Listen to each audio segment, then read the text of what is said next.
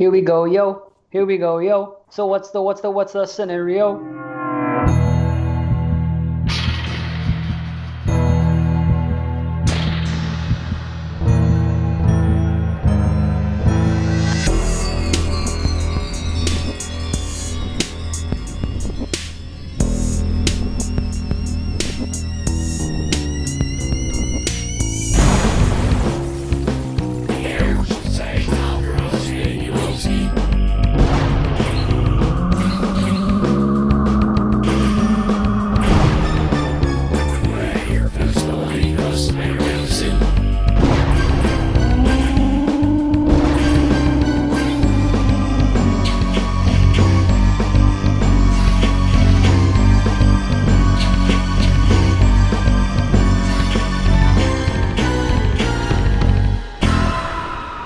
All right. Welcome to the Exploding Heads Horror Movie Podcast, episode number 70, the big one, Halloween.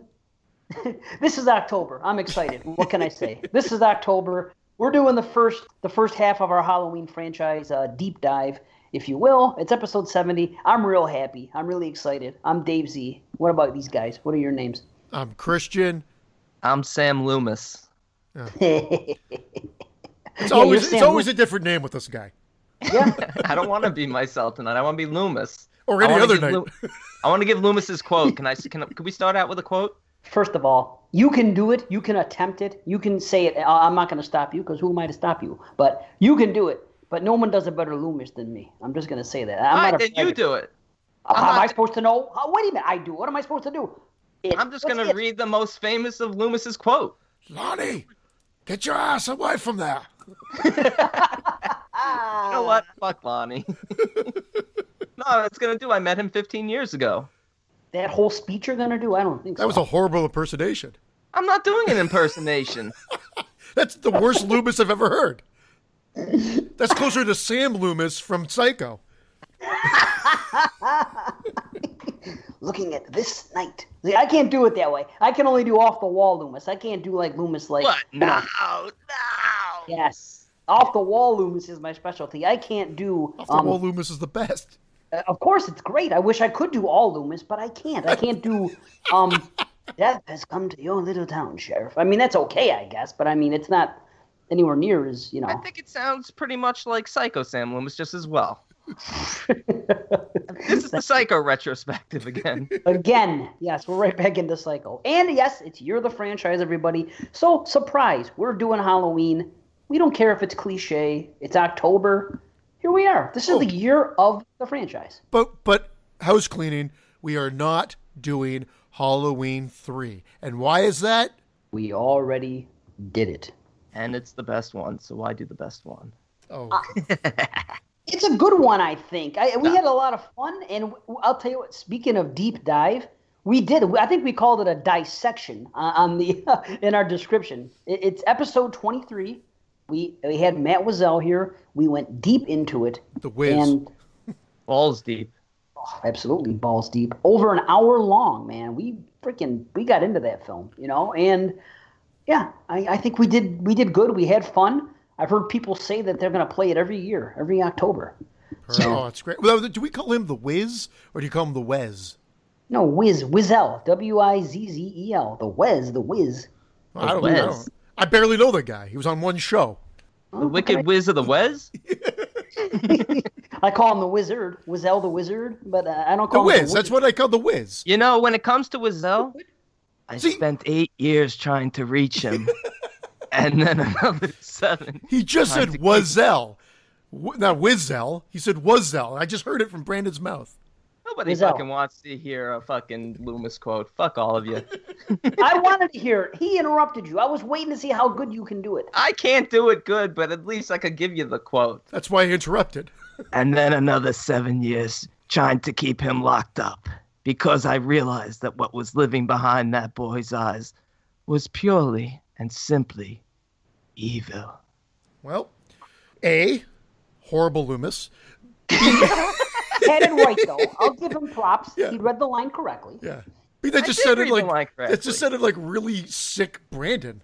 I was trying to do really sick Loomis because he sounds sick in every movie. He doesn't sound sick in part 1 and 2. How dare you? How dare you?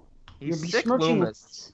He's nuts. Well, we're off to a smashingly good start here. Yes, we're up to yes. I blame you Smashing guys. Pumpkins. It's October. Yeah. I blame you guys for this start. Okay. Oh, Well, let's redeem ourselves. We have to do a quick voicemail, and everyone, just so you know, because it's Year of the Franchise, and we're digging deep until for a little while now. We plan on having a show in December where we're gonna play around a bit, and we're gonna field voicemails or emails or just play around. These are all gonna be deep, long shows, and we hope you enjoy them. But we're not gonna be doing a lot of stuff that we ordinarily do. This is serious business on our end. So we're gonna do this voicemail tonight. We're happy we got it, of course. And but we're gonna do that, and we may squeeze another show in there between now and December, time permitting, but no promises. Where we're just playing around, but we'll see. But yeah, let me just play this voicemail here. Hey guys, this is Eric from Dark Discussions. I wanted to send you a voicemail because, well, you asked for some, so I figured I'd oblige.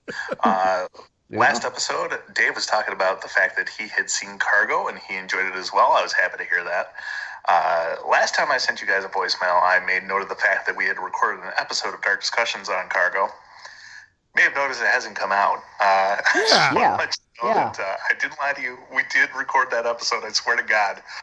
Phil, the man that does all the hard work behind the scenes at Dark Discussions, likes to keep a couple of episodes in his back pocket. That way, if something comes up, we still have an episode to release. And it worked wonderfully. Over 7 years, we haven't missed a week yet. So I'm not going to mess with his system. But I just want to let you know I didn't make it up. We do have that episode. It will be out someday.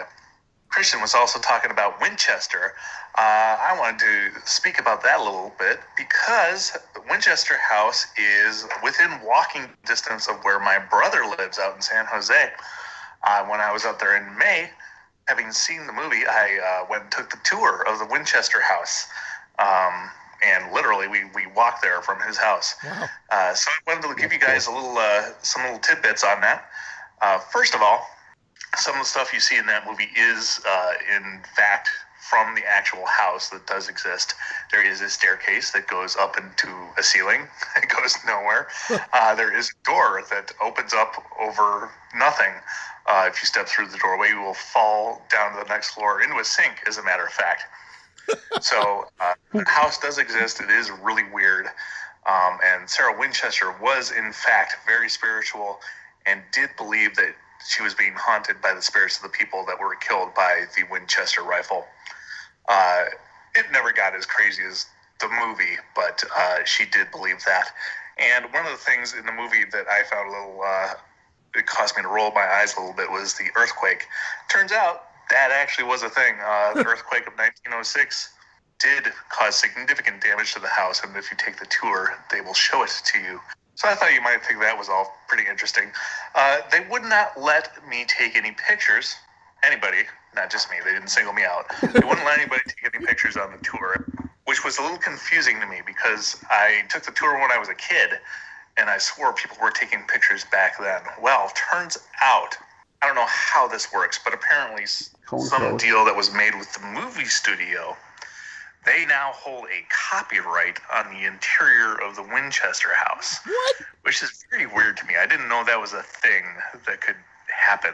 Wow. But apparently the movie studio now holds a copyright on the inside of the house, so you cannot take a picture of it without permission.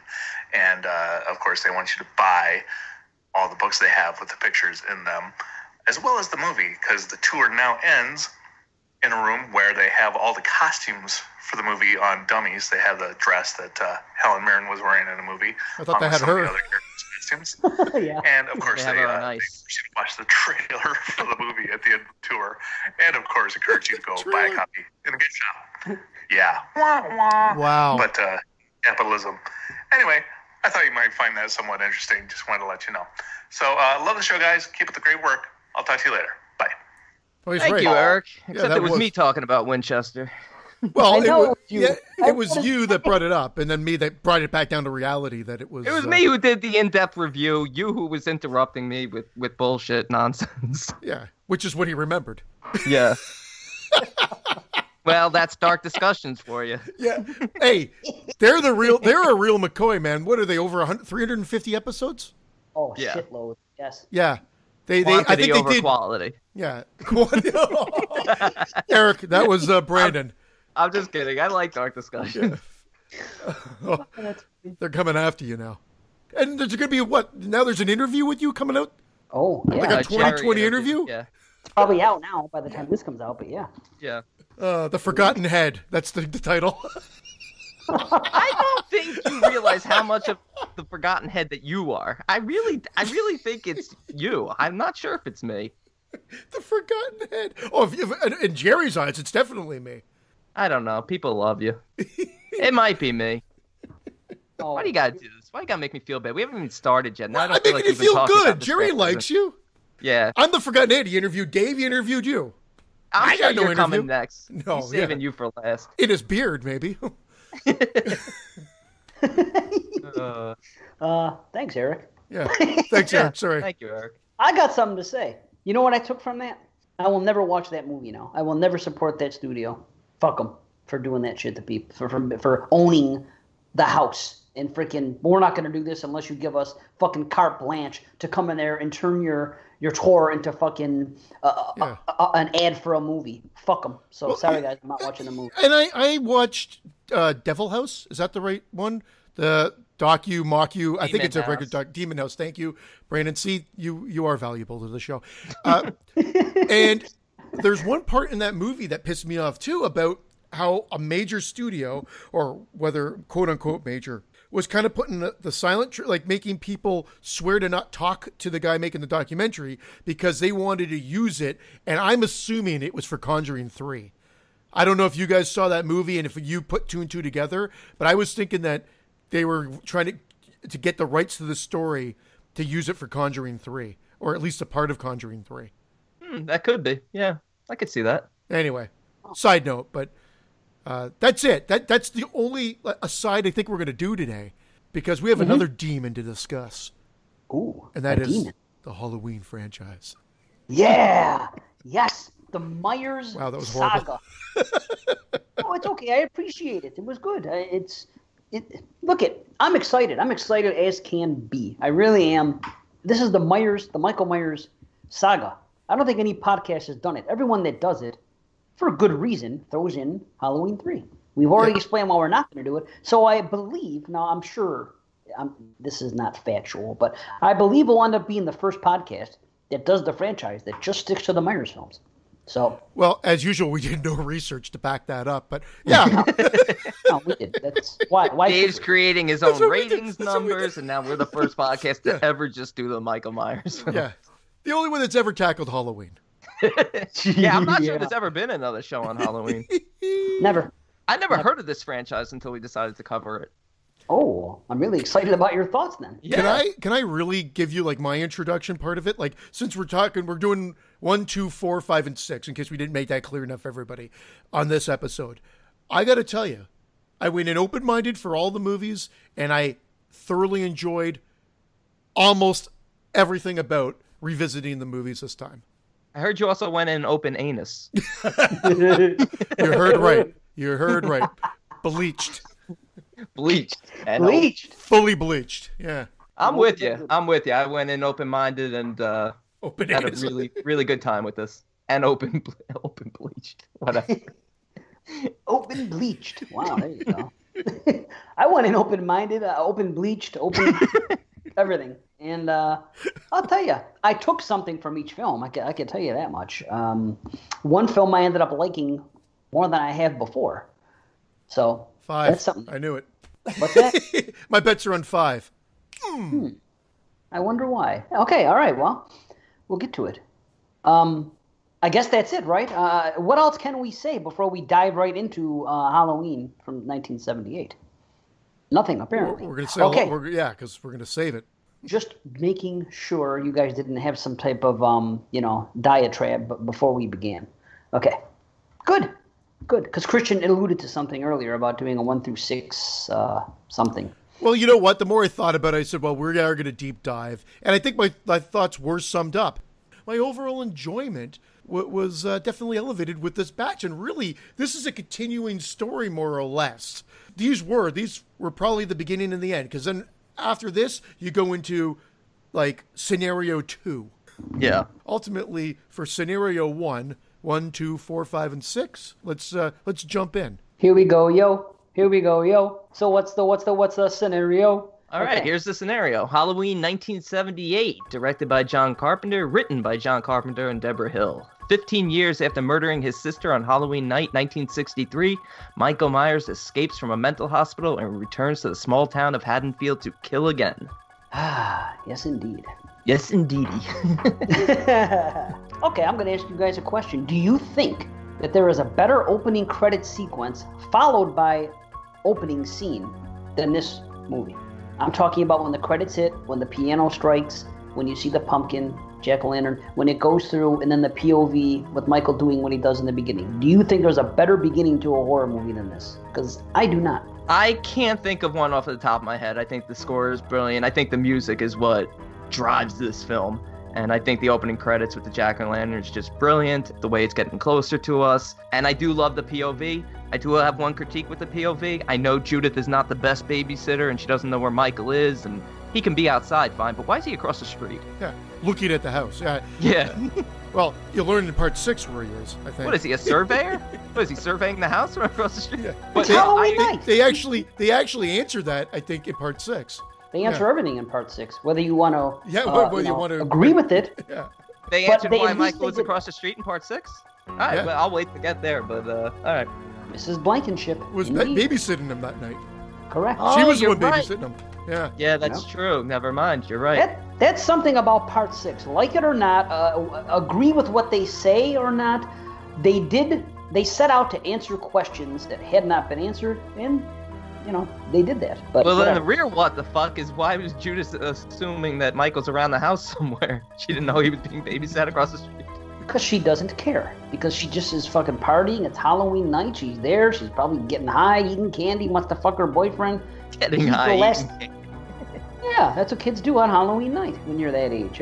Michael's the last thing on her mind. She's like, he's around here somewhere. Yeah, this just goes to show what type of sister she is. And guess what? Maybe she deserved what happened to her. How's that? All right, well, let's not get crazy. Yeah, that's crazy talk. I'm just teasing. I know. You know what? You might be right, though. I just can't believe that guy lasts longer than I do in the sack. That's all I know. You know what? I don't know why, watching it this time, I got the impression that he went upstairs, they kind of fooled around, but they didn't have sex. Like, almost like, oh, you know what? I gotta go. Because if they had sex, that gives me hope, because I'm pretty sure I could last at least 3 seconds longer. It gives me hope. But to answer your question, I didn't answer. I can't think of another film. I'm sure there's other ones out there that I love the opening that right now, of course, you put me on the spot and I'm drawing a blank. But from a jumping right in and getting you into the mood and then following that up with a great, seemingly single take POV shot. Yeah, amazing. Amazing. And to think that the original thought was that they were going to just pan down a sidewalk and end on a Halloween mask, I believe, was the original idea for the opening credit sequence. Then someone had the bright idea, why don't we just open up on a jack-o'-lantern and slowly get closer to it? And what a brilliant idea it is. Boy. Yeah. Whew. Did you notice how nonchalant Michael's mother was when the father unmasked him? Did you notice she puts her hand in her pockets? Like, I love that. But oh, she well, yeah, but she's mad. I She always puts her joke, hands in her- yeah. Like, oh, you know? rascallion, what have you done this time? yeah, It's, you scallywag. What are you up to, you scallywag? You dog, you scallywag. And Dad just goes, Yeah. Michael? yeah. I fucking love it. And that, I tell you what, when that scene with the crane, with the fucking crane shot and the pull back is one of my favorite scenes in horror. Another one. Oh my God, Yeah, that is a good scene. it Well, it's a blows me brilliant away. setup because you don't know until, of course, nowadays it's hard to avoid the spoilers. And if you've seen it for the first time, then obviously you know we're going to be spoiling throughout this the whole episode. Excuse me, but ultimately you don't know it's a kid at the beginning. Yeah, they show a hand grabbing a knife, but you really don't know what's going on until that reveal. So that's even more horrifying when you find out it's a young I still boy. didn't know it was a kid. I thought it was the little lady from Don't Look Now. Yeah. Or the one from Poltergeist. Yeah. Oh, jeez. This house Yeah. is clean. Everything about that thing is excellent. I love how they hold that one note for like fucking 30 seconds when he's outside the house panning it in 1963, and there you go. And it's just so scary. And then it leads up to the upstairs. And here's what's funny. You guys realize that Judith Judith is just as concerned with covering up her tits as saving her very life. You notice that she's like, I don't think she realizes what's going on right away. Like, I think that's why she was like, more like, Michael, what are you doing? Yeah, but she's still covering Michael, but she's still covering her tits while she's being stabbed. She just wants to make sure if she dies, her tits are covered. She's protecting her puppies. Yeah. She sure as hell is, man. She's like, hey, I don't want no one to see this. Obviously, the boy just did do her. There you go. I mean, she's there naked. She's brushing her hair. It's afterglow. It didn't take long. She was very orgasmic. It happens sometimes. Some women come quicker than men. It does happen. So I believe that they went up there, these two got together, and they both orgasmed. And that's more of a myth than the Cult of Thorn. What? Wait a minute. Hold the fucking phone. I will tell you this. I would like to sit here and brag and say that every woman I've slept with, I've brought to orgasm. But that is not the case. However, it is not my fault, and I've learned this through my many exploits in life. I have been with women that have orgasmed 6 times before I have one. And then I've been with women that I've slept with for a year, and they never orgasmed one time at all. So, I heard you've been with women who orgasmed before you're even in their lives. Yeah. Maybe some are listening right now. Love you, ladies. But anyway, that's all I'm saying. Some women are that way. You don't believe that to be true? I believe Judith is one of them. I never even looked into it. Yeah, I didn't think about it, but I never thought twice about it until now. I from a technical standpoint, what they had to do to this house and do the lighting changes and whatnot, you don't realize that because of the way that they shot it and whatnot, how they had to kind of set it up from a cinematic standpoint to just make sure that it was lit properly for when the camera came through. That's a testament to Dean Cundy and I guess Carpenter as well, just to see that vision through on a ultra low budget film. Yeah, the lighting throughout the film is fantastic. It really gives you that Halloween vibe. It's perfect that way. I can't fault it on a technical standpoint at all. There are shots in this movie because you're so engrossed in the film itself that suddenly you didn't realize that it's raining, but they're filming. When Jamie's walking home, that one scene, it's totally fine, but there's that one shot where she's walking and the ground is soaking wet. I think it's even raining a little bit more, but they had to get that connecting shot of her going to her house. And I probably didn't notice that until I was probably in my 20s. Which was a long time ago. I still haven't noticed it. Even with you telling me, I still don't know it. Are you being serious? I never noticed it. No. Oh, there you go. Yeah. Look for it next time and look for the palm tree. Yeah, everybody talks about the palm tree. That I've seen. Well, this movie's been seen for many years and many times. Of course, in 1978, who's thinking that? They're making a low-budget horror film. That's the least of their concerns. Oh, of course, man. Yeah. I mean, you could pick this movie apart from that standpoint if you wanted to, but damn, I mean, the effort. This was like it was a family affair. It was all of that, everybody involved. They were a tight knit group. The oldest people were John Carpenter and Deborah Hill, and I don't even think they're 30 yet. So it was, except of course for Donald Pleasance. You know what I mean? But I mean, and that's where their money went. Talk about the budget. More than half of their budget went for the camera for Cundy. Because it was an amazing, it gave this in part 2 and part 3, for that matter, that look, that wide scan, whatever it's called. I'm not going to pretend I know everything about that. But I know that the camera apparently cost like $150K or something like that. And then they had to pay Pleasance for his couple days' work. And there you go. That's like, I think it was like 70% of the budget was just for that. I believe they call it the Cundy cam. The Cundy cam. It was invented just for him. I see. Yeah. Okay. The double C. All right.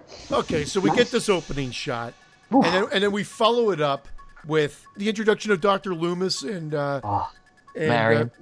Not Marion Crane. I almost called her Marion Crane, but it almost feels like it's a take on that name, Marion. It starts with Chambers? a C. Chambers. Chambers. Thank you. Chambers. Yeah.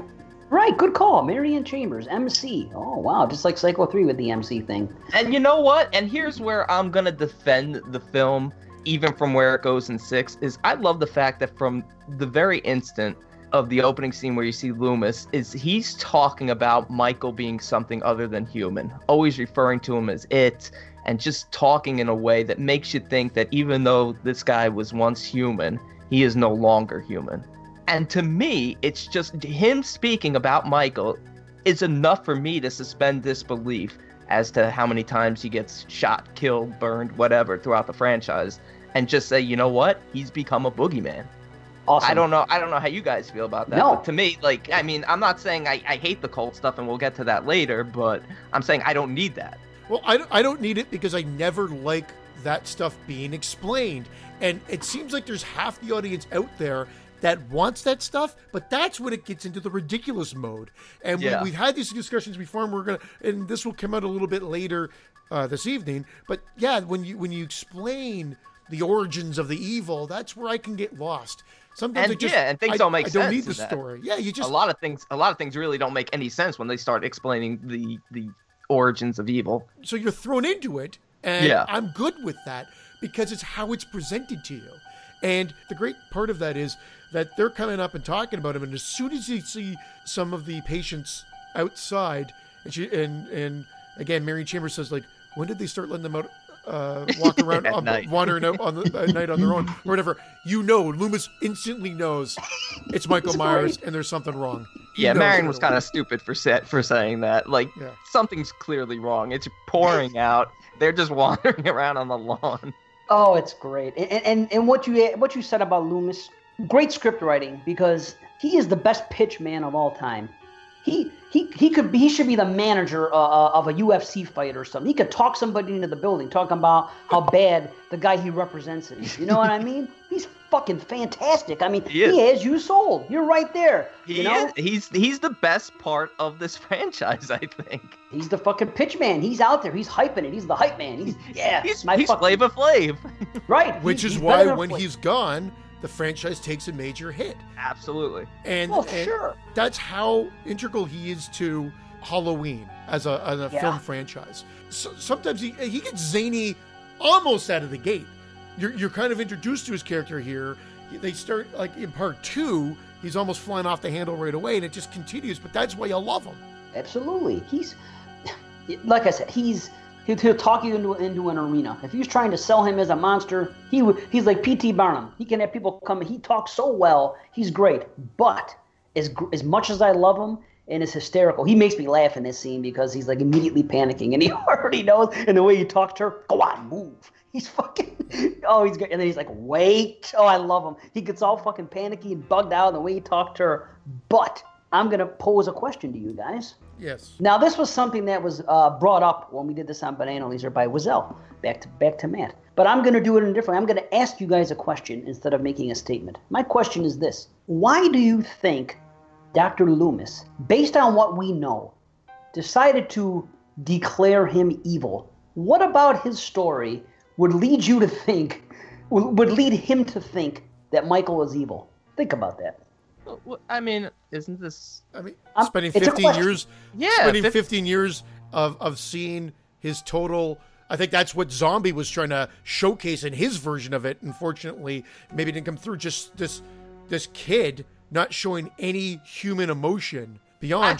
I think it was all in the quote that I was going to do at the beginning. I didn't do the full quote, but the quote. He talks about meeting him as a 6-year-old child with a blank, pale, emotionless face, the blackest eyes, the devil's eyes. He spent 8 years trying to reach him, and then another 7 trying to keep him locked up because he realized what was living behind those boys' eyes was evil. So you spend 7 years with a kid from ages 6 to 13, completely withdrawn from the world, and even speaks about how it's almost like he's just withdrawn within himself and he's just waiting for his moment. But does that speak evil to you? A boy sitting there for 15 years, never speaking, just looking at a wall? Would you come up with the term evil from that? Yeah, I think so. You don't think there's tons of fucking people that are in psych wards that sit there and never speak and just look straight ahead? You don't think that's kind of like I think something you would different. See? In his mind, he's seeing evil in this boy. Yeah, I mean, he brutally stabs his sister to death, and then for 7 years, he can't get any response out of him. Nothing. I hear you. You know what? Maybe you guys have convinced me. Not that I was unconvinced. Of course I believe he's evil. I love the character. I love both of these characters, Michael and Loomis. Of course. I discussed this in the past, and I wanted your guys' take on it. But You guys buy it? That's cool. I just, I buy it. And the other thing is, like, my only concern is if he wanted, I know that they were trying to move him to a more maximum security system. Well, isn't that the issue with the whole franchise? They're always trying to move him. Yeah. But it's also because of the fact that he's supposed to stand trial. Because that is the law. Yeah, which is ridiculous. Well, after 15 years, maybe there's some law thing where you have to go to a different type of security based upon that particular patient. I could buy that. That doesn't bother me. I mean, I buy it, but it's ridiculous given the fact that, Loomis has declared him evil. I'm on Loomis's side. Loomis is crazy. I don't think he's as crazy as he is in Alone in the Dark, but but it's similar. Yeah, I could buy that. I could buy it. How did he know it was Michael? When the evil is gone from here, that whole thing. Because you think about it, if he would have saw Michael on top of that car, he would have come up there and tried to put a stop to it. When he smashes the window and he grabs the nurse and, is able to jump on top of the car, grab it, get in the car and drive away, by the time Loomis comes back in the dark and the rain, he immediately, I don't even know if he saw his face. I think he's just assuming that it's him. He's assuming that it's him by the driving. He assumed it was like, only Michael can drive like that. He assumed it was him when they saw the patients. That's what I said earlier. I think he just said, this is happening because Michael's escaped. He knew it. That was like, you're just supposed to get the idea that he knows what's going on based on his thought process of Michael and what he's all about in the evil. So you're right. After 15 years, he would have that connection with Michael where he would know. You're right. He's jumped to it, but he saw him get attacked and a car race off. That was it. And then, why did she open the window? Why did she roll down the window at first? Like, there's something on top of my car. Let me roll down the window and stick my head out, see what it is. She wanted to smoke another cigarette. That's She was fucking chain smoking the whole time. She was very concerned that they were going to drug him up for his hearing, like he was going to speak in the first place. Yeah, guy hasn't spoken for 15 years. She's talking about how, he'll barely be able to sit up. That's the idea. But it's true. Loomis knows what we're dealing. He even says it. Try to understand what we're dealing with here. He knows what. I'm on board with Loomis from opening line. How could you not be? His delivery of the lines and what he has to say. The script, great script, man. Carpenter, what he wrote is great. If for nothing else, for Loomis's dialogue is great. And then of course Deborah Hill writing the stuff for the girls, which is great, which is also the charm of the movie, where you may not have that if John Carpenter's supposed to write dialogue for teenage girls. Instead, you have a female doing it. And you know what? How many movies try to replicate this and fail? Tons. How many slashers do you watch? Nobody has characters like this that, for whatever reason, maybe I'm just speaking for me personally, but these three characters of Laurie and Annie and Linda, there's just something about them. They feel like real people to me.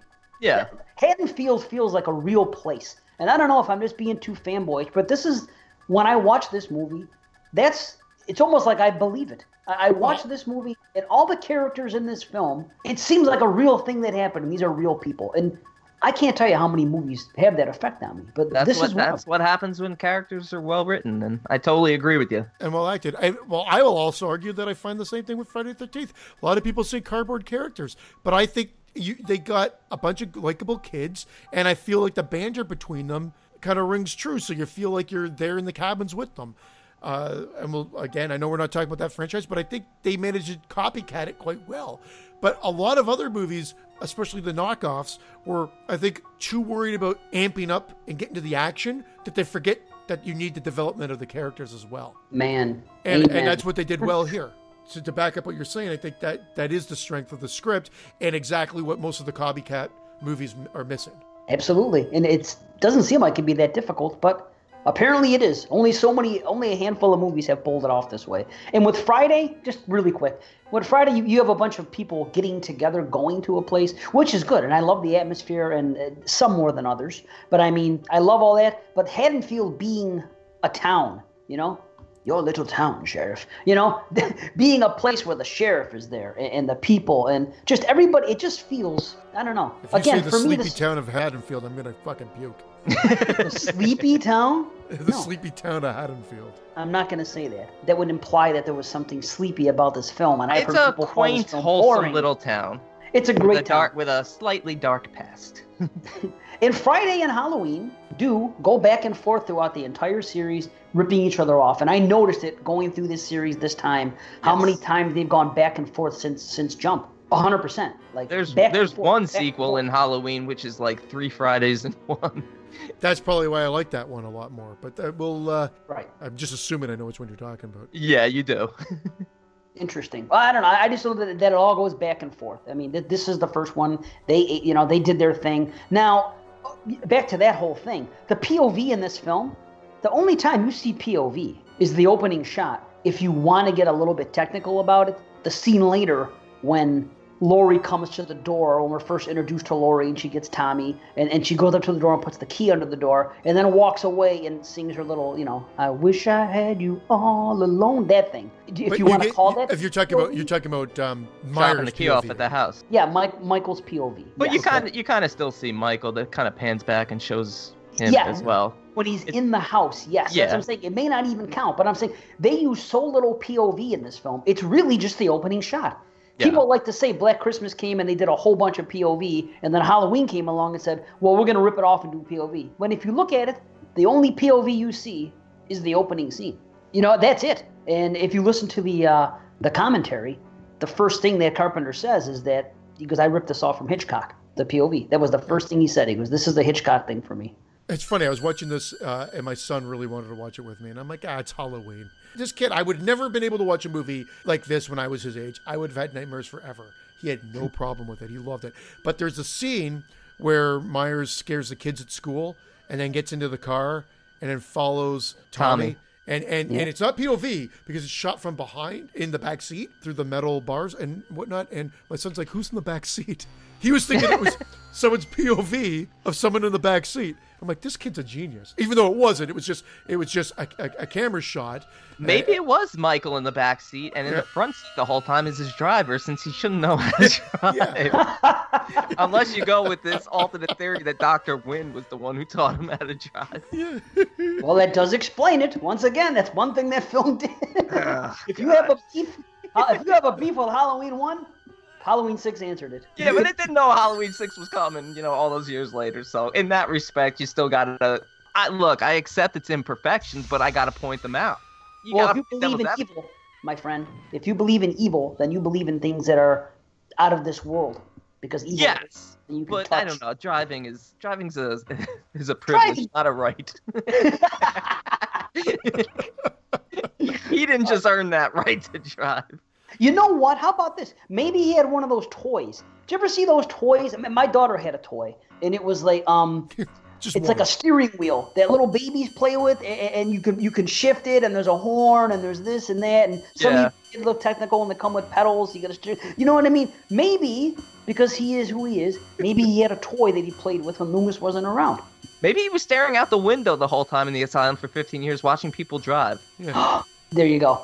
You just solved the mystery. I'm serious. Like, I buy it. Look, my enjoyment of the film does not get hurt in any way by the fact that he can drive. But I could see people saying the fact that he can drive is ridiculous. And he drives so well, and he parks so well. And he's there, he's stalking, he's watching Laurie in the classroom. Then he's back in the car to scare the bullies and to follow Tommy. And he's parking, and he's driving, and he's just staying out of sight. I told you when we talked about this in a show before that it's all explained. One line of exposition dialogue is all explained. Whereas, like, for God's sakes, you can't drive a car. He was doing very well last night. Maybe someone around here gave him lessons. He was doing very well last night, and they followed up with a bit of a joke of maybe someone around here gave him lessons, which is a great line, and that is script magic of saying you can't call us out on it anymore. Yeah. Really, that's what it is. End of it. You can call him out, but you're calling the line is... It solves it. The line's it does. Yeah.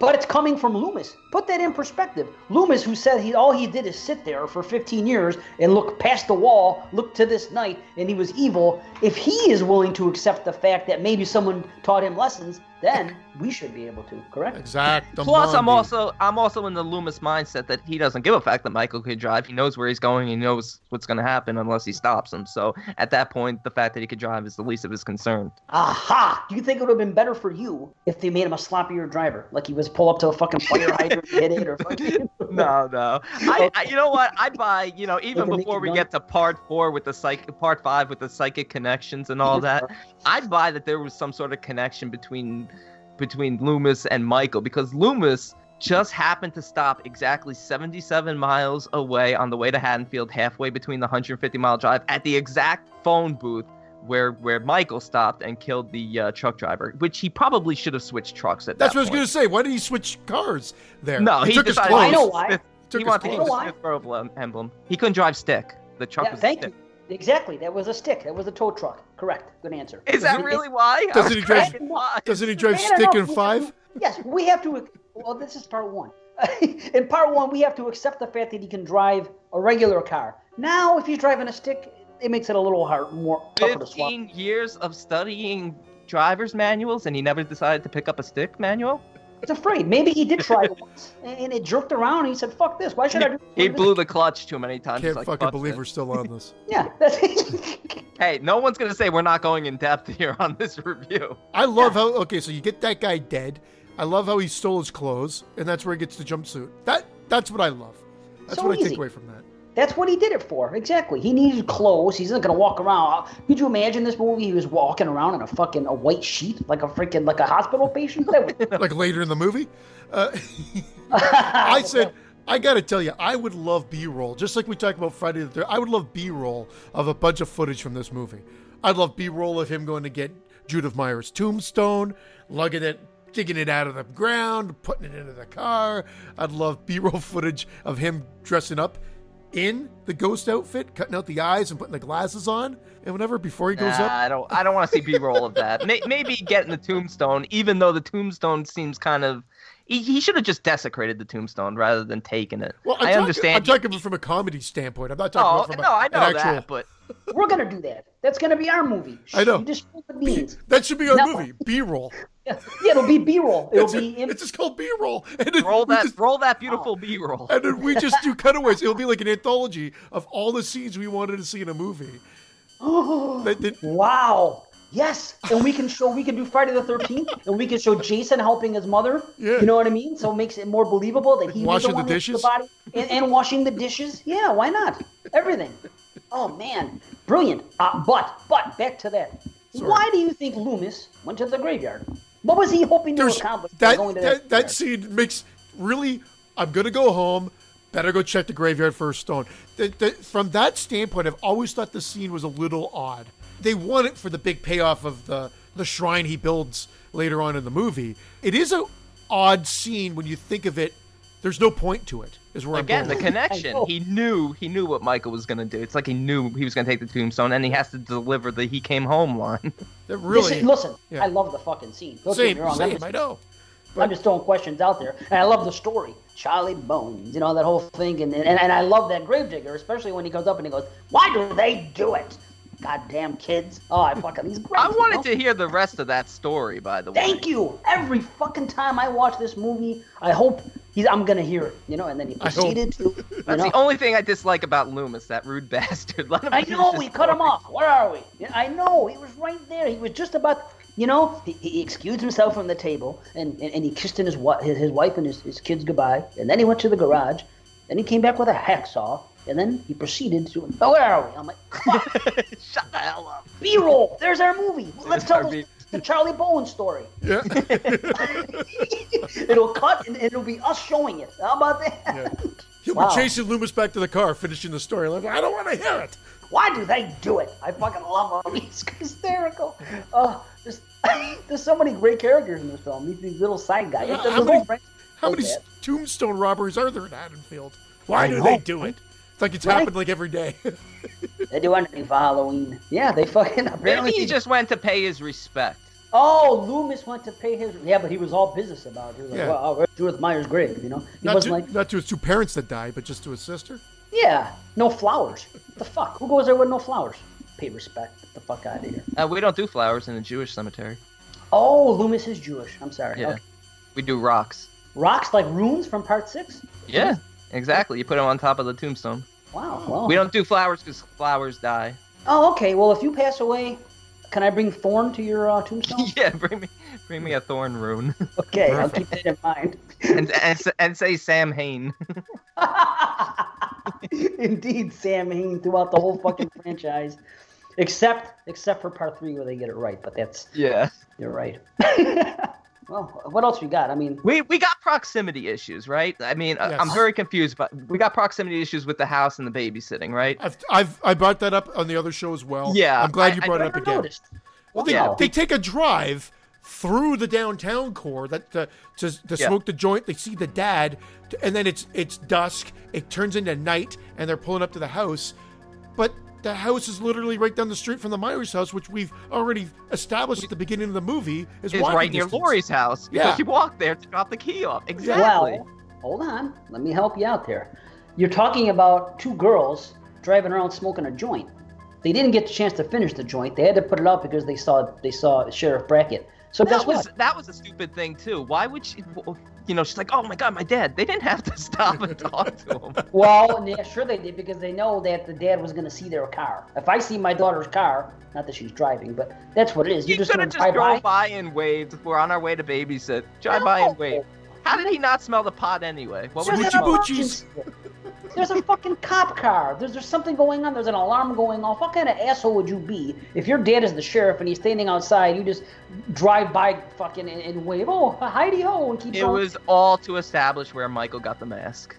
I understand. I'm just trying to say for them to stop there. I could see them stopping. For them to be so concerned about the weed, I don't think they would have stopped. I think they would have kept driving. Yeah, but keep in mind, they're smoking weed, so they're slightly paranoid, and they're probably thinking, oh, if I drive by, my father's going to think something's up. So we got to stop to believe me. I've been in that position. Remember, they're smoking weed, which brings me back to my original point. They're smoking weed, so they're driving around.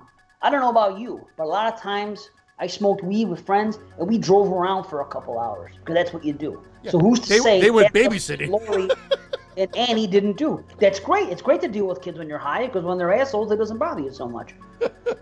I don't know. I think this is just genuinely a proximity issue. I disagree. I think they're high and they're driving around having fun. Why does it have to be a thing? Because you know what? They established that they're literally driving to get to the babysitting gig. Yeah. Not like, hey, let's go out and hang out for a bit. Yeah, pick me. I'll pick you up. We'll smoke a joint. If they That's said what pick you me do. up. But when you're young and you cruise around and smoke, that's the goal. She says, okay, we just have enough time. Okay, we're gonna fucking get high and we're gonna cruise around. Let's fucking do our thing, man. They don't have to be babysitting until 7. So guess what? It's only 4 o'clock. Let's fucking do our thing. That's just a given. When you're a pothead and you like to hang out and you go anywhere driving with your friends, that's just assumed you guys are gonna smoke a joint on the way there and do your thing. Again, I'm bringing this up because I've watched this movie so many damn times that I just feel like throwing it out there. I'm okay. I love the movie, but I'm just saying I've noticed it and I've always questioned that. But then the scene redeems itself because then you've got Loomis waiting to talk to the sheriff, and then you see Myers making the turn, and I just love how he misses him by you see it all happening right behind him. Brilliant. Loomis always missing him. It's great. Well, I'm going to try to have answers. If somebody has a question, I'm going to try to have an answer because I love the film and it makes it, Okay. Now, you think the dog was warm because Michael cooked it? And there you go. Michael Myers, notorious dog killer. He kills, by the time we're done talking about these 5 movies, he's killed 4 dogs. So anyone that wants to tell me, if anyone wants to tell me they don't want to watch a movie because they kill a dog, guess what? If you're a Michael Myers fan, you're fucking dead wrong. Michael kills not 1, 2 dogs in this film. And 1 for food. And we see Lester get killed too, which is upsetting because you see him getting like a bear hug. He's getting crushed. At least in the other films, you don't see Sunday or Max get killed. Oh, after effects. But you get the aftermath of the one. Yeah, you get and the after effect of Max in that one was just like a stuffed animal hanging. And why did Annie think that Lester found a hot date when she heard a dog cry? I don't know. That's fucking a good thing. Annie's evil. Like all of a sudden, Lester's barking again. He's really being annoying. Oh, wait, he's crying in severe, agonizing death pain. But at least she's quiet, so now she can have a conversation. Oh shit! I spilled a little butter on myself. I have to get naked now. Yeah, I know that reaction always makes me laugh. If I put it on for someone who's just vaguely familiar with the Halloween franchise and whatnot, when they see that scene, they laugh instantly because she's like, "Oh shit!" and she just pulls her shirt right off. It's like, yeah. Yeah, she's my kind of girl all the way, Annie. Gotta love Annie. I do have questions, not to jump all over, but hey, this is what we do. And again, I think this review has gone scene by scene pretty much so far. Yeah, that's what I'm trying not to do, a scene by scene. Why does Michael Myers decide to turn the lights on and off after Linda's death for the perfect timing of Jamie Lee seeing, like, looking across the street? I know why. Because he's trying to set up the shrine with candles, and he wants the lighting to be just right. He flashes them on and off. It's just a weird thing. It's to make Jamie Lee go over. I don't know why I keep calling her Jamie Lee, but to go over and see. Well, he set up this whole diorama for her. He does his best crafting with the lights on. Yes, he wants to see how it's going to look. So he's like, okay, you turn on the light. Okay, let's look. Let's turn the light off. Let's see how this looks with the, when Lori walks in this room later, I want it to look just right. So. Boom, boom. Oh, there it is. It works. And you're hard enough to see through those little holes in his mask. Well, and you're telling me he doesn't have a sense of humor by putting the ghost sheet over him? I think Michael's got a great sense of humor. And the glasses? I think it's misunderstood. I think it's kind of misseen at times. I don't think people realize it. Throughout the whole series, he's he's goofing around the whole time. He is. I've heard people say that it's uncharacteristic for what he does with the scene with Bob and Linda. And I'm like, but nope. It's not. No, I agree. Watching the movies, it's really not at all. He continues on doing that. You're 100% right. He does it in part 2 when he walks out in the hot tub kill and pretends to be the boyfriend sitting there and kill her. He waits to surprise her. You know what I mean? He waits to get his fingers sucked off. Yes. Who doesn't want that? I mean, shit. He does do it. And I got another question. Go, shoot. Lori exits the house holding the keys, walks over, and we get some POV of Lori walking over to the house. And then when she runs back to the house, when the final chase begins, the door's locked. She never locked the door. Now, maybe it's just movie magic and movie editing. We're under the assumption she locked the door. But because it literally has her leave the frame and exit the house and continue across the street, we actually don't physically see her lock the door. But it's I would locked. Assume she locked the door simply because she's leaving Lindsay and Tommy behind. You would assume that, and I guess they just edit out for flow of the movie. And I'm okay with it, but as you said, I'm sort of devil's advocate. That they don't establish that, but you assume she's grabbing the keys for that reason, but she doesn't actually lock the door, but it is locked later and she can't find the keys. I always get creeped out with Bob's line about ripping Lindsay's clothes off. Yeah, it's just, I don't know why. It's still, I mean, I know why. It should creep anyone out, but it's just, I don't know. Well, how does Linda not? Linda likes it. She thinks it's funny. And I love Linda. I love her too. But here's my take. This is my take on Rip Lindsay's clothes off. He was supposed to say Annie in the script. He fucked up, and they didn't do reshoots in this film. As you'll see in the very next scene, when you see PJ Souls walking out and tripping over the wire for the camera. In that one room, she does that little walk when they get up, and I'm talking about when they're together to get the phone, and they go, "Oh, Lindsay's not going to be home tonight. The house is to herself. Oh, fantastic!" And they run upstairs to fuck her. You know what I mean? Yeah. She trips over a thing. John Carpenter said that there was very few reshoots, so I think that was he was supposed to say Annie's clothes off, and he said Lindsay's, and they did her. Okay, all right. My theory. Is it true? I don't know, but that's what I think. Like the theory. They weren't doing reshoots over stupid shit like that. Again, 1978. They're not imagining that this movie's going to be viewed fucking exactly. They have no idea what this is going to become.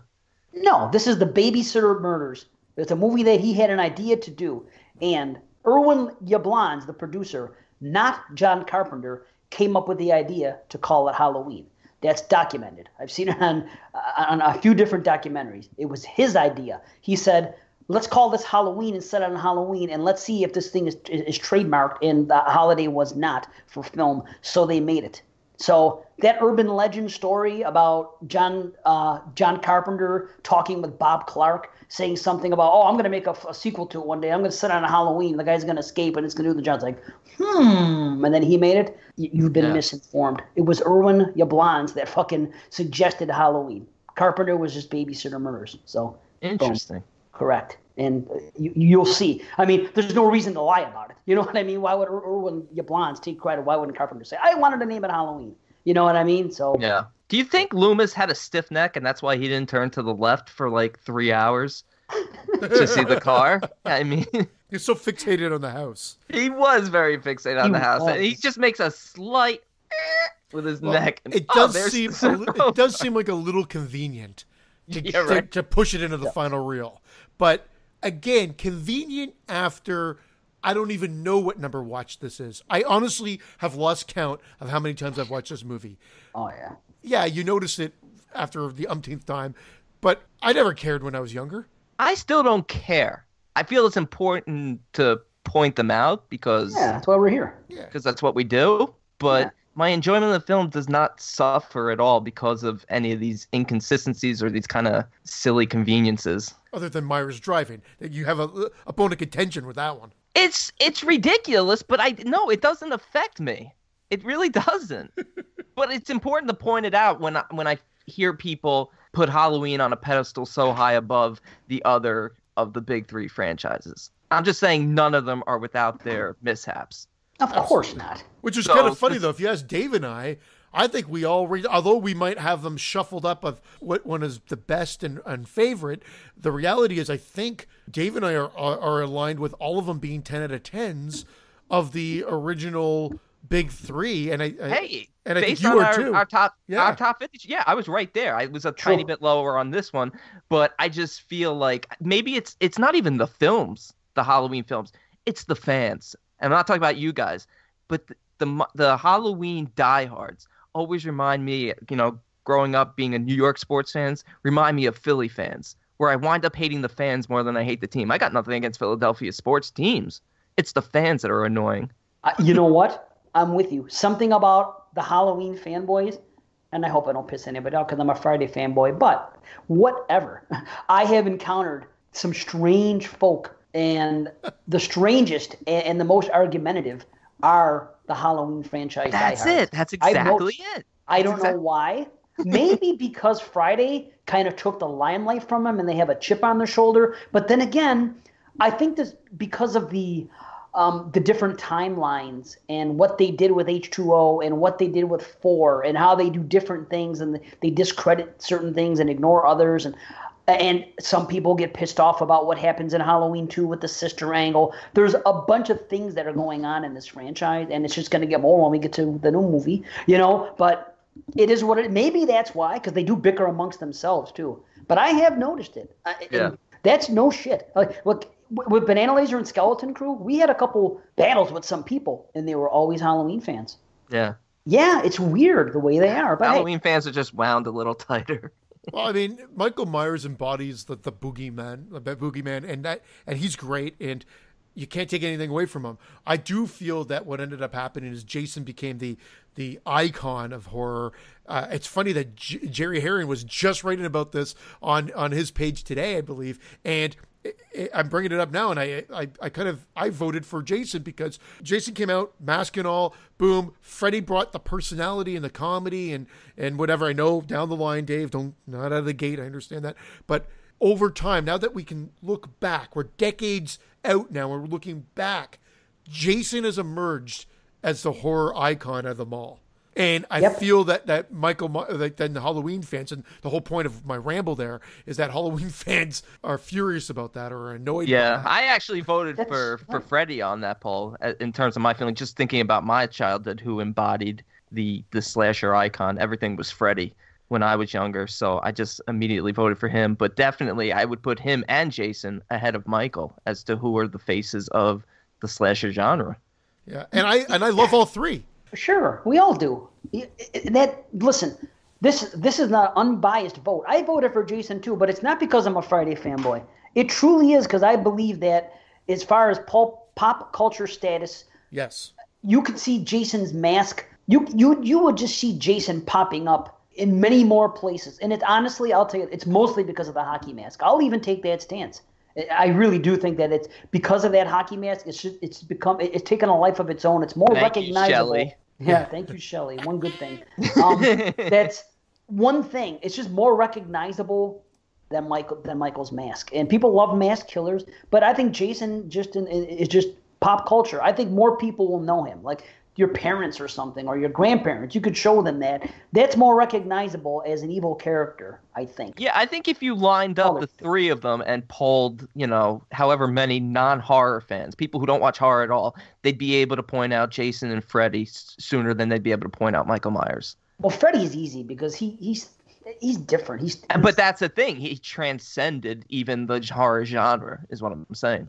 True. You know what? Freddy may be the most recognizable. It's tough. I think Michael's in third regardless. Yeah, and that's how I feel regardless. I do think at one point Freddy had it. If we had this discussion in 1990, I think a lot of people would say, well, no, Freddy's the embodiment of horror. He was the pulp culture phenomenon. But I think what happened is over time, Freddy was forgotten, almost like exactly what happened in Freddy vs. Jason. And Jason became an icon. Thank you, Beekler. So whatever. all I'm going to say, you know what? I've got newfound respect for Beekler. The guy's worked on every major franchise, in my opinion. Really has. So I take back what I said in the last episode. I don't even know the guy. I just said he comes off a little arrogant, and you know what? No, maybe dickish. Yeah, and again, it's my view of how I'm reading him in these interviews. However, maybe he has reason to be. He's worked on enough shit. So I take back what I say because he's worked with all the major icons in horror. But we're off track. Again, I just said it was a good conversation. I agree 100%. I think the new Halloween movie will propel Michael. I think it's going to be a huge hit, and I think Michael will become more popular again. But I think, sorry, Halloween fanboys, I think what will happen is once this is a hit, that Friday lawsuit is going to get sorted out real fast, and Friday the 13th revisioned, whether it's a part 2 or whatever the hell it is going to be, it's coming in 2 years, just like Friday the 13th followed Halloween in 1980. And then Jason's going to be back up front. But anyway, back to Halloween. I'm sorry, but that was a very interesting, I think, sidebar. Absolutely.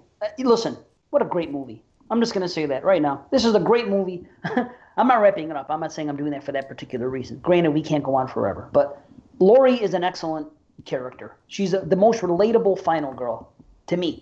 She's just a very likable character to me. And they all are, even though Annie and Linda, big deal. So what? They're getting high and they're getting laid. Big fucking deal. Annie, here's what I found funny. I want to bring this quick thing up. When she's talking on the phone, she completely proves her point wrong. She's on the phone talking to Paul, okay? With John Carpenter, by the way.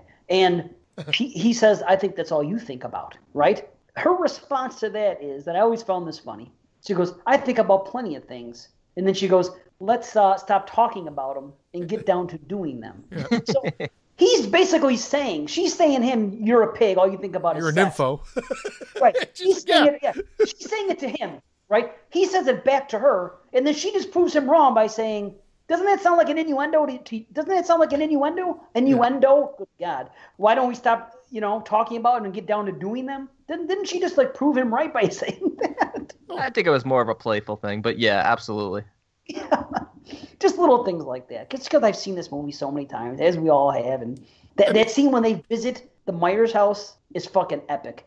Everything about it, the soundtrack, everything they do, the speech with fucking everything that he says to Brackett. When that eaves trough piece comes through the window and breaks it, that sound effect, that's a great scare. Yep. Still love it to the day. It's unsettling, that noise and everything else. And that's when he pulls out his gun and shows that he's a little jumpy and not quite there. And but he has a permit. He's got a permit. He's for it, constantly pulling out that gun. He gets so many innocent people killed or nearly killed from pulling out that damn gun. And we've talked about the music throughout the back catalog of our show. I think it all showed up in our top 20 soundtracks of all time. It is, whether you call it simplistic or not, it's effective as all hell. And it's the most relatable. I go to the piano, I play it all the time, and my kids love it. And then they see me watching the movie, and they're like, hey, that's like, they know it instantly. You put that on any Halloween, and you've instantly set the mood. It's iconic. And it's not even just, granted, the theme is probably the most recognizable theme in horror, period. Basically that's what you're saying. Yeah. But there's four things. The thing about this soundtrack, I think it is the best soundtrack ever as far as being in a film, watching a film beginning to end and it being there. And it's more than that. There's four themes here. There's the regular theme. There's the, when you see Laurie walking the first time. Laurie's theme? It's not really called Laurie's. I call it Laurie's theme too. But I think it is called Laurie's theme. No, it's called Halloween 1978. In the beginning, the intro is called Halloween 1963. Only reason I know this is because I've been listening to the soundtracks for 2 straight weeks, and I've called it Laurie's theme for years, so I'm with you. But on the actual Carpenter soundtrack, that's what it's listed as. But whatever, that's neither here nor there. And then you have the other one, and then there's 4, and they're repeated throughout the film, and they're all great. You got the shape stalking thing, the shape stalk story, dum, da dum. And there's anyway, I can't do it all. There's basically 4 themes, and they keep throwing them throughout the film in the appropriate scenes, and they're fucking phenomenal. All 4 of them. They're so good that they can use those 4 things over and over, and then they continue to use those 4, not in every movie, not every time, but they take those 4 and they continue to put them in the future films or little spin-offs of them. Sometimes they even combine them. But that shit is so good that it just keeps coming up. It never gets old. It's fantastic. It's called Laurie's Theme in Part 2. That's for sure. I'm looking at the soundtrack right now. Yeah, maybe in Part 2, sure. Yeah, right. You just had to be right, didn't you? I had to. I fucking had to be. I know. It's a curse. Maybe that's why I thought that too. You know what I mean? Because I used to always call it Laurie's Theme. So I always incorporated that. I just had to be right.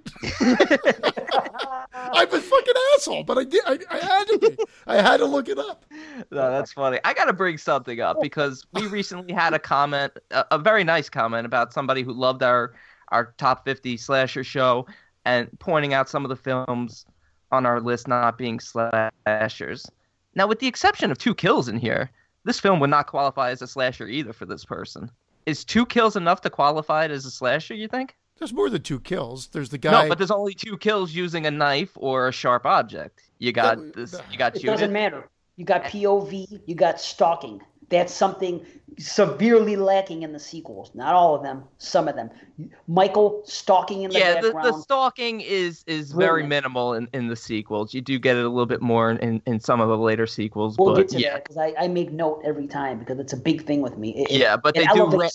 I feel like they ramp up the slasher aspect of it. I feel like this film, to me, I could say this works best as a psychological stalk and terrorize film. And I just want to say to everybody out there, there's actually 5 kills in this movie. 5. Let's not forget that. The sister, the guy, he gets the uniform from, and then the 3 teenagers. And no, because I think, BC, fan of the show, BC, love you, man. But I think he says, there's 4 bloodless killings in this movie. Well, there are some bloodless kills. They were never going for gore. They were never going for gore in this. This is 1978. They weren't doing that. They didn't do it in Black Christmas either. It didn't start until Friday the 13th, and then the slasher boom. I wish Annie's kill was shot differently, though. You don't like Annie's kill? No, I think it plays silly. Her facial expressions play silly. He takes out the knife at one point. Does he just cut her face? Dude, he slits her throat. Yeah.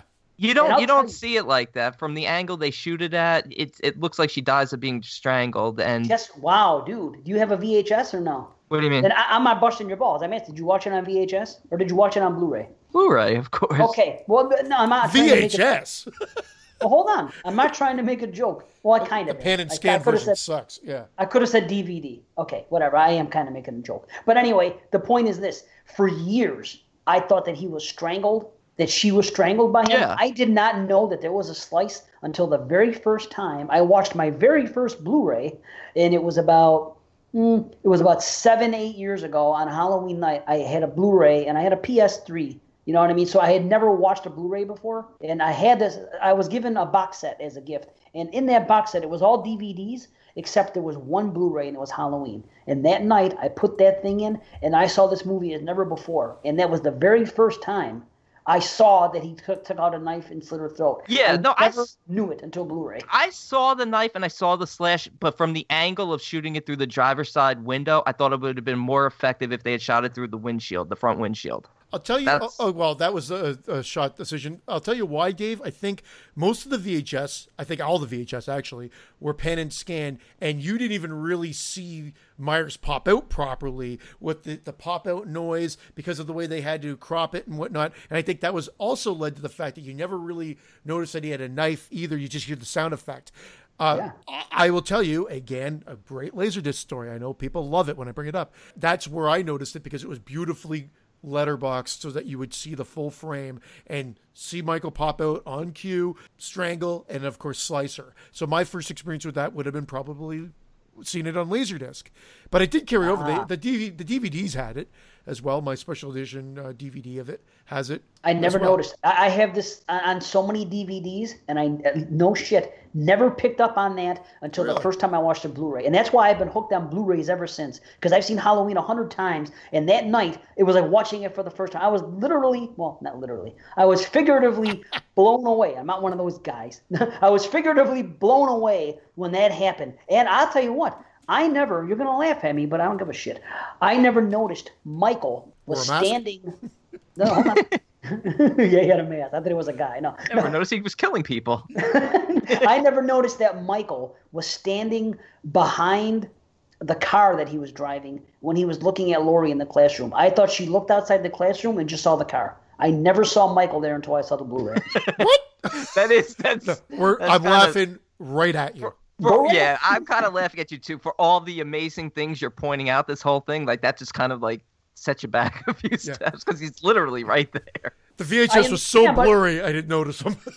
I guess I focused. Well, hold on. Sometimes your eyes do things. I think I just always focused on the car because it's like a brown color, and I just didn't notice the white mask, the head above the the hood of the car. I just never looked at it. But with Blu-ray, it's different. Everything is plain as day. Everything is out there in the open. It's part of the Blu-ray experience. So I don't know. I just never, maybe my eyes just never gravitated to it. That's happened to me in different movies before. But I saw that the first time, and I saw The Kill the first time, and I was like, holy fuck. That is when I became a Blue Tuber overnight. That is when the next day I said, all I'm watching from now on is Blu-rays. Because that shit blew me away. I was like, wow, this is amazing. I've seen this movie so many times, and now I felt like I've never watched it fully until now. Yeah, I don't think I ever saw this on VHS, but from DVD on, I always recognized the knife, but the angle, I wish it was more straight on, because it looks more like a slice down, like almost the way he stabs Laurie in the arm. It felt almost like a downward kind of slice that maybe didn't kill her, and then he finishes strangling her, and she, her head falls against the steering wheel. I love it. I love it. I love the setup to it. I think we did mention it on the show too, that it might be a bit of a faux pas if you really think about it. But again, after umpteenth amount of times, well, the car's locked. The car's locked. She's going to go back to get the keys, and then she just doesn't think about it because she's singing, and she just opens up and gets in the car. How does that happen? Yeah, she wasn't thinking. She has her mind on getting some dick. No. I'm not talking about her forgetting that the car was locked. The car was locked. She went back, got the keys, and then it's unopened. I'm not saying I understand she forgot. She wasn't thinking she gets in. Did she pull the handle and say it was locked, or did she just go get the keys because she needed the keys to drive? No, she went in, opened the handle was locked. She goes, no keys, and then she went back, got the keys, came back, and then got in the car. I'm not saying I understand. Did they have not Bob thinking. Back in 1978? So what? Bob's, where you could, the keyless entry, where you could hit a no, I don't think button. so. Would you call it fobs? Yeah, it's fob. Yeah. And F-A-U-B. Key fob. That's what it's called, key fob. In my fucking life. Wow. Yeah. Fob? You'd have seen it. Well, if you had the Blu-ray, I think you see it in the Blu-ray edition. Yeah, it's a fob. Blu-ray, there's a key fob. And she clicks the button, and the handles come unlocked. Yeah. So, see... And they go up butterfly doors. Yeah, what the fuck is with you guys? What's your fucking beef again? See, I don't get it. Okay, because I keep getting interrupted. It's not. The door's locked, so that means it's locked. What, does Michael Myers has a spare key? No, Michael was in the car to begin with. Michael was in the car. He locked the fucking door. And he just unopened it to make her. You know what? I buy that. Okay, that's fine. Why the fuck? Because why would she go out in the first place thinking it's unlocked? Because she left it unlocked. So she's not thinking about getting a good dicking. She's actually thinking remembers what she's done. There you go. So that's what that's what it is. So problem solved. Totally fine. Boom! Problem solved. Done and done. I went from a 0 to a 10. We may as well just run through the rest of the kills, so we're not here all damn night. I mean, that's a great kill. The kill with Bob is fucking amazing. I mean, Bob's a great kill. Annie's probably my least favorite kill, but Bob's a great kill. Linda, you asshole. I love that. Oh, this shit's great. I mean, that's brilliant. Just a simple thing that's so effective, the way he lifts him up, the look on the face, the fucking knife through him, and of course the tilt of the head, which is, everyone loves it. And yeah, for somebody who's killing dogs throughout the whole franchise, he sure loves to mimic their behaviors with those fucking head tilts. You know why? Because he ate the dog, he's slowly turning into a dog. Oh my God, you guys are the dog. In the new one, I heard he stalks on all fours. He just might. Maybe he's gotten to that point.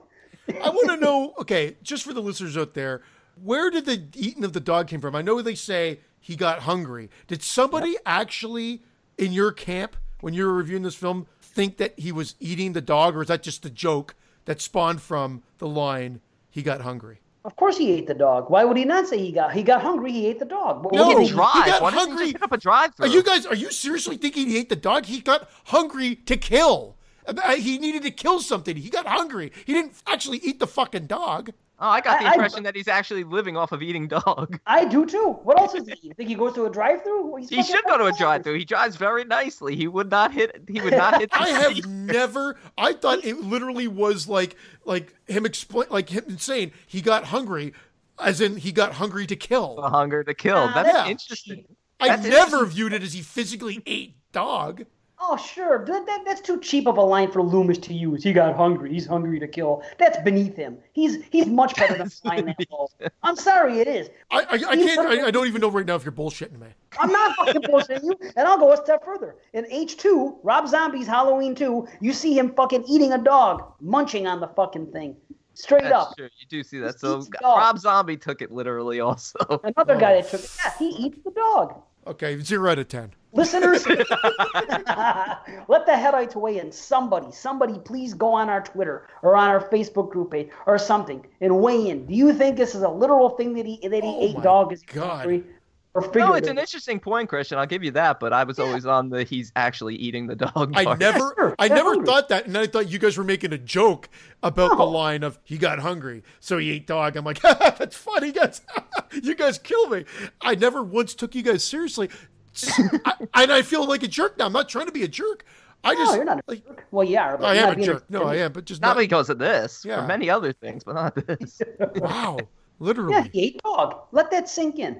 He ate dog. Yeah. And that's what he does. I don't want it to sink in because I hate that character trait. Oh boy! Now you're going to be one of those people, and now all of a sudden you don't like Michael because he ate a dog. No, don't you? Wouldn't you be happier if he's killing a dog for food than just killing it to kill it? Now he's got a reason. This is the only dog he eats, though. Yeah. Cat's not good enough for him. No, he don't eat pussy. He's not that kind of guy. That was all just to get to that joke. Oh, right. Yes, he planned this. Set him up, he knocks him out.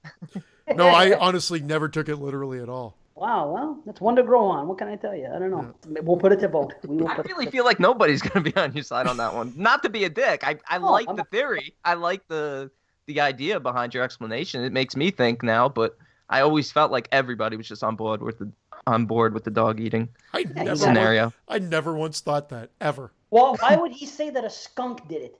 Why would a skunk fucking kill a dog? He was open. Yeah, obviously. A skunk had the hunger to kill. Right. See, that's why he said. Yeah. Now I feel like an idiot. Maybe I'm just. Yeah. No, you're right. You're a mongrel. You know what I mean? It makes sense now. It was cut open. Why would he say a skunk did it? Yeah. If a skunk could kill it just by giving it smell, God bless it. But you know. No, the more I'm thinking of the line, and the more I'm hearing you talk, the more I'm like, I'm a fucking idiot. And he was literally hungry and ate dog. I'm here to help. That's right. He did. It's okay. Now, aren't you happier now that he? No, I'm not happier about it. You would rather he kill for fun. It's really okay, Christian. Most Canadians are fucking idiots. Dog. You're okay with him killing dogs for no reason? Fuck! I hope those terrorists go higher. Sorry. I never even questioned it until I brought it up. Now I'm just like, wow, yeah, you guys have you have a point that I just feel stupid for all these years not thinking that. That's okay. I have one stupid question. Michael, until Blu-ray. So we both have done stupid things. Brandon's done a few stupid things. That's what we do. Yeah. Go ahead, Brandon. Say something else. That's my go-to move is to do a stupid thing. Like, look, one of the things that I know that I've heard and stuff when she unmasks Michael and it's just actually the actor's face. No, it's not just the actor's face. Because that's what I want to say. Because John Carpenter is known for saying it's just the actor's face and that no cosmetic was done. But didn't they do something to his left eye? They did. No, they did. They said people think that he's more deformed. He said all they did was put the wound for the stab of the hanger in the eye. But because it does look bulged, he looks off. And yeah, so I got the impression that Carpenter said they didn't do anything to it, but they did do something to the eye, and that does have a great effect on it because I freeze framed it, and even though it is just the eye, he still looks massively deformed for some reason. Yeah, it does look. It has a good effect. It is. Yep. Definitely simple effect again, and it works. It does. Here's something interesting I want to bring up. Do you realize in the big three, the killers, all their first movies, they used the phone? Never thought about that until this time. To use a phone. Jason uses the phone in part 2 when he calls Alice before he kills her. In part 2, because that's Jason's real first movie, okay? I'm not discounting the jump in the boat. Freddy obviously uses the phone. I'm your boyfriend now, Nancy. That whole fucking thing. Michael uses the phone in this one and breathes, and fucking Laurie's on the other end, and that signifies it's on. That's it. Yeah, just realize it's not. Yeah, and I was like, wow, how about that? They all use a phone in their first movie. You know what I mean? So just a funny little thing I thought. And that isn't that great. As soon as that happens and you feel it, as soon as Laurie's on the phone after Linda does her thing, after all that's over with, as soon as he is on the phone and she hears him almost, she like backs up and then hang up the phone. Boom. It's like a fucking bell goes off. It's on. Boom. Final fucking chase sign. Here it is. You know? Man. Yeah. I love that. I get so excited. Of course, we can't just blow over freaking the ghost. Awesome. But why does she say, "Can I get your ghost, Bob?" Did you ever hear that expression outside of this movie? No. That's what she says. What's the matter, Bob? Can I get your ghost? You know? I feel like I've heard that before, but it might just be from Halloween. It is from I even Googled it to make sure before I came on here tonight that phrase does not exist. Get your ghost. But she laughs it off like it's maybe it's a play. Isn't the expression "get your goat"? Black Phillip? What? I don't know. I'm serious. Isn't there an expression called "get your goat"? I'm looking it up right now. Go ahead. I never maybe heard in your college days. Get someone's goat. To get someone's goat means to irritate someone. It's Can a I play get your off. ghost? Yeah. Yeah. Oh man, thank you. See, we're just helping each other out with this film. Get your that was goat. my one complaint. Wow. Christian just went from a 0 back up to a 10 because he got his ghost. Well, I just want to know how he cut the eyes out all nicely for like on the sheet, and then he's a crafter. He set up the diorama of Judith Meyer's room, and then right after that, he's like, "Let me fashion myself a nice ghost outfit." Yeah. And this just needs some glasses. I'll kill Bob strictly for his glasses. My glasses. I gotta tell you though, when you see that Judith Meyer's thing there, it's brilliant, and the feng shui in that room was just perfect. Yeah, he rearranged that whole room. Much better flow. And the little musical cue. I fucking love that. Little things like that, you know, and that brrr noise that's in the film. Oh, man. All these little musical cues are they're so great. Yeah, the musical cues are on point in this film. Boy, oh boy. It's a character unto itself. As we know, there's the screening without the music, and they thought it would never play, and they put that soundtrack on it, and here we are talking about it so many years later, 40 years later. Not only that, it's funny that I didn't even realize it came out to really negative reviews, primarily. But the word of mouth is what sort of got it going. It wasn't in 25 Years Later or 25 Years of Terror. It was in a documentary that I saw on YouTube, I think done by a British team or whatnot. But they're talking in the intro, they're talking about how it was getting panned. I'm not surprised. The great horror films usually are. Although Ebert liked it, I think he was. I think for someone that at the time wasn't really all that about horror, he seemed to like Halloween. Well, it was kind of the first of its kind. It was the first to have the stalk that way. It was the first to have all these things happen that we saw later on in slasher, like the bodies dropping out of nowhere when Laurie's there, and the body started a little carnival, like some people complain about it. But it got mimicked for years in this franchise and in slashers. Period. It just became a thing. Like the things they did in Black Christmas were cool, and there were some inventive things there. But what they did here, more stuff that they did here, became mimicked throughout the slasher, the subgenre. There wasn't anything like this. Really, it's so simple, but I can't think of a movie before this where you see a masked killer stalking that way. yes, we did have mass killers and giallos and things like that, but it wasn't done this way, the way it was here. It seems like it's such a simple thing, but of course I haven't seen every horror movie, but I don't know. Do you guys think this is the first that did this? Because I kind of do. I always go back to the Phantom of the Opera, and I know that that's different, but that's where I feel like some of the inspiration came for the slasher. A deformed person wearing a mask, and because of what's happened to him has sort of become like a killer when he needs to be. I know it wasn't necessarily a straight slasher, but that feeling. Yeah, okay. I can see that. Is he the first killer that won't stay dead or down?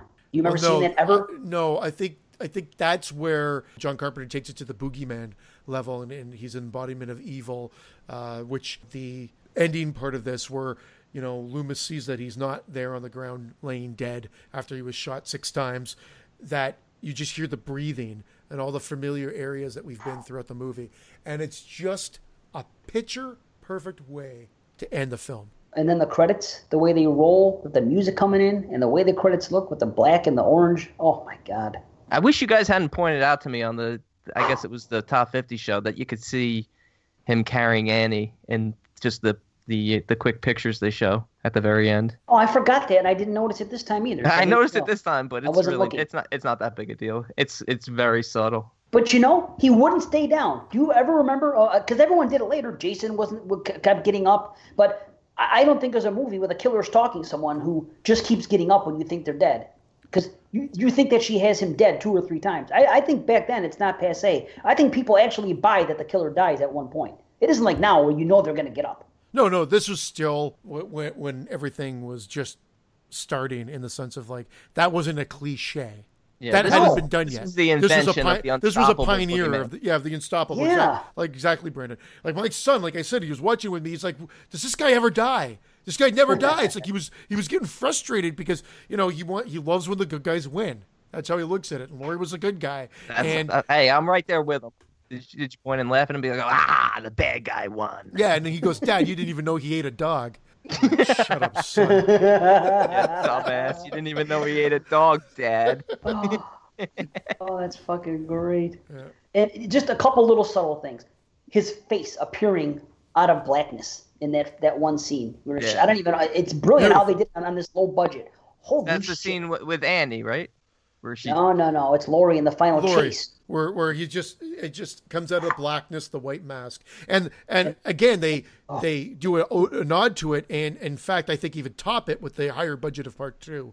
But you're right, for the budget and what they were doing with light here, I love that reveal. I could have sworn they did that with Annie also earlier, where she's just standing there and just the mask is visible, and then she turns and it's gone. But that's different. Yeah. This one appeared out of darkness.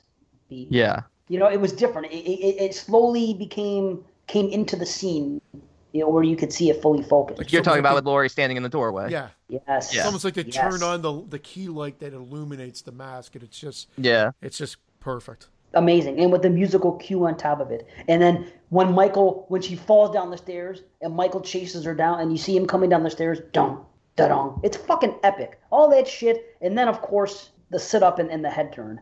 I mean, that fucking is scary shit.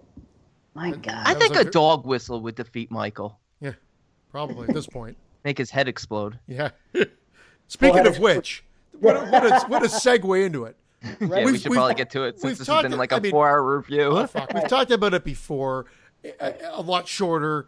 I mean, I don't think we're unless someone's rating significantly changed, and I could tell by David hasn't. Full head explosion, 10 out of 10, hasn't changed. I'll tell you what, full head explosion, 10 out of 10, and I hinted at this a couple years ago. I had the thought a couple years ago when I watched it for the first time that my number 3 movie, which has always been this, behind Exorcist and Shining, that it was there. I said, the last time I watched this was like a couple years ago when we first started the podcast. I said, I feel like this could be my new favorite movie now. And I said, then I watched it again for the slasher show. And I said, no. Well, I'll tell you what. I watch it this time, and I can officially declare that after fucking 20 years plus, this has taken the number 1 spot. This is my favorite horror movie of all time. Awesome. So, that's awesome. Yeah. They finally figured out Laurie was in this movie, too. The Blu-ray also showed that part. So he's like, who's this Laurie they keep talking about? It's the most comfortable movie. I can sit down and watch. I watched it 3 times in these last 2 weeks. And it wasn't in October. I always watch it in October. And this was the test. I watched it in September because we're recording this early. And yes, it does still feel like Halloween, but I used to give it the credit and saying I love it so much because I always watch it on Halloween night or October, and it takes me in. But it's more than that. I think I can watch this movie anytime now. And it's just the most comfortable movie for me. I feel like I'm there, like these are real people. It's just, I can't explain it. I love the movie more than any other movie. That's all there is now. It's official to me. So yeah, I like that comfort comment because there is a comfort to watching this movie, and it's just brilliantly paced, and it just moves along just so quickly. I feel like I could watch this over and over. I'm also at a full head explosion. I believe I was at a 9.5 on the slasher show, but you know what?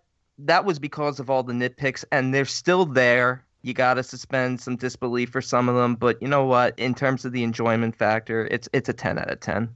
A perfect movie. Yeah. Perfect score in the Hall of Fame. Yeah, no, it deserves it because no movie is without its flaws. I mean, films are subjective, so whatever. But I had such a blast this time with it. Awesome. Yeah, that is awesome. All right. Well, I hope you guys enjoyed that first review. The rest aren't going to be this long. If they are, we'll be done next Tuesday. This is Halloween Part 1. It's epic. It is what it is. What else can we say? But we said a lot, so time for Halloween 2. Oh! But before we go further, I should have said this at the beginning of the episode, and I didn't. You guys should know that this is obviously a 2-part thing. This is Part 1. The next is Part 2. When we get to Part 2, we are covering the new one. I didn't say it at the beginning of the show, but I figured obviously it's something we want you guys to know, so you'll come back and listen to us when the new Halloween 2018 drops. Hopefully it will be one of the first podcasts to get it out. But that is included. 5 movies this time, 5 movies next episode, including the new one. So I was so pissed that we couldn't see it at TIFF, Toronto International Film Festival. It sold out in pre-sales. So by the time it actually, like right at 10 a.m., they were sold out already. Gone. You know why? Because they got the hunger to kill dog. They got hungry. Fucking bozos that I deal with. Awesome. All right, should we get into Part 2? Let's do it. Yeah. All right, Halloween 2, 1981, directed by Rick Rosenthal, written by John Carpenter and Deborah Hill. While Sheriff Bracken and Dr. Loomis hunt for Michael Myers, a traumatized Laurie is rushed to hospital, and the serial killer is not far behind. So this is the first time we get Rick Road. Got Rick rolled in here? We get Rick Road. We get Rick Road. Yeah. Unfortunately, this is not the last time we get Rick Road. Speaking of next show, yes. Indeed. You know what I found interesting? So I learned some stuff when I saw it this time, not the movie itself. I saw the documentary on Halloween 2. I didn't realize it was as plagued with as many problems as it was. I didn't realize about as many, they had as many insert shots. What I did remember back in my brain, and it must have been, I saw the TV version at some point. I remember Jimmy being in the ambulance at the end. I remember that. So then when she leaves and it's just on her face, and the version I've seen ever since, I was like, why do I have this vague memory of him being in that ambulance? And that's because he was in the ambulance. They just decided to cut him out of the theatrical version. Do you think in the theatrical version, at least Laurie tells somebody that he's got a severe head wound and he's bleeding out in that car over there? while that Howard Cosell guy is doing the play-by-play of her being put in the ambulance? Don't you love our reviews? We start with the ending of the movie. Yeah, we went right.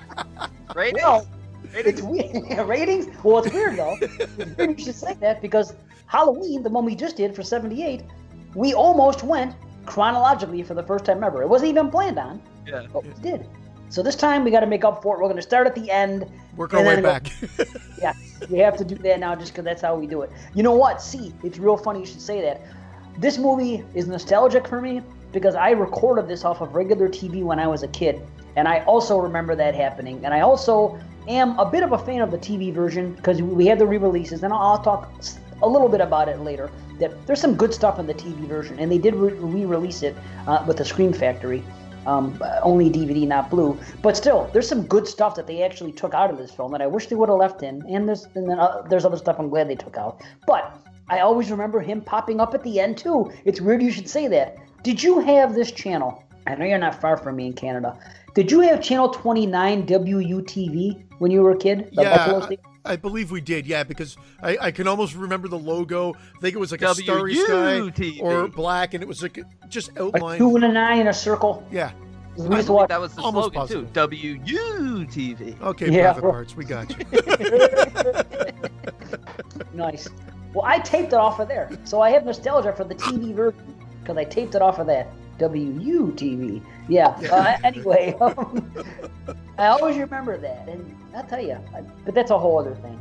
But isn't that weird that we both recalled that? Like, that I remember, and the other thing I remember is the scene of Michael's POV, because there's a lot more POV in this one. Oh, it's great. And the scene of the POV of him going down the stairwell, and then it just slam cuts to him being in I think the nursery hallway.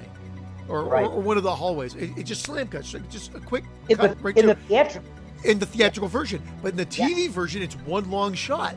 And I was like, wow, it's great. So what is kind of a jarring cut in the theatrical, still works, but never really sat well with me, was actually a full shot at one point. A continuous shot. Yeah. I wish I had the technology and the way to do it, to blend a perfect version, Blu-ray quality, of course, because like I said, I'm spoiled on Bluetooth.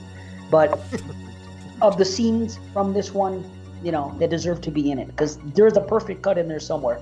Not that I have any issue with theatrical, but because I've seen some of the stuff in the TV version, I'm like, that would have been better if they left it in. But other stuff, oh my God, thank goodness they took it out. But whatever. Or the recutting. Or the recutting of like the security guard looking. Well, although I've always thought this, and I'm just going to bring it up for the show, that scene is long as it is right now in the theatrical. I almost feel like it's too long of quote unquote suspense build scene. However, I still like it. I like the payoff, but they screw it up in the TV version by inserting various shots of Michael coming downstairs and rounding corners, and he's really holding away from the suspense of that kill, because that's a great kill. But it does drag on a little bit. And the most idiotic thing is that he didn't show Janet how to work the walkie-talkie before he left. Just show her how to work it. She clearly says, I don't know what I'm doing. That's true. Well, he was bugging out. We didn't even talk about the opening credits. Well, I mean, I know. Like I said, we're working backwards. But okay, I'll give us a segue to go back in then. I know we've talked about this before. I'm not saying it is a seamless continuation. No. But part 1 and 2 go hand in hand. Whether you like the plot developments or without, I'm just saying they managed to make it as continuous as they could, keeping it on the same night. There are problems with that, but I'm saying for the most part it works. So I think part 1 and 2 go very well together, and I think part 4 and 5 go very well together.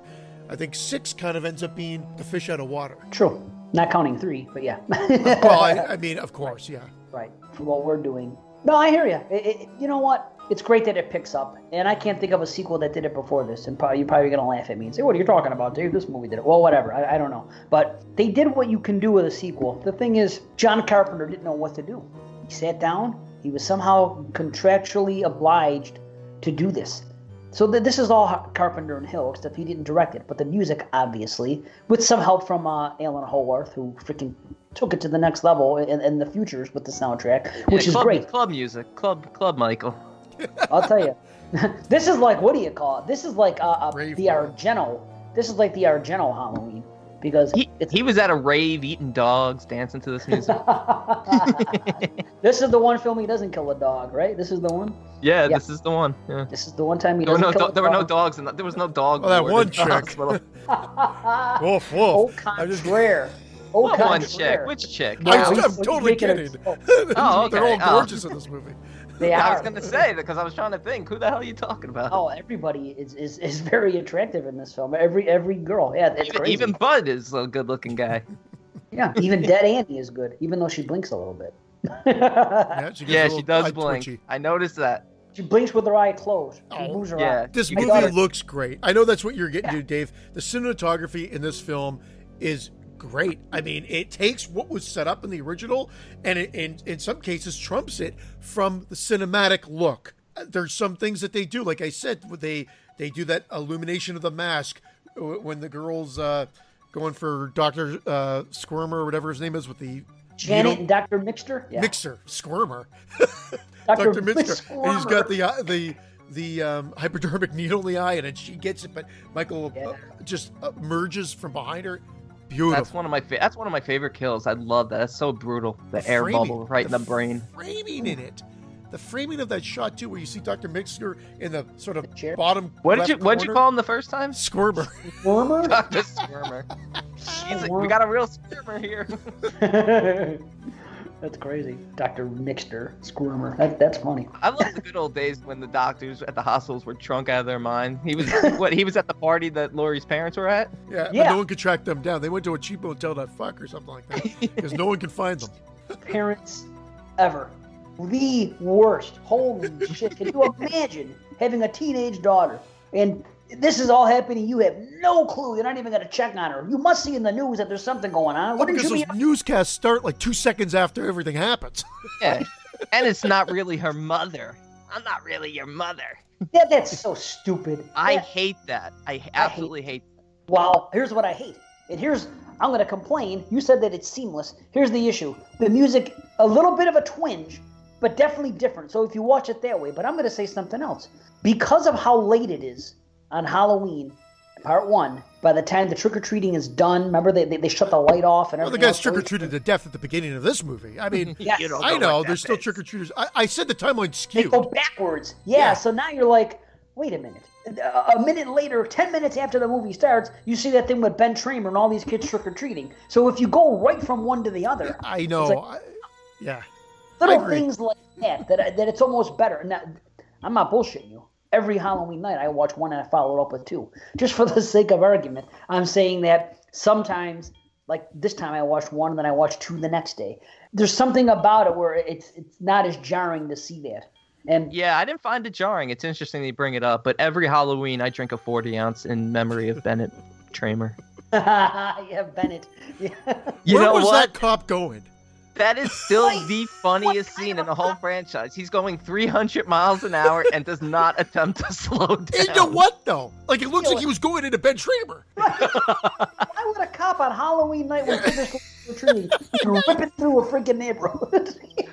And Loomis got Bennett Tramer killed because Loomis is the one that pulled the gun that forced him into the street. Scared him. Yeah, exactly. He scared the shit out of him.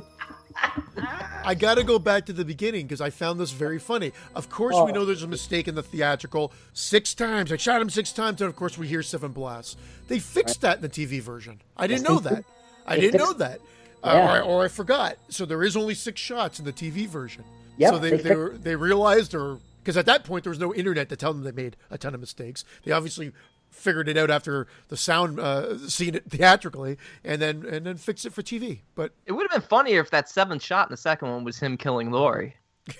And Laurie screams. They had a scream after the first gunshot of Laurie in the TV. That's it for the TV version because that's all I noticed. There's way more differences, but I want to focus on the version most people are going to watch. But I thought those were notable to bring up. Absolutely. There's more. There's funny stuff, too, that I'll talk about later. Yeah, please do. Bottom line is there's character development that you don't see that I wish they would have left in to care more a little bit about some of these characters. There's some other stalking, which is always good. Another thing, what happened to the car? What car? Michael's car. How come he has to walk to the hospital this time?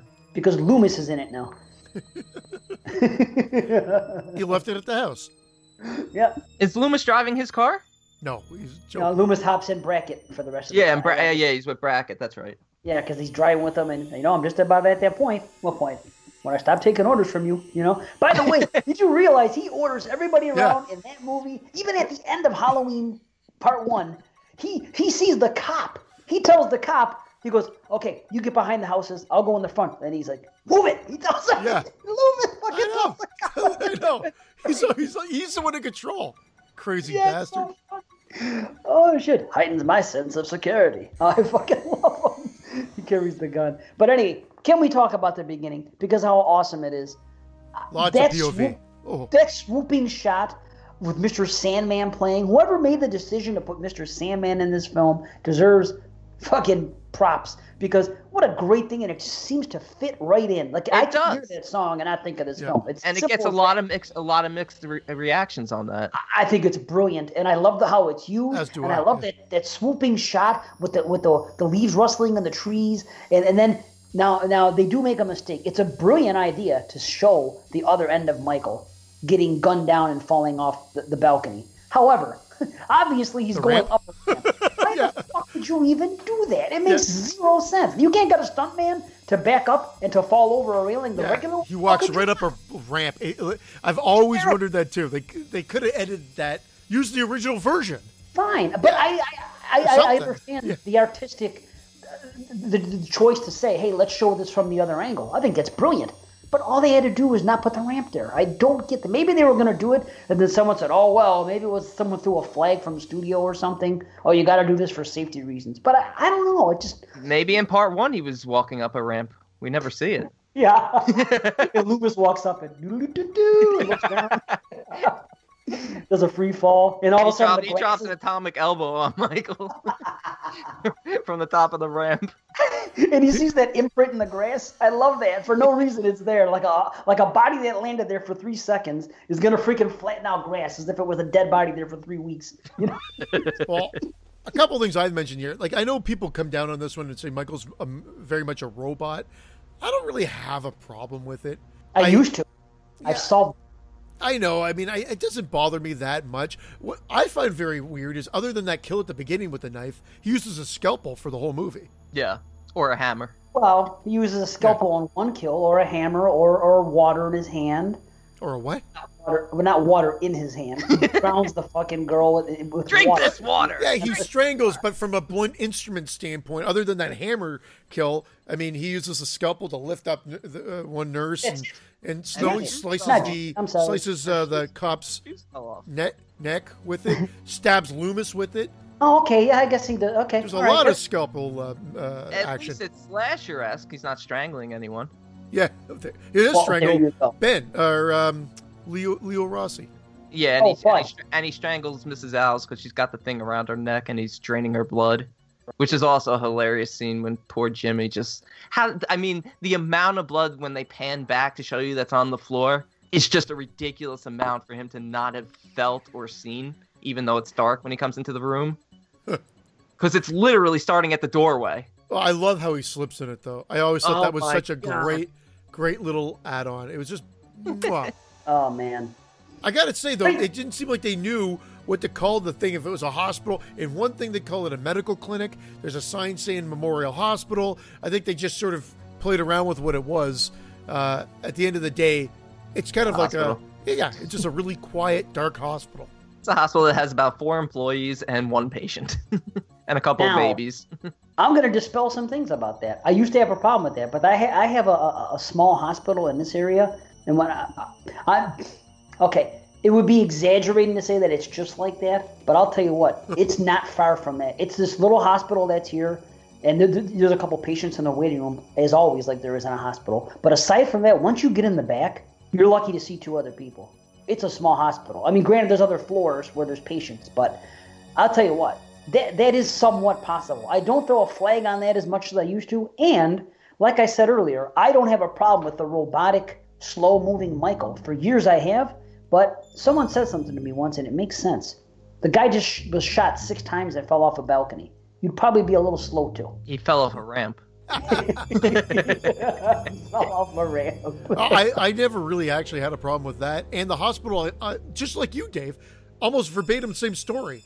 It used to be a problem.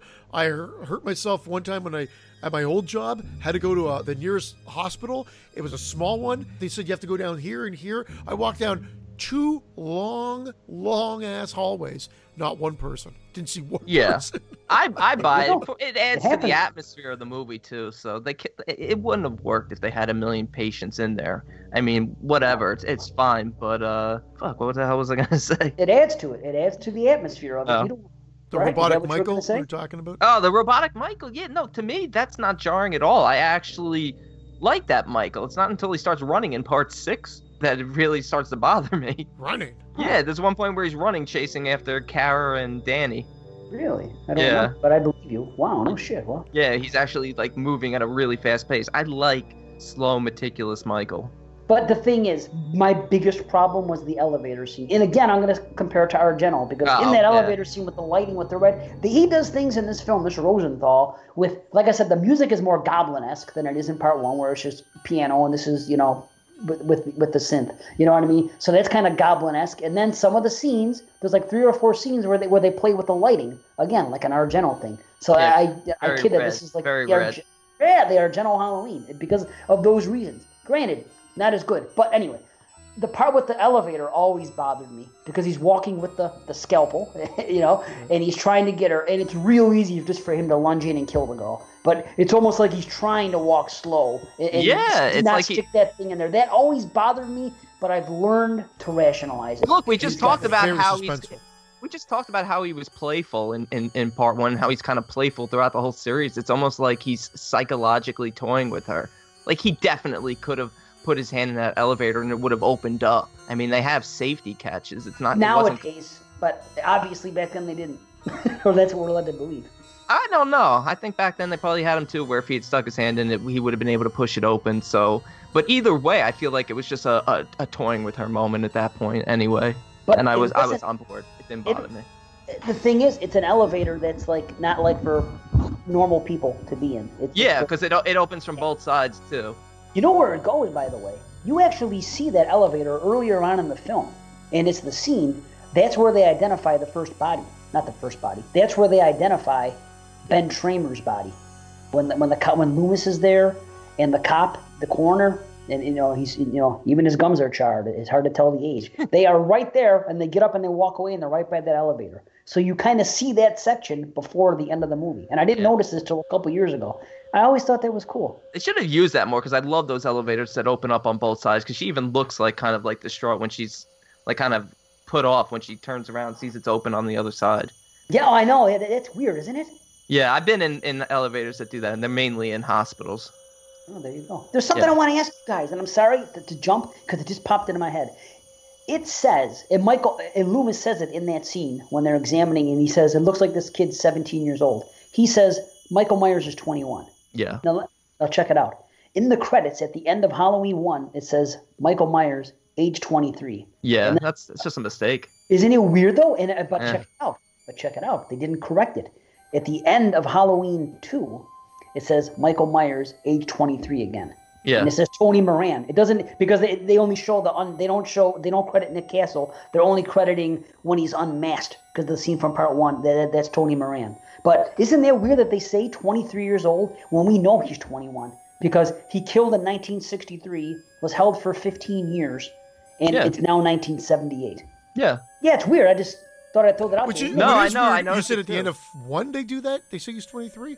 Yeah, in the credits in part 1 and part 2. Shape, and this is Michael Myers, age 23. Well, part 2, I could almost see it being a stupid math error of them just adding to 1981, and just realize. But even that doesn't even add up properly. They were using some of my math that I use.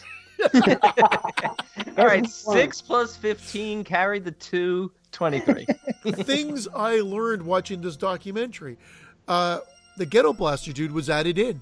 So they said Michael Myers, based on the original cut, Michael Myers would have no clue where Laurie was. I know. Which is fine, because, to be totally honest, if he's evil, he would have just found her. However, that's how he did it in part 1, right? Well, that's exactly it. Well, in this one, it's easy. You hear the guy. Why is it easy in 1? How would he recognize her in part 1? He doesn't have to recognize anyone. He follows Tommy. He sees her walking with Tommy earlier in the film. Then he goes to the school because he assumes Tommy's a school child. And then he gets out, and then he follows Tommy. And then he proceeds to drive and see the 3 girls walking. No, I'm talking from the very opening when he first follows Laurie after the Myers house. After she drops off the keys to the Myers house. How does he know that's his sister? He doesn't know shit. It's not his sister. That got thrown in the fucking end of this. It has nothing to do with sister. It has to do with him focusing on her. Maybe because she was singing that song, I Wish I Had You All Alone, just the 2 of us. I don't know. I'm just throwing shit out there. He fixates on her, and then that's it. It just happened to turn into sister with a stupid drunken plot twist that. I feel when they do that, when they throw in the sister, that it ruins that scene in part 1. Then it doesn't ruin that scene. It ruins the entire fucking franchise. How's that? No, it does. Yeah. I'm sorry. And you'll hear me spout some more about it. But what I'm saying is, this movie, John Carpenter said when he had to write this film, he said to himself, sitting down, he goes, you know what? The story is over. There's nowhere else to go to the story. I have no idea how to write this film. But he was basically forced to do it. So he said, I drank a bottle of something. He goes, this movie was written at the bottom of a whiskey bottle. Or I forgot what the expression was. He just freaking wrote the thing, got hammered, sat down and wrote it one night or whatever, went on a binge for a couple of days, who knows. And then he mistakenly, stupidly, according to his own words, something like that, decided to throw in the sister angle at the end, to throw something else in there. So Slumber Party Massacre is almost like is exactly like Halloween 1. Okay.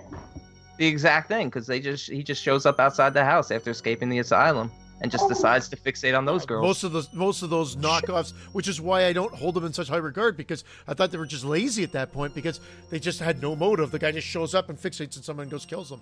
Okay, it's been done, and so that's why I don't like those. Anyway, on that note, I believe John Carpenter is being sued by Irwin Yablans. Yablans? Yeah, at Yablans, because, and I learned this in this documentary, which is that he was supposed to do The Fog and Halloween 2. Mentioned it to another party, and suddenly they're in the trade papers or whatever. It was announced that John Carpenter was doing The Fog with this other party. And Irwin was like, well, I didn't know what to do next, so I sued them both. And then out of that settlement, he was able to do The Fog with that other party, and Halloween 2 was with them. So maybe that's where the further resentment came about. Who knows? But all I know is Tommy Lee Wallace was also attached to direct this. Said he saw the script and said, nah, not interested. No offense. I know he did 3. And I think he's actually on our page, so maybe we can ask him straight out. But I just don't, he's got to have some integrity then. Power to him.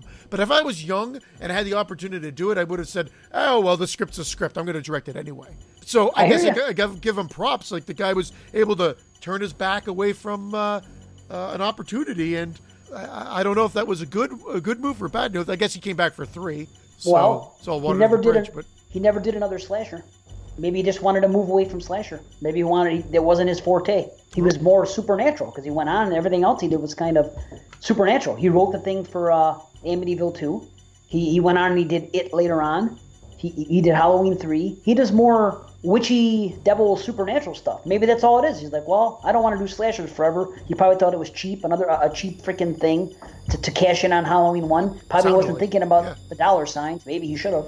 No, that sounded like he didn't. That's what I'm saying. I gotta give the guy props because he wasn't worrying about that. Excuse me, but no, I just thought it was interesting some of the additions that they're just saying. Well, from a plot logical standpoint, as we're saying, if he's fixated on her, he doesn't need to have a ghetto blaster say, as she's been taken to Haddonfield Memorial Clinic or whatever it may be, and that's why I'm just saying it was interesting that they added that in because I thought it was necessary.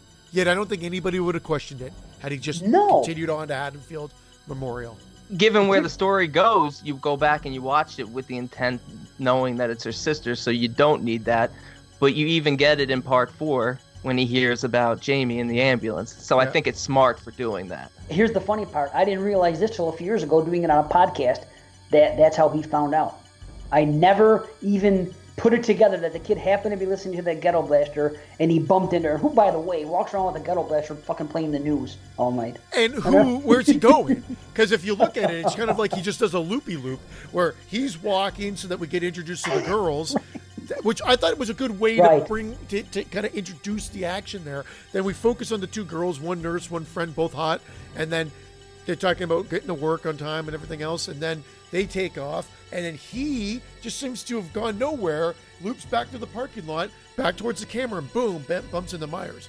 Great little stinger, great little, jump scare, and that's what tells him he's at Memorial Clinic, because then the camera follows him, and it says Memorial Clinic on the newscast, but then it says Memorial Hospital on the sign. That's what I was alluding to earlier. Yeah, isn't that weird? With it being like they almost it's almost like they didn't realize what they wanted to call the thing. I know, right? But those newscasts really do start 5 minutes after the end of part 1. It's almost too quick, but I knew they needed to get into the news story. Well, they have the reporter on scene right there, so it makes sense. They're vultures. And Dana Carvey, remember, of course. Yeah. As the young reporter that doesn't have one line in the movie. Yeah, right. if you get your parents' permission, if you can't get their parents' permission, print it anyway. Or get it. I know we brought that up because since this is the ultimate retrospective, we kind of have to bring it up again. And I just thought that's hilarious that that's his like first little role. You notice he's at the very end of the movie when they get in the ambulance too? He's there, right? Yeah. Yeah. He's in there in the beginning when they start the first interview, and then he's there at the very end when they're getting into the ambulance. Yeah, I didn't notice he was there until this time because, again, for the podcast, I was, looking at every little detail. But yeah, I have a question for you two. When does Michael Myers break into the school? After he leaves the L-Rods. Yeah, after he leaves the L-Rods and kills Alice, then he decides to go to the school, abandon the knife, so he has to look for new weapons. Before the ghetto blaster scene. Yes. That's yeah. Because he doesn't have the knife when he gets to the hospital or the clinic, which is kind of silly. How did the nurse, Marion Chambers, how did she find Loomis? I don't know. She was a nurse. Now all of a sudden she's a bigwig who's sent by the governor. A day later. A day later. Yeah. I said that was the other thing. Why is she the one that comes looking for Loomis is my next question. Yeah. And why doesn't Loomis recognize her from 24 hours earlier? He didn't recognize her because she wasn't in her uniform. Because her hair was now down. She works for the governor and she's there on orders to bring him back. But it's 24 hours later. Her hair's down, her hair's up. He just had a full conversation with her in the car as they're coming, which you figure was more than 15, 20 minutes. And so they were knowing each other. He knows who she is and whatever like that to go get Myers, who just happens to have escaped. This happened, remember, the night before. Devil's Night. Yeah, she looks like a little different. It's not like a year's past. Like, oh my God! Years later. I know. It was just sort of like a comment. Oh, I didn't recognize you. I didn't realize it was you, kind of thing. Tunnel vision. All he thinks about is Michael. He doesn't even know what women look like. He's only concerned with Michael, and that's his life. I love the sequel, guys. You know I love the sequel. I don't really shit on the plot twist. Yeah, I know it was thrown out there. I've accepted it. I take it for, again, the experience. The way it looks, how it plays out like a slasher movie. It hits all the right notes. And it happens to be a pretty damn good follow-up. And I guess they figured we needed a little bit more justification why this was made, other than just to have Michael Myers stalk Laurie again. Evidently, we could have all just accepted it like that.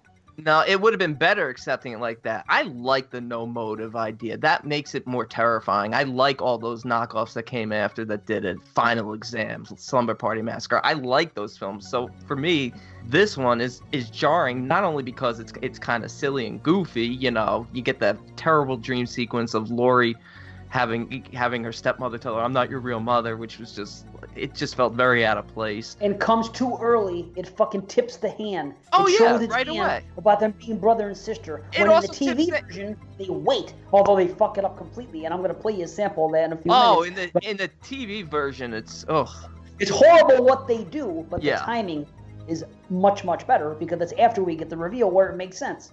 Yeah, but he also tips his hand in the classroom by stabbing sister in the picture. So he's very playful. At least I consistently play with that, and it's something that we had issues with that people have issues with him dressing up in the sheets in part 1. But he's playful and he's toying with them throughout because he's telling Loomis, I'm going after my sister, even though he doesn't know yet. That's true. See, they shouldn't have done that, man, because then that ruins the reveal. Now, I don't like it. Does ruin the reveal. It's another thing that ruins the reveal. But the fact when the reveal finally does come, it doesn't even matter. It's so ridiculous because Loomis needed to know this. 15 years, come on. I mean, it's just he didn't know. I can't get past that. Oh, I could easily get past that. They don't want anyone to know that because it could impact something he might say to her because he's a psychiatrist. They do shit like that all the time with the government. For a reason, they keep a thing closed for a particular reason because it's all bureaucratic bullshit. But whatever, people have to do certain things. I could buy that shit easily, man. Yeah, see, I don't buy it. The sister stab thing could easily be just a reference to a sister from the first one, and that's how they're taking it. Sister. That's how they're taking it, though. No, Yeah, if you look at the picture, there's 2 sisters in it. Yeah, it's the little one. Yeah. Okay. Well, So it's implying a second sister. But we don't know that at that point, so it's just a hint. Sure, we know it. They're showing that he has 2 sisters. Yeah, but you haven't put that together yet. When you first saw this movie, did you put that together? I don't remember, but I'm saying, why would we not want it? If he has another sister, I don't know. To me, it tips the hand. Well, that is the hint. Then you get the reveal later. Again, no one's saying that this is great. Everybody hates this factor. I'm just saying that that is, if they're going to write it into the script, they might as well at least acknowledge it and actually it doesn't it downright tip you off to that as a sister, but that along with the dream gets you start questioning, and then when the reveal finally does happen, you know, the fact that Loomis doesn't know and all that, it just kind of adds to the ridiculousness of it, and it kind of makes you think, well, if they're going to end it here, just have it be a simple obsessive stalk and kill film. It didn't need I have an answer to the question that was asked before. She knows that Loomis is at the school because, number one, she's with a U.S. Marshal, so they can get information. Her and a Marshal go to the police, and they say, hey, where's Loomis? And then Loomis says, he's with not Brackett, because Brackett's gone now. The other guy that took over, and I always forget this cop's name. They are with so-and-so, and of course they told them where we were going. They dispatch. They tell each other where they're going. This guy's the cop. They went to the school. You can go find them there. That's the answer. I'm okay with that. I just don't understand why she got sent. I'm okay with that. Like your explanation. I still don't understand why Nurse Chambers is the one being sent. I know it's a callback to part one. That's really all. It's really to give the information. Because she has to talk him into it. If the U.S. Marshal walks in there and says, hey, you're coming with me, he might act irrationally. The guy does have a gun. And he did act irrationally anyway. So. I understand. That's why he's here. You're not going to $50. What is it? You guys fire one a shot? That's your my favorite part. Yeah, that's my Loomis. It's great. Yeah. But don't you think it's easier to find an employee to go in there and try to reason with him and say, hey, there's a U.S. Marshal outside. Let's go and get out. I don't know. I just think it's easier given the circumstances because they know it's not going to be easy to talk him into leaving when he's in hot pursuit of Michael. And they're all bugged out, she says. That the hospital doesn't like what's going on here. You know what I mean? There's crazy doctors running around and the patient escaped.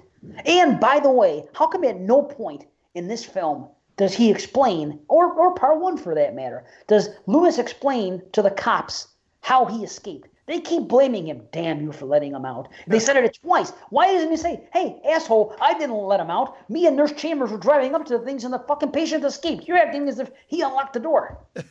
Open your Yeah, I think it's just one of those things where he's just not concerned about it. He'll be the blame. He doesn't care. It's true, though. Hey, fuck you. Bracket. He says I didn't let him out. He says I gave them orders to restrain him. And then he cuts him off. Right. Yeah. But that's all we get. I'm like, what the fuck? Well, he does. There is one thing though. Myers is not there to just slaughter teenagers, but they did insert that line. If we don't find her, a lot more teenagers will be slaughtered tonight, or something like. There is a line inserted there, and that is weird because that's really. I don't think he was going out. He was going out to get the sister, and it just happened to be whoever gets in his way. But Loomis didn't know at that time, so it makes sense to comment. I'll correct it. Okay. Because he killed his sister, who was a teenager, and he's done nothing but kill teenagers since. Exactly. That's what he's doing at this point. Yeah, According to Loomis, that's all he's doing is slashing teenagers. He's coming back to his hometown and he's killing teenagers that represent his sister. Okay, and that's what we do. I asked. You guys you're fucking attacking me here. No, I appreciate the answer. You got the hunger for the dog. Yeah.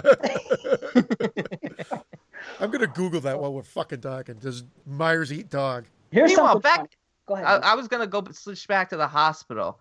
Did Mixter give her like too much medication or something? Like what? Like it's very convenient that she's almost comatose when Janet goes to get help, and then all of a sudden, allergic? Okay. But how does she know psychic ability or just plot convenience that immediately she plants the pillows and is out of there 2 seconds later? Because she's afraid that Michael's still alive. Because remember, in her mind, Michael's still alive. No matter what happened, he even got shot 6 times and fell off the balcony. The last thing she knows is that Loomis looked and Michael's gone. So in her mind, Michael's still out there. But she's been laying in that same hospital bed for hours, talking with Jimmy, flirting with Jimmy. However, that was a plot convenience. The comatose part. Yeah, that was just a plot convenience to get them to go find Nurse, and then pretty much Jimmy runs in everybody dead. They all run in. That's when they find everybody dead at that point. Yeah, but then when finally Michael comes, it's at the exact moment she left the room, and all of a sudden she's not having. Well, she's still having grogginess from the medication, but she's much more alert.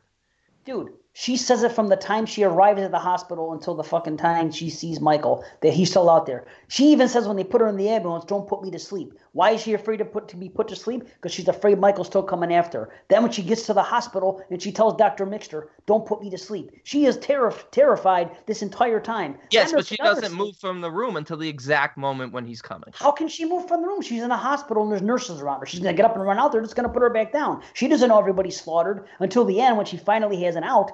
But when she knows she can get up and go because all of a sudden everybody's disappearing on her. So she gets up and gets the fuck out. Plus she has the dream and starts realizing things. And then she starts bugging out. Again, if she is sedated, they do sedate her.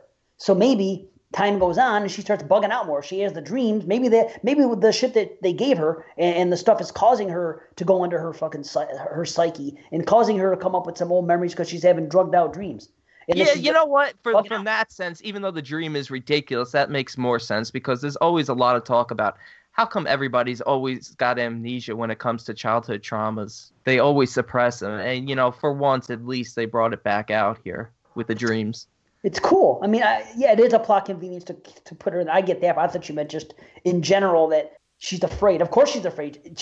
In her mind, this guy cannot die, and he's gonna. And she holds that true till the end of the film. That's what she says over and over. Then there's the other scene that's cut from the film between Janet and Karen when she goes, "You didn't hear Laurie in there talking, saying that Michael Myers still alive and he's coming in here," and she's hysterical and this and that. It's something that's reiterated. No, I watched that. I watched that scene.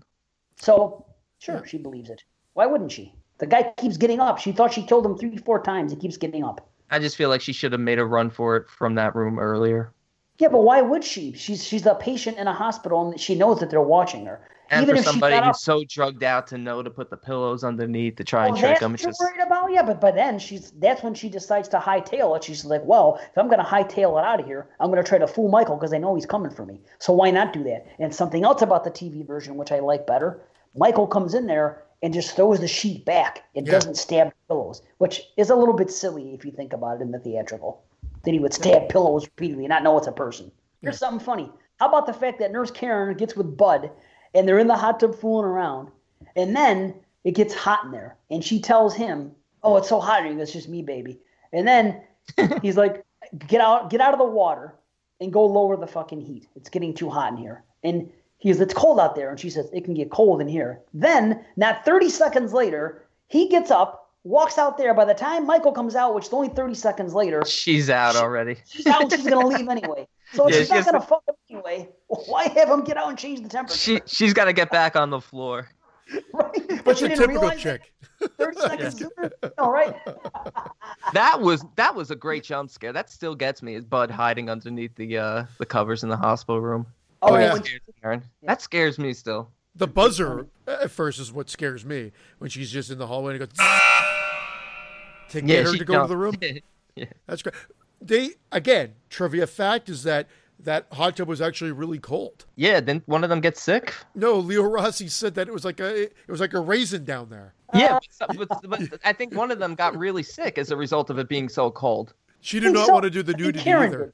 She did not want to do the nudity, so he kind of warmed her up, and then I guess she was okay with it afterwards. Thank you for doing the nudity. Yeah, thanks, Leo. Yeah. Bud. Oh, do you guys hear the TV version? The freaking, you know how it's usually, "Amazing Grace, come sit on my face. Don't make me cry. Yeah. I need your pie." You listen to the TV version? What he says? No. I got it right here. I'm going to play it for you. "Amazing Grace, come show me your face. Don't make me cry. I tell no lie." Oh my God. Fucking groaners. Thank God for the theatrical cut. Oh my God. And as long as I'm playing tapes, let me play Laurie's Dream because it's fucking awesome. This is Laurie's Dream in the TV version.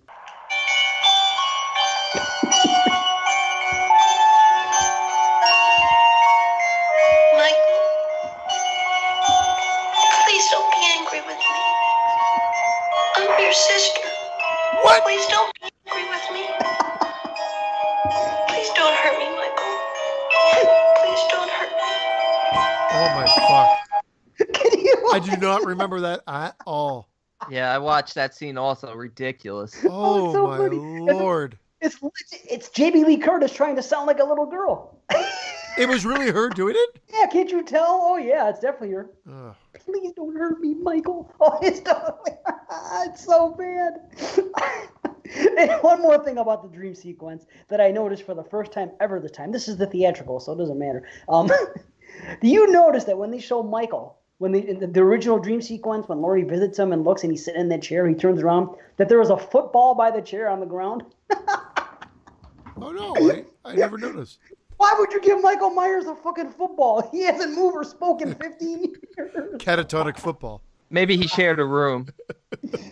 It's right next to his chair. He's sitting looking out the window, and next to the chair. Maybe that's not his chair. Maybe that's the football player's chair. Maybe there's a dream sequence or another scene that they forgot where Loomis is just throwing it and it just hits him in the head constantly. He just keeps throwing him and it just bounces off his big head.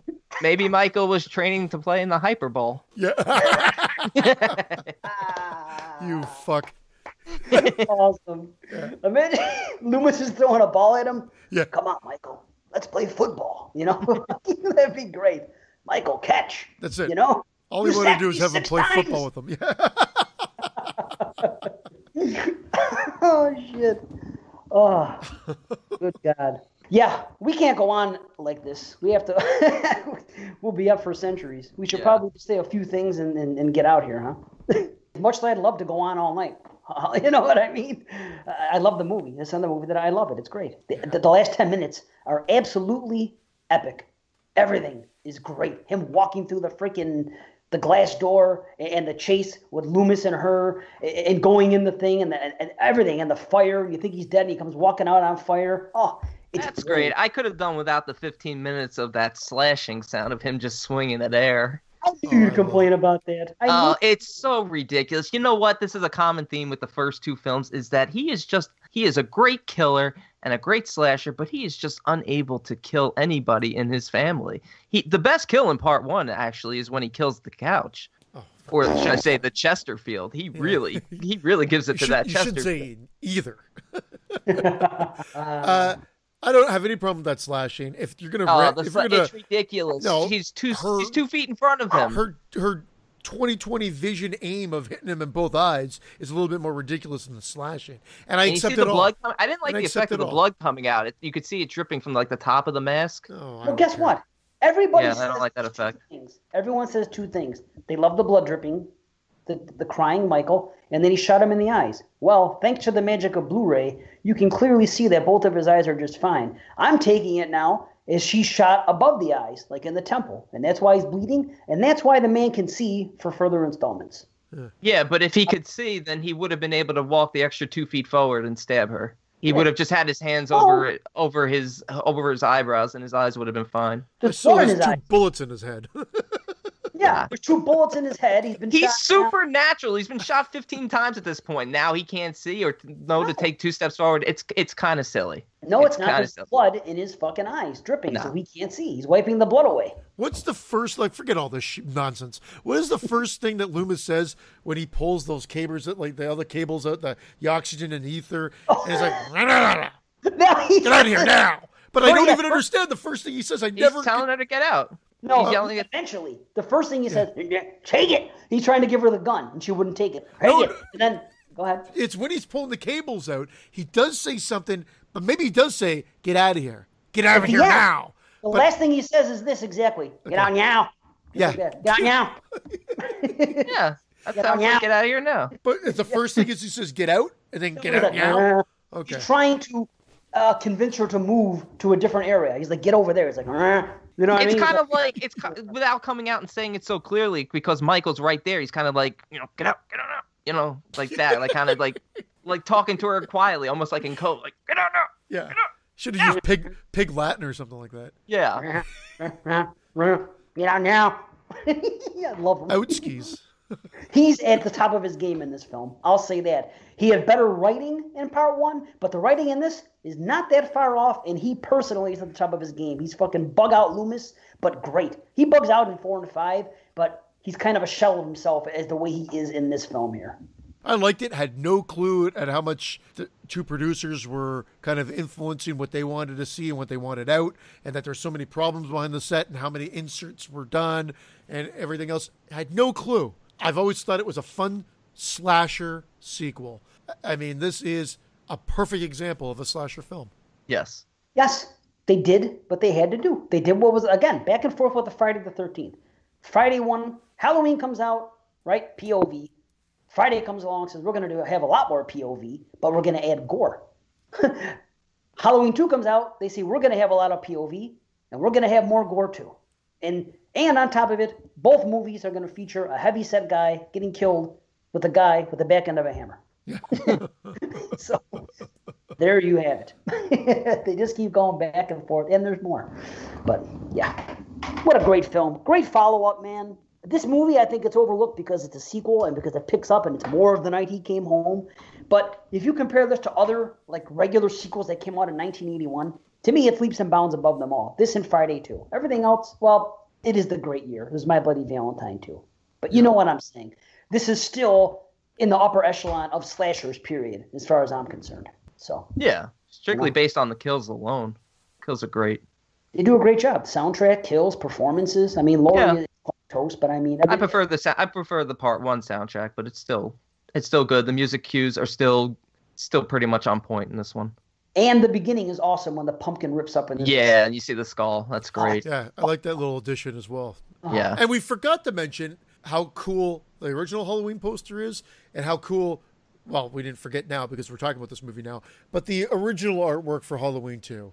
Not the crazy bad Blu-ray that was released by like Good Times. That's the one hanging behind me? Yeah, I like that one that you have hanging behind you with the skull pumpkin. That's great. Yeah. And I meant to mention it last week too. You've got the Creepshow poster hanging up behind you too. Another fantastic thing that we forgot to mention in our Creepshow retro is that poster is top notch as well. I believe they call it a skumpkin. It sounds sexual, but I love it. A skumpkin. A country skumpkin. Well, let me wrap it up. We've done everything. We've talked about a lot. There's more, but what are you going to do? We have more movies to cover. And nothing's changed from when we did the slasher show. For me, it's still a 9 out of 10. I love this film. Well, same. Nothing's changed from my rating from the slasher film. 8.5 out of 10. Yeah, I'm right there with Christian. I love it. The increase in the kills, the gore, I love it. A few things that bother me. It still bothers me with the slashing. It bothers me the fact that she can't scream when she's crawling out of the car to get back to the hospital for 2 minutes, and then all of a sudden she could scream when they're inside. But whatever. 8.5 out of 10. Still enjoy it.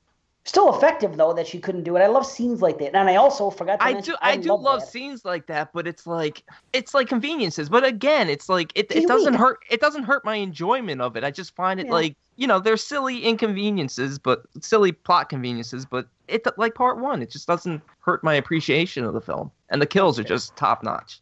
That's fair. And I do love that shot in Karen's car when you see Michael in her side view mirror and they do that musical sting and you see him. Yeah. I fucking love that. There's a lot of stalking in this movie, more so than even the original, where you see him in the background. They do it. They up the ante in that department. It's great. And of course, the Elrod scene is fucking great. We didn't really talk about it. And I think talk about the bloody ham sandwiches. How about mustard? Yeah, I fucking love that scene. That whole thing. I'll tell you what. Because of Halloween 2, I cannot watch Night of the Living Dead, and I hear they're coming to get you, Barbara. I think about Halloween 2. Every single time to me, that line is more Halloween 2 than it is Night of the Living Dead. And to some people, and they use that line in so many movies. They have Night of the Living Dead playing, but you're right. But it always takes me back to this movie because of the nostalgia. And I may not have seen Night of the Living Dead when I first saw Halloween 2. So that's something about it, But the Elrods is great. And the comedy of what that girl says on the phone, he's like, she's always picking on him. She goes, maybe he got tired of it and decided to start beating her. Yeah. Now, I don't know what was the add-on and what wasn't, but either her whole death was an add-on. It was an add-on. Okay, so that was so she wasn't even going to die. It was they had a conversation, and I guess he took that knife from Mrs. Elrod and went on his merry way. But they then inserted, because they wanted more carnage, so they inserted her getting killed. Dude. Isn't that a scary scene though when she's on the phone and he jumps up and the door's open? No, fuck that. You can see him in the background in the doorway when she's on that phone. She's like, oh, that's not too far. That's right down the road. And then she turns around and sees that the door is open. That's fucking scary, dude. Seriously, you don't like him jumping up on the trampoline to get her? Oh, it's terrible. It's just, don't you remember those toys when we were kids? They were Halloween toys too, which is the funny part. A lot of times they'd be like a pumpkin or a skull, and you would push them down. They had a suction cup, and then they would pop up and it'd be a spring underneath it. Every time, that's what I think of. It's so bad. Boing, and then the noise when he stabs her. It sounds like someone stabbing a pumpkin. Or a skumpkin. Or a blumpkin. Nice. A blumpkin. On that note, let's get the fuck out of this review. Halloween 4. You ready? All right, Halloween 4, The Return of Michael Myers, 1988, directed by Dwight Little. 10 years after his original massacre, the invalid Michael Myers awakens and returns to Haddonfield to kill his 7-year-old niece on Halloween. Can Dr. Loomis stop him? Michael Myers is an invalid. Remember when the guy says that? I love that guy. Yeah, he's funny. Okay, I'm going to tell you right now, I have a rating sitting right here. And depending on what the answers I get for my loads of questions, I'm willing to let it go somewhere. Yeah, me too. Me too. I mean, a lot of questions. There's a lot. I'm glad you have a lot of questions because I don't feel like I have that many questions for it, but my rating can change, and I hope it does change. I'd like it to, but I'll tell you what, this movie is revered, and to me, I think it's more nostalgia than anything for people. And me, I saw it opening night when I was a kid. So I should have nostalgia. Even back then, I knew I didn't like it as much as 1 and 2, but the more I've watched it, the more I keep coming down. And I think that people love it because it's the return of Michael, which at the time people were clamoring for. You know what I mean? It's kind of like Jason Lives. Oh, it's great. He comes back. We got him back. I think because Loomis comes back and because Michael returns, people love it. But once again, thanks, Final Chapter, because Friday the Final Chapter came out and put a kid in its fucking slasher. Now Halloween had to come and do it and put a kid in their slasher, and from then on, bye-bye final chase scenes that are scary. Bye-bye. I mean, the epic final chase of Halloween 1 is a far cry from what goes on here. Also, the timelines get a little crazy here, because don't they say, isn't Jamie 9 years old? They never say how old she is, I don't think. I thought they said she's 9, and this is 10 years later, which means Laurie got busy fucking like a year after that trauma. She got back to it really quick. Or started, I should say. It was supposed to be like a year later. I think she's 6, because I think they say that she's 9. No, I think she is like that. No, it was 9, and that was it. I think she's 9 in this one, 10 in the next one. It was like and then maybe her and Jimmy hooked up, and that was it. But I have no problem with any of that, guys. But it's not Jimmy. It's Jason Lloyd. Yeah, that's true. It's Jason Lloyd. It's got to be Jason Lloyd, right? I mean, it's Jamie Lloyd, so it's Jason Lloyd. I had this as my number 50 slasher. I know. And I have a special place in my heart with this one. Yeah, nostalgia will play into it, but I try to go in, and you try to erase that. As difficult as it may be, you just try to go in and base it on how it is. And again, for my same excuses why I like 2, this is a great slasher. The downfall is it doesn't quite do everything the way that I'd like it to be, which is why my rating's not as high as it is for part 2. I find that this one's definitely Jason Michael Myers. This is the most Friday the 13th Michael Myers, I think, out of the batch. This is the most supernatural, where he just seems to be able to disappear within a split second while nobody's taking their eyes off of him. Oh, boy, it's crazy. It's insane. Well, I mean, hey, that happened with Laurie having the vision of him by the blankets on the clothesline. Yeah, it did happen. Yeah, that seems come on, kind of that's been a staple from the beginning. So what Mustafa wanted to do is go back to the original. We always seem to want to go back to the originals, the big story behind this. So I think what they did some good stuff, and yeah, of course they put a kid in there. I never had a problem with this. I was 14 when it came out. I saw it twice in the theater. I've told the story before. I thought it was great. I thought it was scary. I thought there was enough blood to pique my interest, considering that it wasn't a super gory movie, and typically the blood that I'm talking about were actually add-on shots. Once again, it didn't play well with all the slasher films that by the time 1988 rolled out, that they had to go back and add some extra gore stuff into it. But I am a sucker for this. I think I love the music. I love the build-up. I love the opening title sequence where it just feels like Halloween. You get all those farm shots, and the color palette is nice. Wow. I really like that build-up. I didn't love that opening. It's okay. Oh, it's a slow build-up, and I love the fact that he didn't want to kick right into the dun dun dun dun dun dun. Really? He wanted to build. Well, he said they made a conscious decision not to do that. They should have kicked why right would into you? it. If you were directing this film, if the three of us were directing Halloween 4, they said we're bringing Michael Myers back. You had these two epic films, Halloween 1 and Halloween 2. The first thing I would say is we have to do something that's going to rival those amazing. The amazing credits opening sequence of 1 and 2. I do it real simple, and I'm going to say this because I'm stealing it from Alex. Alex Edwards did a fan-made film called The Ghost of Michael Myers. And you know, he did something real simple. This time he had 2 pumpkins. 2 pumpkins, black frame, zoom in, dissipate. Brilliant with the opening music. Why not just go with what got I would even go a step farther and have a pumpkin open up to a skull, and then have the skull open up to a warm dead dog. See, I guess, you know what? Yeah, they could have done the Friday the 13th thing and just copied the credit sequence again because it was the return. I mean, they could have, but this sets the mood. I love the shots. Okay. It makes me feel like it's autumn and it's Halloween time. I love it. I'll give you that. I will give you that. That stuff is okay. I could see why people like it. I just find myself yearning for something. And it's not as bad an intro as Part 5, with just cutting a pumpkin. It's not, but whatever. I can understand there's your that. pumpkin, New Wave. They did it in Part 5, and then you didn't like it. There you go. Can't win with you guys. The movie, yeah, okay, you bring a kid into it. I never even thought of it, but I liked that element because I found it more relatable.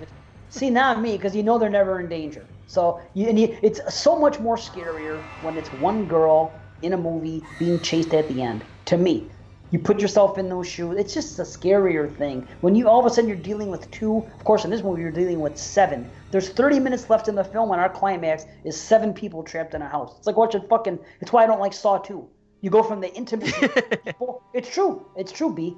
You go from the intimacy of 2 people in Part 1 to fucking 8 people in a room. It's just, it's not as... Dave, I hear you. You're making all valid points, and I can meet you halfway, but then again, for something to be different, they've done that. You had the final girl. She got rid of the kids. She's still in danger. Part 1. Then you've got it in the hospital. Same person.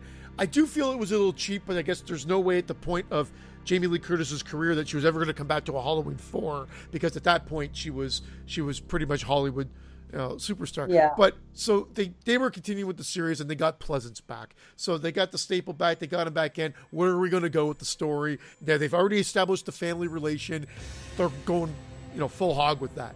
Done. Of course. Whether they like it or don't, they do it. It's really a retread. They're patient transfer again, just like Brandon was joking about earlier. They do that. A lot of patient transfer, and that's where he learns about Jamie, because they're talking about the next of kin in the ambulance, which makes me think if they had just kept their mouths shut, the movie would be over in 10 minutes. They would successfully get him back to Smith Grove without any issue. Well, there was a writer's strike looming. There was a writer's strike looming, and they rushed the script out. But they got it out, and they liked what they got. But that was it. They had ideas, but nothing was coming out, and they needed to get going because they were worried that the writer's strike was coming. So I love Loomis walking into the water with his cane. Right away. What's even funnier than that is as soon as the guy's on the phone, he's at that place, and the guy takes a phone call, and as soon as the phone rings, you don't even know what he's talking about. We do as the viewer. He says apparently there was some accident, and he leaves. Out the door. That's typical Loomis. Just like when we saw before. I love that shit. I love how he walks in with I don't know if you're being facetious or not, but I love when he walks in right into the water, like I got to see with my own eyes. Oh yeah, he knew instantly. To me, it's also comical. I wasn't sure if you're like there's the Loomis Michael storyline is on point from Part 1 all the way to the end of the Loomis storyline. Like their connection and their story just goes along perfectly. Oh, absolutely! It's great having them both, and you have to have them both. And I'll say this: there are a lot of conveniences in this film, and I'm going to set some aside. I have some written down that I'm going to set aside if I can prove my point or get questions answered without having to cheapen it and go to that. I still have a bunch of questions. I'm going to try not to ask those questions because maybe that's too nitpicky. So I'm not even really going to nitpick. I just have questions. But let me go right to that. Okay. Let me go right to that scene with the phone call. Okay? The night before, they're fully aware that that they are going from Smith's Grove to wherever the fuck they're going, or they're going to Smith's Grove from Ridgefield or okay, Ridgemont. They're going from Ridgemont to Smith's Grove. This happens in the evening. okay, you're going to have to believe it's probably like 1 a.m. because they mentioned that Jamie's up late and whatever, and she's standing there looking out the window. By the way, seeing an ambulance, which doesn't make any sense unless you want to say she's psychic already, which obviously she is, because how would you know what Michael looked like when she's having the dreams of the fucking boogeyman in her room? So the psychic, anybody that wants to tell me I don't like Halloween 5 because of the psychic shit, guess what, tough guy? It's run rampant in this fucking movie here, okay? Now, so there it goes. Now, first of all, it happens the night before, okay? They're waiting for them. They dispatch people to go to Ridgemont to bring them to Smith's Grove. So when Loomis goes to Smith's Grove, why would it be way the next day in the afternoon when they find out about the fucking accident? Don't you think that phone call would have been made immediately, or they would saying, hey, where the fuck is this patient Michael Myers that's infamous with my 2 employees that are being transferred from this place? Don't you think, why would they take the whole next day to fucking get that phone call? Yeah, I mean, I don't know what time it is in the morning when Loomis is there. I don't know. It could be early in the morning he's there. Could only be a few hours that it's delayed, and they finally get the call that they found. It's after school. That they find the accident. I think it's after school because I think we've already been through Jamie's an orphan and all that stuff by then. Oh man, your mommy's a mummy. You are correct with the script conveniences, especially at the beginning. She has no clue that ambulance is there as a teaser to trick the audience. It's a dream sequence. That whole opening of learning Jamie is seemingly a big dream sequence, not just the nightmare of Michael Myers coming out to get them. It seems like the whole thing is one big dream sequence. How would she know what he looked like? Right. Because that ambulance was never there, because the ambulance is twisted and destroyed in an accident scene. So it's all convenience masked as a dream sequence. So you're saying the whole thing is a dream? No, well, the part where from the second you meet Jamie, from her sitting on the couch. So really, the parents running out is the first part of real life, and then the part where Rachel's saying "I'm not your real sister" would be part of the dream. Then it's all part of the dream. It's I make it because it's not in her nature, Rachel's character, to say something like that to Jamie, because she genuinely cares about her. That it just seems like a comment she wouldn't make. Yeah, again, it is lazy script writing, but I'm accepting of it. But it's exposition masked as a dream. Okay. It's fine. You got to suspend disbelief, and I do it here. That's my question. Now, why would the phone call come away the next day? It makes zero sense. If you can tell me, give me an answer, then my rating could change. These are I have questions throughout this whole film, and that's one of my questions. Like, why would the phone call? You're willing to let Loomis show up beside a railway, happen to be at a payphone because he saw a truck parked at the side, and that just happens to be where he finds the rabbit and red matchbook on the ground, and there's a dead body in part 1. There's nothing wrong with that whatsoever. But then you getting a phone call in the after, like at some point. It's really not. It's really not. It's the exact halfway point in part 1. I even mentioned that he was 77 miles into the journey of the 150 miles to Haddonfield, and he did happen to stop at the exact phone booth where Michael killed the guy. That's more of a coincidence than you're getting confused. No, you're twisting this. I said. There's a difference between a plot convenience and a coincidence. That's what I'm saying. That's just a convenience. What happened with that's just convenience for exposition's sake, what happened in Halloween 78. Of course, we need to see that there's a dead body and that he took the clothes. So why not do it in one scene? They could have filmed it differently and show Michael kill the guy and show Loomis go to a different phone. It wouldn't have mattered. That didn't affect anything. But this thing is that's a coincidence. This thing is a plot convenience where for no reason they don't get the phone call till the next day. I think it's because they didn't find it. I think the cop explains it. He goes, ran off the road in the middle of the night. It happens. And they couldn't find it. So you're right. At some point, they're probably going, well, where's this patient? They were already 4 hours late.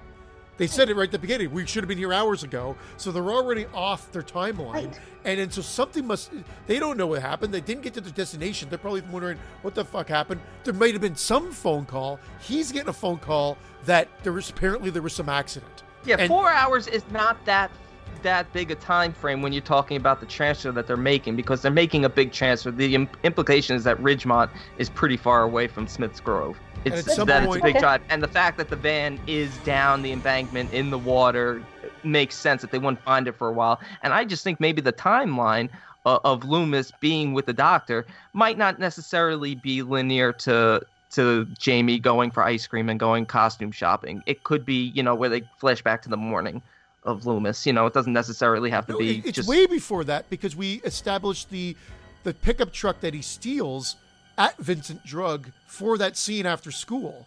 So this all happened the action happened overnight, and then the Loomis part, him finding the phone call must have been the morning, because then we have the whole scene at the filling station. Oh, that's right. Yeah, they do. Where he has a showdown with Michael. And then the truck makes it to Vincent Drug, where there's admittedly the scene that I think is weird, where Michael Myers goes to steal the mask, but no one sees him in the frickin' store. But again, I'm forgiving of that because it's a slasher film, and I just happen to be okay with certain things as long as I hate the shot of the reflection of the shattered mirror. He's a ninja. He's been a ninja since part 1. Those are the things that bother me. Sorry, no, Brandon, that's okay. off. Oh no, I think that Michael's just a ninja. He can just appear and disappear, without being seen. So that didn't bother me.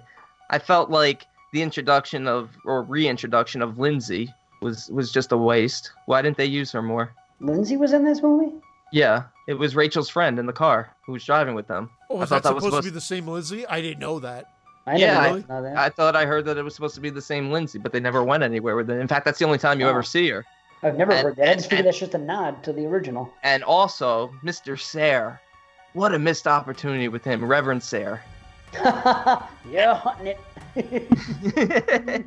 I used to hate that scene when I was young. That used to be my least favorite scene. I now love that scene. I love it. I ain't got till Judgment Day. What are you hunting, Mr. Sayre? Clear as breasts and blue suede shoes. I love that scene. Loved it. Yeah. I loved it. I wanted them to team up. Imagine that. He comes back all nutty together. Him, and the Reverend and the Gravedigger from part 1. That'd be a good team. Yeah, that would be. Get them all together. Okay, you know what? Your answer to that question, both you guys, I can live with it. Nothing's budged. My rating stays the same, doesn't go up or down. I can accept that. That's fine. I'm not gonna. That's question. You know what I'm saying? You know what I like, and I heard some people criticize this, is the fact that Sheriff Meeker gets on board with Loomis so quickly. And you know what? I think given the history at this point, I kind of like that decision. Me too. Again, it's explained in the first. Folks are going to recognize you, like at least cops. Not going to forget your face. I butchered that, but you know what I mean. Yeah. Exactly. Yeah, and then they try to get a long distance phone call, and they can't get a call out of town, so he knows something's up. Well, they explain that too, even though maybe the proximity is not quite right, but the whole filling station hits the phone, hits the power line. Yeah, that makes no sense. Why is there no long distance at that point in the day? Well, you got to assume Michael did something to the phone lines because Michael did something to the phone lines just to knock off long distance for the whole fucking town. You're telling me? I believe they don't show us how and why. Well, they show us how he knocks out the whole power grid. Yeah, that's happenstance that happens later on in the evening. Yeah, so you're assuming he's out there just sabotaging things. He's a smart guy. You think Michael can find a way just to knock out long distance phone calls in Haddonfield? He did just long distance, not fucking. Yeah, he did something. You're supposed to get the idea that those telephone poles were knocking out their communication out. That's what you're supposed to get, whether you believe it or not. If he didn't knock them out there, he found a way to knock them out because he definitely knocked out the power grid. So I'm on board with Michael sabotage. I had no problem with that. I like that. I like how he's bandaged up.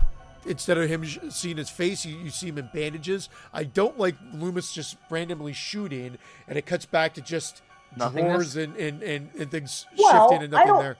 I like that because just like you said, that's like the scene with Laurie looking at him in part 1 by the what do you call it, by the laundry. Okay. 1 second he's there, the next second he's not. I kind of like that, and I think that's an epic scene. When he beats him for the first time. I thought this was Loomis breaking up more so than anything than Laurie's eyes playing tricks on her. You think? Maybe. Yeah. But he had the mask on. He wouldn't have known that, the bandage and shit. That would have been the way he looked at that point. So I buy that. I like that. Well, I like also he kills the guy, the mechanic, to steal his suit. I like all that. And, I do too. And again, they're showing him en route. And I thought that was a good meetup. I really do think that was a great little meetup. And so he knows he's coming after him, goes right to the cops right away with an agenda. And yeah, Beaker believes him. Beaker. Me. Beaker. Bunsen is on board as well. Right, Bunsen and Beaker. It's fucking. It's Loomis and Michael. Gonzo did not believe one word. Oh God, you guys are nuts. And of course, they get to Jamie's house, and what did they find? Of course, Sunday is dead. Michael's hungry again. He's got to eat. Damn straight. And he was up to dessert. I'm going to have me a sundae. You were just groaning at our Muppet jokes, and you threw a Sunday joke in there. I did throw a sundae. Awesome. Oh, that's fucking brilliant. I'm Dr. Sam Honeydew. And you know what? I love Rachel. We'll get to what I hate about part 5, which you could obviously assume based on what I said there. I thought she was great. I think she is the final girl. You get Jamie, of course, for the connection to Jamie Lee Curtis and Laurie, of course. I love the setup here, and there's enough great set pieces to make this work. There's a lot of stuff that I've thrown out to you guys that one or both of you have groaned about that I think are just great parts of this movie. I admit there's a lot of conveniences. I like the lynch mob. I love the lynch mob. I think I love it. You don't like that? I think you don't have a police force. These men may be the only defense you've got. The minute Earl finds out something is up, that the town needs to shut down, and the police station doesn't answer, he knows. They're smart town folk, and they get in the car and they're like, we're going down to the police station to find out what's on. And the only reason they go nuts and then they wind up killing poor Ted Hollister is because Loomis again gets them all riled up. Shit, Earl. The best line in the whole franchise. Shit, Earl. It's Ted Hollister. You said you saw Myers, you dumb son of a bitch. The great. But I like it because they even reference that Earl lost somebody in the massacre. Yeah, his son. Yeah, his son. His son. His son must have been Bob. Yeah, that's what I was thinking. Bob was his son. I love that. No one shuts down the police. No way, no how. We got to wake up the sheriff. There's a lot of great little throw-in dialogue there. I'm a fan. Man. I'm a big fan of the lynch mob, and I love the rooftop sequence. I think it's great. Yes. Oh my God. Yes, I hate the knife in the attic. Yeah, it's stupid. He should have just had a knife with him the whole time. Yeah, come on. However, everything you don't like about the house, Dave, I actually love. I think they protect everybody there. The sheriff has to get called out. I don't find it boring at all. They do that shot again.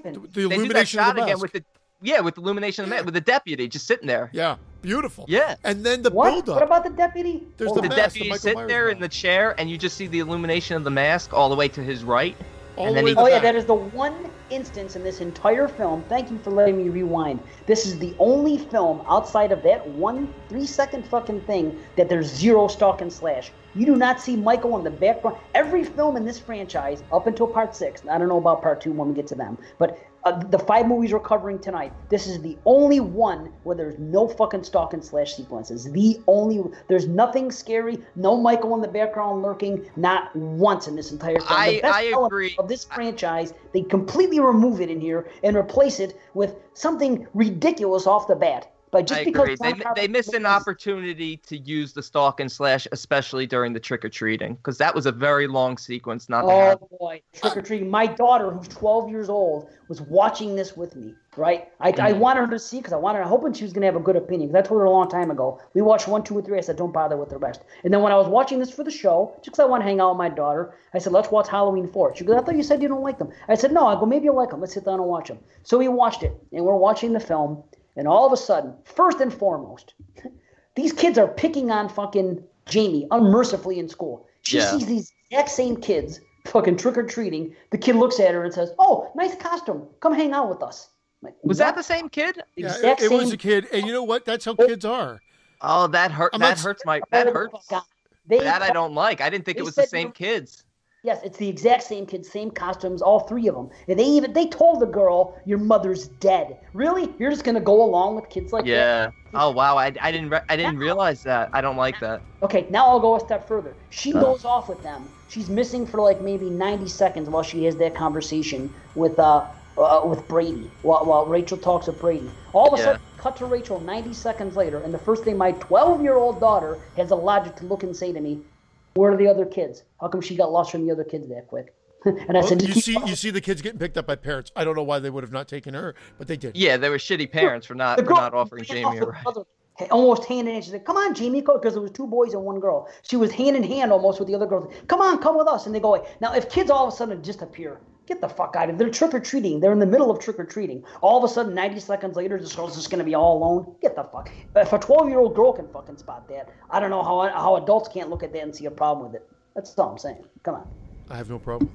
Well, they all got the broadcast that the town's being shut down, so they have to pick them up. But it doesn't make sense that they would just leave Jamie standing there in the middle of the street by herself. Come on. Why would she have a picture of young Michael Myers in her a shoebox of memories of her mother? Michael looks at a picture. First of all, he knows where she lives. Gets in there, looks at a picture, and it's a picture of him on Halloween night in the clown mask. So you mean to tell me somebody took a picture of Michael Myers in 1963 that happened to be in that clown outfit, and Jamie Lloyd, of all people, has this fucking picture? How in the fuck? It doesn't make sense that she has the picture, and it certainly doesn't make sense that Michael knows where she lives. That's one of my big issues. Zero fucking sense. That's a script confusion. They're trying to appeal to the fans, not piss them off here. So for me, I think it's a cool little Easter egg. I'm like, this is cool. They're trying to show a link. She's got a memory box from her mom, and her mom being related has some of this paraphernalia. Yeah, it doesn't make. If the more you think back into it, it doesn't make a lot of sense. But these are little Easter eggs that they're trying to make the fans happy about, not piss them off. So I respect it for that and trying to do things. They're trying to link the two movies together in the sense of there's this. We already know. All right. We know what the back reason in is. 1988, they needed it. Lori's her mother, and that's it. That's all we need to know. And we know having a picture of Lori makes sense. That's fine. Having a picture of Michael doesn't. Zero. It's stupid. I mean, it's bad enough that we have to be pigeonholed into this family thing because of John Carpenter's one mistake. You could have made this movie great. Halloween 4, it could have been just him killing in fucking Haddonfield, random babysitters again, doing something else. Now they got to be married to family again because the guy that wrote this movie decided to continue on with that shit and not just kill it with Jamie Lee Curtis being the last member. So all of a sudden, you tell me Michael is being transported. He gets mad because he hears about his niece. Oh, I'm so mad. Do you think maybe his parents are still alive? It's only fucking 10 years later. His parents are supposed to be. So just because he has any living relative, he's going to get mad, he's going to kill them all? I mean, it's just fucking. It's a shame that that's pigeonholed in now, that it has to be about family, because the franchise could have been so much better. Oh, blame Carpenter, because he wrote it and that's what it went to. Yeah, but the guy that did it next didn't have to pick up where Carpenter left off. Jamie survived. Jamie Lee Curtis. Laurie survived. True. Just start over. Why do that? It doesn't make it's the worst part of part 1 and 2, and you're going to take that and build a franchise on it, and guess what they did? And it got worse and worse because they had to explain it in 5. This was a huge hit, and a lot of people love it. I don't say I love it. No. I really enjoy it. I have a question. The slaughter in the house. First of all, Kelly's kill is awesome. I love that kill. I love the lead up. The music there, that was one of my favorite scenes for the longest time in a slasher movie. The build up. Everything. So I don't know if that's what you're going with, Brandon, but the whole thing. I'm with you there. But when Brady, Jamie, and Rachel are running up the stairs and they pass the TV, are those the deputy's hands on top of the TV? Did you notice that on the top of the TV? There's two hands. The deputy's dead, and I can't tell if his hands have been removed because when they run by the TV, there's 2 hands on top of it. That would be even worse. It's already ridiculously bad that this happens, and I'm gonna go there now. I wrote the times down. At 1 hour, 2 minutes, and 50 seconds, Meeker leaves. He tells his deputy, who's sitting in the rocking chair at the door, that I got a town full of beer bellies, that I got to go and take care of this. Think about this. 1 hour, 2 minutes, 50 seconds. At the 1 hour, 3 minute, and 32 seconds, so that is now officially 42 seconds later, Kelly Meeker walks in the room. That same deputy is dead, cut up, and Michael is in the fucking chair sitting there. 42 seconds for that to happen. No, it's got to be longer. I wrote it down intentionally. It might be 42 seconds in the movie, but time frame is gone. Yeah. The time frame, it's got to be a little bit longer. Dude, and I'll tell you why. Hold on. Let me finish this. She's making the coffee for everybody in that room. Okay? Yeah. Let me finish. She's making the coffee. The girl, Rachel, has a fight with her. She throws the coffee on her shirt. Yeah, she changes. I understand. That is maybe 2 or 3 minutes earlier than that. So that gave her time to finish the coffee, go, and be there. Even if it's a time frame, it's a poorly edited film that should never happen in a film. That's more than enough. That's about a 10-minute time frame for making coffee and changing clothes. Every movie we've reviewed, I've never had in all these years together doing this podcast, I've never had a situation, any movie we've watched, where something like this happens. So in the hundreds of movies we have reviewed, because I notice shit like that. You're trying to tell me that the one time I notice it, that I'm in the wrong?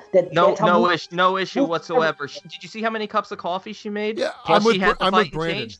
Plus she had the fight and change. I don't care. It's a 10-15 minute time. The joint smoking in part 1 is okay. The drive all over town, it's fine. And then this is a problem. I feel like I don't know. I don't know. I don't know you anymore. Yeah, I don't agree. I'm not gonna change your guys' mind. It's okay. Yeah. It was just a question. If you guys see nothing wrong with it, I didn't realize that the timestamp on the film is so quick. It's fucking horrible because I'm looking at it. Could you imagine watching a movie? It's like me. Oh, we're watching a movie. A guy throws a ball, and then fucking 15 minutes later, you see the guy on the other side catch the ball. When all this happened, they're trying to show some time go by because she's been making the coffee. Then I swear they cut back to Rachel, and she's playing around with the knobs, and there's some squeaky, and they try to make it seem like there might be Michael Myers around with her and whatever. And then it cuts back to her walking out with the tray with coffee. I swear there's a I wish they did. I rewound the scene and wrote these timestamps for a reason, not just to do it. I rewound it and made sure. I'm like, wait a minute, this can't be. This cannot fucking be. So I went back and watched it again, and I'm telling you, cue up your fucking your Blu-ray. 102.50, 103.32. That is when the guy is dead. So in 40 fucking 2 seconds, all that shit happened. All of movie time, but I swear the transition to Rachel being on the knobs or whatever. The transition would have been fine. I'll tell you what. I'll watch it again, and if they go back and you see Rachel do things and they come back, then it's excusable. Then I can see that. But to me, by my memory, it goes right from there immediately to there. And you know what? He takes the chair when Meeker leaves. Is where I believe we see the Michael Myers in the background, but no, actually, I don't think it is. I think that might be somewhere else. And he takes the chair and repositions it, and that's where he's sitting with the shotgun. And then we cut to a different scene, and then again, I'm getting confused and maybe trying to over-explain it, but I never once had an issue with that because I thought they put 1 or 2 quick scenes in between. My biggest issue is later on after that is the fact that Sheriff Meeker seems to have no concern whatsoever for whether his daughter's still alive. Did you ever notice that?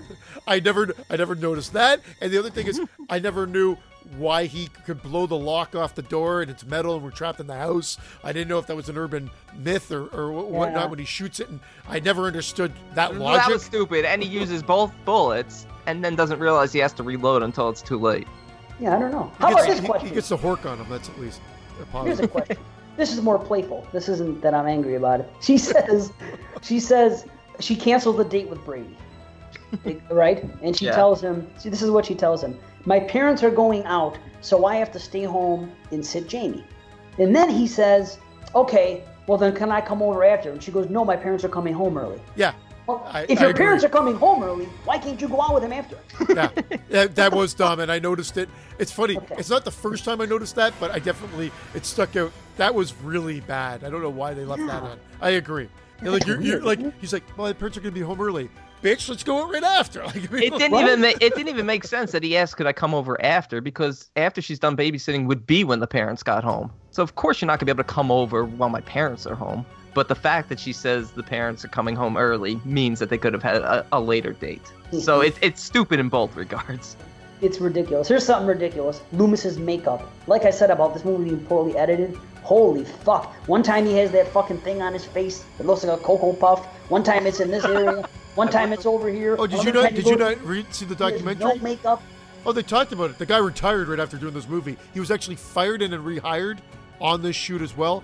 And when they were looking at the dailies, supposedly Donald Pleasant's girlfriend says it looks like you've got an egg on the side of your face. He complained, and then they changed it, but they said that in the editing, they were using old shots versus new shots, so it would change. Awful. So, how do you let a movie go? So it went from an egg to a Cocoa Puff? Yeah, pretty much. I believe they used a Cookie Crisp at one point. I've never seen a movie like this where they do even the lowest budget of films. I never seen editing fucking that poor, where they just change the guy's makeup as the film goes on. I can't believe it. That should just fucking drives me nuts. I don't know. Okay, how about this? We're supposed to believe that Michael walks into a fucking cop station and kills all the fucking cops. That's what we're dealing with here in 1988 after fucking parts 1 and 2. Michael Myers walks into a cop station and just massacres all the cops. They got guns, they got this and that, just for no reason too while I read it. What does Michael care about cops? That was an add-on scene. I think they wanted more carnage. But Yeah, exactly I'm what not it was. I'm not saying it's good or bad. I agree. When you think of it like that, it's a little bit ridiculous. But you know what?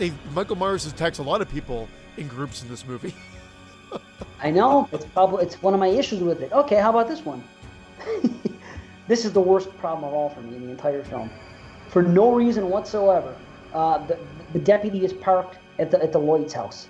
Or not the Lloyd's house, where Jamie Lloyd lives, whatever the fuck their name is. Carruthers' house. The Carruthers' house. There's a cop car. The sheriff is, the deputy is parked there. He talks to Meeker. Meeker says, hey, come over here to my place. We're all here.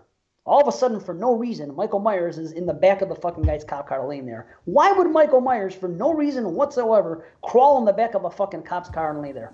He needed a ride there because he lost his car in part 1. It's a plot convenience. Okay.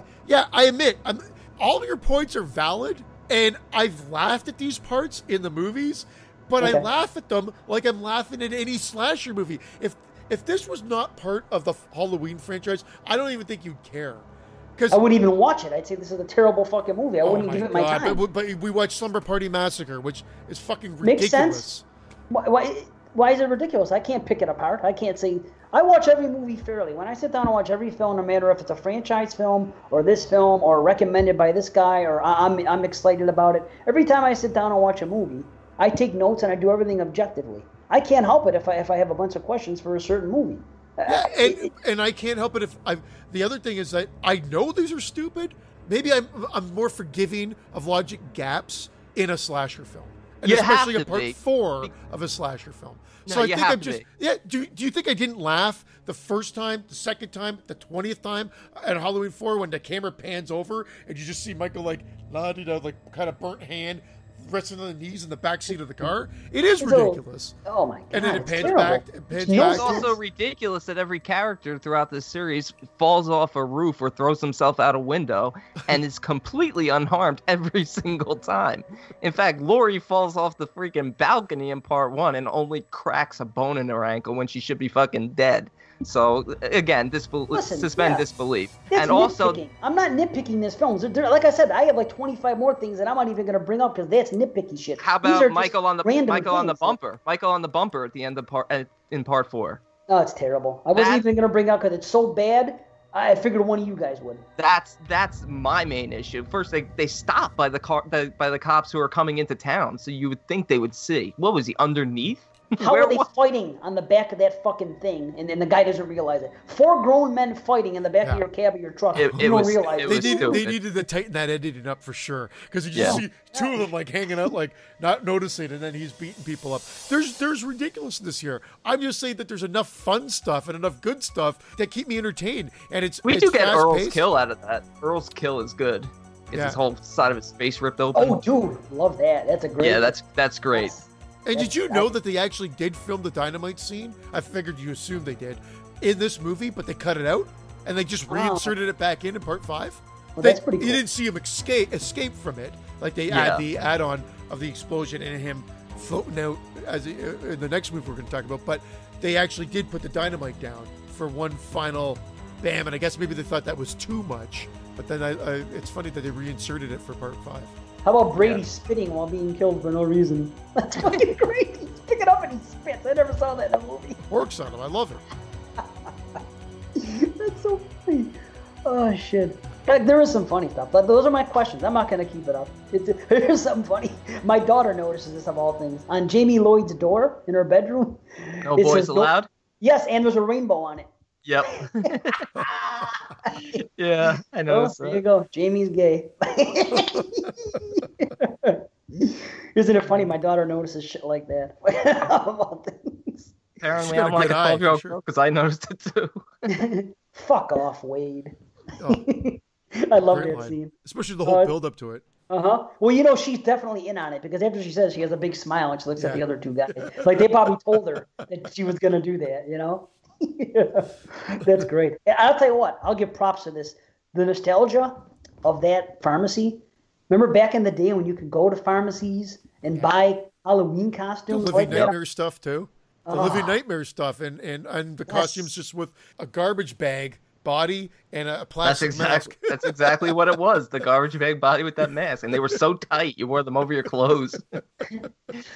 That's great stuff, man. Yeah, I want to go out on a high note. I know I had a million questions, but I don't hate the movie. I just had a lot of questions. Well, there's a lot of people that hate this one. You know what? Bucky. I found out that I think the prop dresser was named Bucky, and they said he was trying to get his name out there, and that's why he has a Bucky name tag on there and whatever.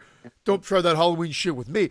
Trust me, when I was back in the day, I'm like, oh, they should have cut Bucky down. Oh, they should have taken the knife. These were my nitpicks. Bucky had too many stupid lines. The knife in the attic, the dream sequence, the reactions of the people on the pickup truck, not realizing that Myers was there, killing them one by one. Like, these things that were my nitpicks. The pink and blonde-haired Myers, where he's in the school. They said the makeup, they got a trunk full of pink, white-haired Myers masks, and they said they had to paint them, and they figured, even the director says he doesn't know what the fuck happened. It must have been a late night. One guy ran, grabbed that mask, put it on, and it made it in the movie. And he says he hates it to this day, but there's no money to go back and do reshoots, and so they're stuck with that one wacky shot of Myers with blonde hair and a pinkish face. Wait, I got a question. Who's Bucky? Bucky's the electric police guy. station. The guy. The guy who gets chucked into the at the power. Okay, that's what I thought. Don't you even think about? Yes, Power Station Bucky or Power whatever the fuck is Power Station. Some like get hot and some sweat when the heat is on. You know, feel the heat. That was hilarious. Yeah, don't try that Halloween shit with me. He's fucking great. Don't you even think about leaving. I'm calling the police. Oh, he's great. Bucky. Not as good as Loomis saying, hey, Lonnie, get your ass away from there. I like how he scares Lonnie and then Sheriff Brackett scares Loomis like 2 seconds later. I know. Oh, that's great. Yeah. It's the only time he's happy, and then he gets scared. Yeah, Brackett just sneaks up on him. I'll tell you, I am bored silly in the third act when there's 7 people in the house and it moves so slow and nothing goes on. But it's all a good payoff for the very, very end with the Jamie thing is great. I love that. That makes it. I have no boredom there, but yes, that ending is the most bone chilling of them all, and it still to this day gives me shivers, and I love it. It's the way the music funny. kicks in. It didn't give me the goosebumps like it used to. It's more funny more funny to me now than anything because of Loomis. But the lead up to it is fucking great and what happened. And I wish they would have done it like they did in part 5. It's much better. They actually show it, and it's just like part 1. You know but I know what Christian's complaint is with underutilizing Rachel in part 5, and we'll get to that. And if they were going to do that from the get-go, I think it would have been more effective to have it be Rachel rather than Darlene in the end of this one. Have Jamie stabbing Rachel. Who's Darlene? Darlene's the stepmother. Oh, fuck. Okay, all right. Sorry. Yeah, that's Remember the husband gets mad at Darlene because he dips his tie in the coffee? Yeah, I do. Like it's her fucking fault. Not this one. This tie has a spot on it. Hey, wash your own fucking clothes. I'm coming home at the end of the day and I'm taking out my day on you. That's great. And Loomis is good too. He's still a highlight. He carries. If there's no Loomis in this film, I'm probably not even watching it ever again. He's the one thing for me. He's the saving grace for me. I feel about this the way I feel about the Bad Fridays or the Bad Nightmares. I'll still watch them even though it's nowhere up to par of the better films in the franchise. Wow, and I'm right there thinking that this is one of my favorite sequels next to Part 2, especially out of the ones we're talking about tonight. I haven't changed my rating. In fact, I felt like I was actually going to go up from the 50 Slasher Show, but I kept it the same. It's a 7 out of 10. It's my second favorite sequel thus far, and I think it only goes down from here. Wow. No. Yeah, you're giving me chills just thinking about it now. It's great. I'll tell you what. It's a 5 out of 10 for me. That's what I can give Wow. it. It's just another film. There's good, there's bad, but there's a lot. Just the editing, too many things bother me. Bad editing, bad decisions in the plot. But I don't hate it. You know, a couple years ago, I would have given it like a 3 out of 10 or something. But it's a 5. Missed opportunities too. I think the trick or treating and them getting separated. Just a lot of missed opportunities in that sequence. It felt like it went on too long for really nothing to be happening. But I'm at a 5.75. Wow. That's fair. And I was lower. Fairly I came stupid. up. I came up talking about it. All my questions brought you up. How the fuck you got some fucking rose-colored glasses on? Every question I asked is legit, and you didn't even change your rating. I give up. No. When I like a movie, someone can come to me, and if they point out things that I never noticed before that I thought were like, what the fuck, that doesn't make any sense. My rating's definitely going down. I felt like I had explanations for most of those things. The thing that bothered me most was him hiding on the bumpers. Kind of stupid. Oh, the cop car gets me the most. Hide it for no reason. I'm just going to crawl in the back of a cop car. Hey, we've been saying it since part one that Michael is more playful than we give him credit for. And it's another playful thing. Yeah, but a cop, that's the last person you want to go by. It's not like it's a teenager and he wants to whack her.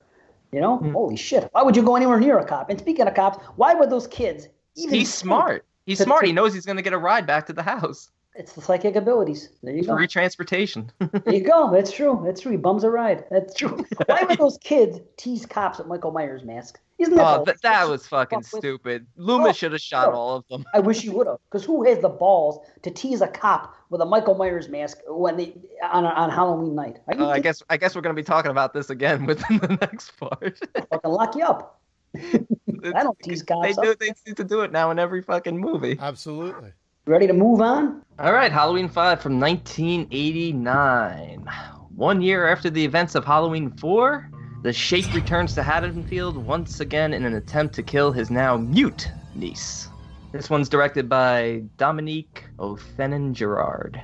Yes, a Frenchman. Do you remember at one point this be called The Revenge of Michael Myers? It is. It's still called that. I feel like they just lost that everywhere and it's just called Halloween 5 now. But I think you're right. Really? Maybe on the title card it was called The Revenge of Michael Myers. But yeah, it just seems to be a Halloween 5. It was really cheap cover art.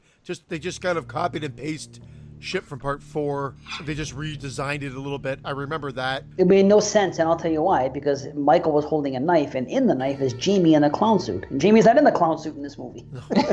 Yeah, she's a princess because she's cured.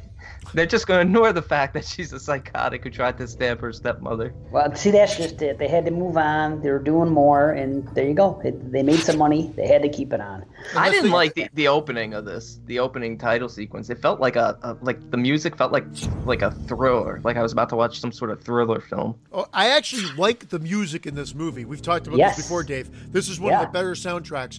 That stabbing type sound. That slicing sound? Yeah, I'm okay with. I always thought that was a kind of unique take on the pumpkin opening, which I kind of referenced earlier. I do like the recount of part 4, the final chase part, and then the adding of the dynamite, and then seeing the cliffhanger serial edition of Michael slipping out the back end and into the water. Slipping out the back end. You love it when Michael slips out the back end. So funny. I remember seeing this on opening night with my friend, and we were cracking up in the fucking odd. The two of us just burst out laughing when you see Michael going down the fucking water, like, wee, moving around. He's like on a water ride. Yeah. Oh, it was so funny. I told this before. We snuck in. I was underage. I think I was 15 when this came out. And again, it was rated R. And I've told you, you can't see R rated if you're under 18 in Canada. In the theater. So I snuck in with my girlfriend, and I loved it for that reason. I mean, it was one of those I snuck into, just like Friday the 13th Part 8. Then you realize later on that it's just not, it wasn't the same. I was like, I'm not enjoying this like I really enjoyed Part 4, and I really enjoyed 2, and of course 1. But I was there in the theater, and at that time, I was happy. Immediately you can notice the difference between Michael, just because I don't know why. Part 4 Michael was very puffy, especially at the end when he gets killed. It looks like he's wearing shoulder pads and he's all. Yes, I don't like that look. I hate that look. It's the worst look. And then of course, and he's white. He's white as fucking your face right now. He's whiter. Yeah, he's whiter than me. And then in Part 5, he's so much skinnier because Don Shanks is just a lot skinnier. And the mask looks just like Nicolas Cage. 100%. 100%. Michael's mask in this movie always looks like Nicolas Cage to me. Is that why you were yelling about the bees? No, early Nicolas Cage, when he was thinner, like Valley Girl and what's that movie? Not Adventures of Babysitting, Raising Arizona. That era Nicolas Cage. Look at him in the movie. That mask. It's like they molded it from his face. Well, they molded it off of Greg Nicotero. It's actually his face. Yeah, and then they I guess they said the shapes were a bit different, so they redid some remolds for Don Shanks. But ultimately, you know what? I used to hate this mask. It's growing on me now because now I actually liked Halloween 4 when I was 14, and the look of Myers, I admit now, shoulder pads way too white, the mask being stuffed into the jumpsuit. It just doesn't work anymore. But when I was 14, I thought it was creepy and it was great. Now it's like I said, one of my least favorite. But 5, which I used to hate. Thanks for the memories. Waka, waka, whoa. Part 5, I now have grown fond of. I like it a little bit more so. I don't understand that whole scene. He wheezes down the water and he gets stuck in like a carp trap or something like that. I don't know what he's like, a crab net. Carp trap. I don't know what the fuck. Very specific. Some hobo in Haddonfield lives off the fucking water, and Michael Myers shacks up there. Now, I heard it was all reshot, and I had the Fango with the pictures of Dr. Death, and I know it's talked about in one of the documentaries. That was all redone. So supposedly the original one is Dr. Death actually puts the thorn tattoo on him. Oh, that's right. And does rituals with them there. Yep. And then the year later in Halloween, he arises. Mustafa hated it, and they got rid of it, and then just made it that hermit guy with the bird. That's too bad. Yeah, I don't like the hermit guy. No, echo. You don't like that? Yeah. I don't like it. It feels I don't know. It feels weird that Michael needs a whole year to recoup at this point. It is weird. I mean, you just have to suspend disbelief, or you're going to be like done within the first 10 minutes. Yeah, of the movie. It's silly. I'll tell you this. This movie here, I'll say a couple things quick. I don't think it's as bad as everybody thinks it is, and I used to really hate it. And this time around, watching it, I watched it right after Part 4 both times, and because I watched it right after 4, and I didn't have the questions with this one that I had with 4, I saw stupid things in this. The psychic thing, why? That's stupid. The beginning, why? That is stupid. But everything else, I don't have any questions like I had a million questions in Part 4. So I do not hate this movie. And this brings back the stalk and slash, and it's teenagers again. You see a group of teenagers getting killed, which we didn't really see last movie. Last movie, all only teenagers we saw were Brady, Rachel, and Kelly. And you know what I mean? It just It wasn't that much. There wasn't none of that teenage camaraderie like we got in Part 1 and 2. But in this movie, they at least, I'm not saying it's completely successful, but they at least make an attempt to bring that back. There's a couple conversations with the girls and things like that, and the boys, and you see Michael in the background stalking them. They kind of took it back to Part 1 a little bit in this movie, and I don't think people give it the credit for that. I actually agree with you 100%. I liked this movie. Then over time, I started really disliking it, pulling apart all the nitpicks and all the stupidity of being in limbo for a year in fucking hermit's shack and whatever. Yeah, and then you know what? I let it go, went in open-minded with this, and had a lot of fun with this view. And it doesn't deserve all the hate. There is some great scary sequences, and they're shot during the day. Yes. It's just Michael back out during the day. Like dude, the Rachel sequence is great. It really Rachel is. When should not have died. That's what I want to ask. What is the whole point of dispatching Rachel so quickly? Shock? Was there any issue with the actress? No, because it's not even shocking, because you just see her get stabbed. You're not even sure she's dead. You're right about that. It's scissors. You're right. Because it's scissors, you're not even sure she's dead. You do have a point. I wish they would have dispatched her better where you knew for a fact she was dead. You're right about that. But I think they were going for the whole shock thing, like the Psycho effect. You know, this is your lead, and then they're going to surprise you. When you see her, who thinks that she's not going to survive? And if she is going to die, maybe be in the third act or something. Yeah, be a more heroic death. You don't expect that. You don't expect this ridiculous girl, Tina, to fucking take over the final girl role. But Tina, as annoying as she is, does end up being a hero. Yeah, I like Tina. She has I like Tina a lot. They said they cheered when she died in the theater. She had some annoying things to her. Yeah. Right. Yeah, and Michael, that stuff is a little fucking over the top. Again, it's not as bad as people make it out to be. I think it really gets a bum rap. I don't think it's... a lot of people say, 4 is great, 5 is a piece of shit. I've got my favorite Loomis. Loomis is just full psycho, let me torment Jamie this whole movie. Jamie, right! Oh, this guy doesn't... This guy survives as much as Michael does. They're like soulmates. Yeah. He dies in every fucking movie. He keeps coming back. blows up in two, comes back. Gets stabbed and blown up in two and comes back. Gets thrown through a window and pretty much everyone. That's crazy. And he keeps on trucking. There's some good kills in this one. This one definitely takes the blunt objects to the head. You get that little 3-pronged handheld pitchfork. That garden hoe. Yeah. Gets Mike right in the head. And how he teases him before by scratching up his car. Oh, yeah. That's fucking good shit. That's a good sequence. And then afterwards wearing the mask and picking up Tina and doing that. Very playful. Yeah, good stuff. It's not bad. There's more slasher elements. There's more pure slasher elements in this movie than there is part 4. That was supposed to be a Reagan mask. You know why Rachel's death is a cheat, though, and I'm not sorry to jump back. The fact is that she was such a big element of 4. So I think what they should have done is had a bigger payoff where you think she's going to get the upper hand and escape, and then she gets killed.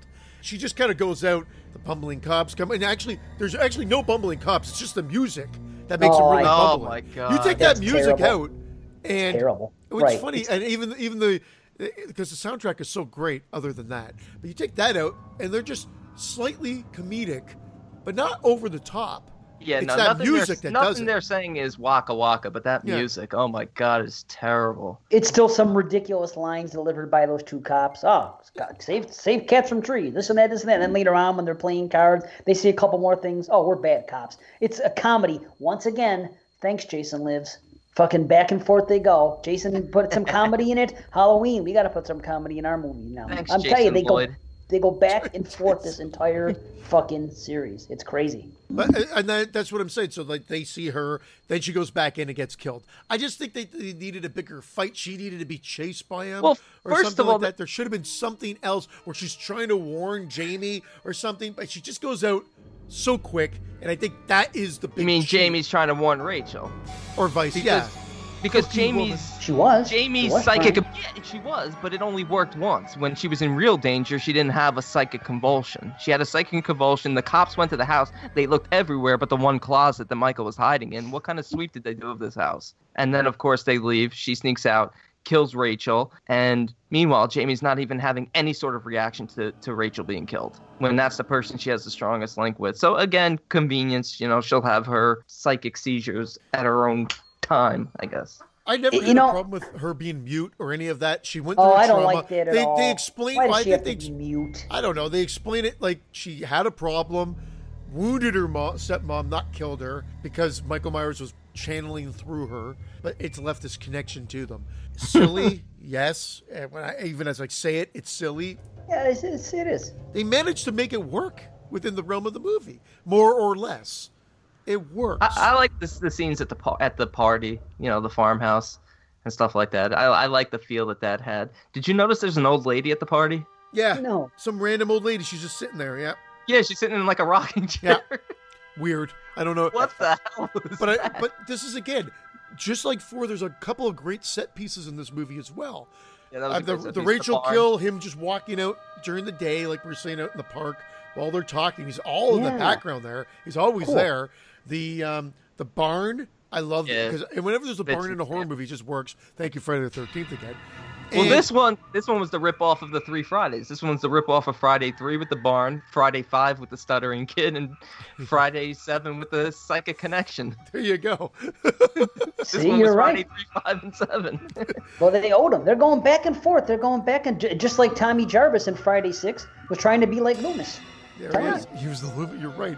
And then the laundry chute sequence, I thought, was really well done.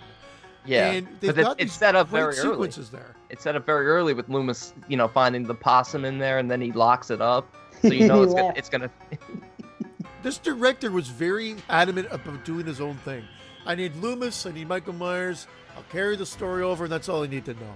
I don't care what the Myers house looks like. It now looks like this. Terrible. That's unforgivable to me. It turned into a beautiful Victorian. Unforgivable for no good reason. How hard is it to fucking do a mock-up of the Myers house or even a remodeled one like they did in Part 6.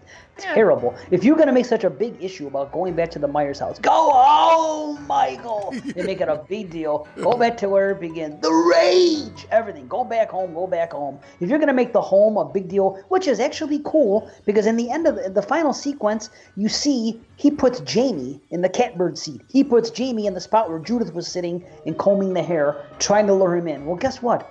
Great ideas. Go home. Do this. Go back to the original. But the house looks fucking nothing. Actually, like that's a mistake. That was a mistake. Putting Jamie in the window. Putting Jamie in the window like that. Perfect sense. No, because he set the trap downstairs. When Michael shows up, he tries to lure Michael downstairs to get him into that chain trap. But Michael knows to go upstairs. It was a mistake. No, it's not a mistake because he had a cop stationed in that room, so he's assuming when Michael gets in that room, they're going to gun him the fuck down. No, but he had the trap set downstairs. He tries doesn't to matter. lure He doesn't care about that. He has a cop. There. Loomis is trying. The cop is there protecting Jamie in the bedroom upstairs. Well, I don't think the plan was to get him upstairs. The plan was for Loomis to have a heart-to-heart with him and to lure him downstairs into the chain trap, which was in the other room. You may be right, but he still wanted her to be there for the bait regardless, just to get him into the house. Yes, I'm gonna have absolutely. But I don't like the fact that she was sitting by the window because I don't think she should have been seen. Well, what do you mean she should have? That's what's going to bring him into the house. He wants proof that girl's there. No. Loomis already because if he sees her in the window, he's going to know to go right upstairs. So it doesn't make any sense. As soon as he walks into the house, Loomis can confront him in the first room, and that's where it all takes place anyway. He just wants to get her in the house, get Michael in the house. Yeah, so by getting him in the house, he basically told Michael in the woods, which is another great scene with the car chase and all that. I actually like that with them hiding in the trees and stuff. But he basically tells them to go home. I know. So he knows that's where they're going to be. So I just feel like there wasn't a need to put her in the window. He knew that's where they were going to be. I just feel like that's a mistake based on where Loomis set up the trap that ultimately catches Michael in the end. Right before we don't know where the trap is. Again, in retrospect, we're looking at it. We're looking back at this and seeing it so many times. I hear you, Brandon, but I think you do need to see her. That's the bait to get him into the house, and then the trap. I think us seeing it as the audience is cool because it's a direct parallel to the first one. But I think the idea of Michael seeing her is a mistake. But it doesn't bother me. I'm just. Well, yeah, you're complaining about it. Definitely bothers you a little bit. No, it doesn't. It really doesn't. I just gotta play devil's advocate for the sake of doing a review. Nothing bothers me. These movies are these movies. I could care less. Well, I mean, bothers you in the context of the plot of the film. You just don't like it, so therefore it bothers you. Well, I don't like it based on the way Loomis set up the trap to catch Michael. He set it up in a completely different area of the house. So if he was luring him to Jamie in the attic, it doesn't make sense because the trap is not in the attic. Well, nothing's in the attic except for that deputy who has a gun, which is going to do nothing to stop Michael because every fucking movie, all they do is have a pistol. And Loomis carries that same pistol around knowing it's not going to do anything anyway. However, you're gung-ho about him using a fucking dart gun? You think a bullet won't work, but a fucking tranquilizer dart gun will? That's all they can do is tranquilize him and lock him up. That's the only time they're safe from him is when he's locked up. Oh yeah, Thorazine. That's the idea. Yeah, you're right. He's going for Thorazine again. 90 milligrams. All right. Want to practice our signals again? Which is her banging on the desk 4 times in a row or something like that. You keep doing that? What do we need to practice here, Chief? Again, I've said this a couple times, but you guys are on a rant, so I let you guys go, and I hear you.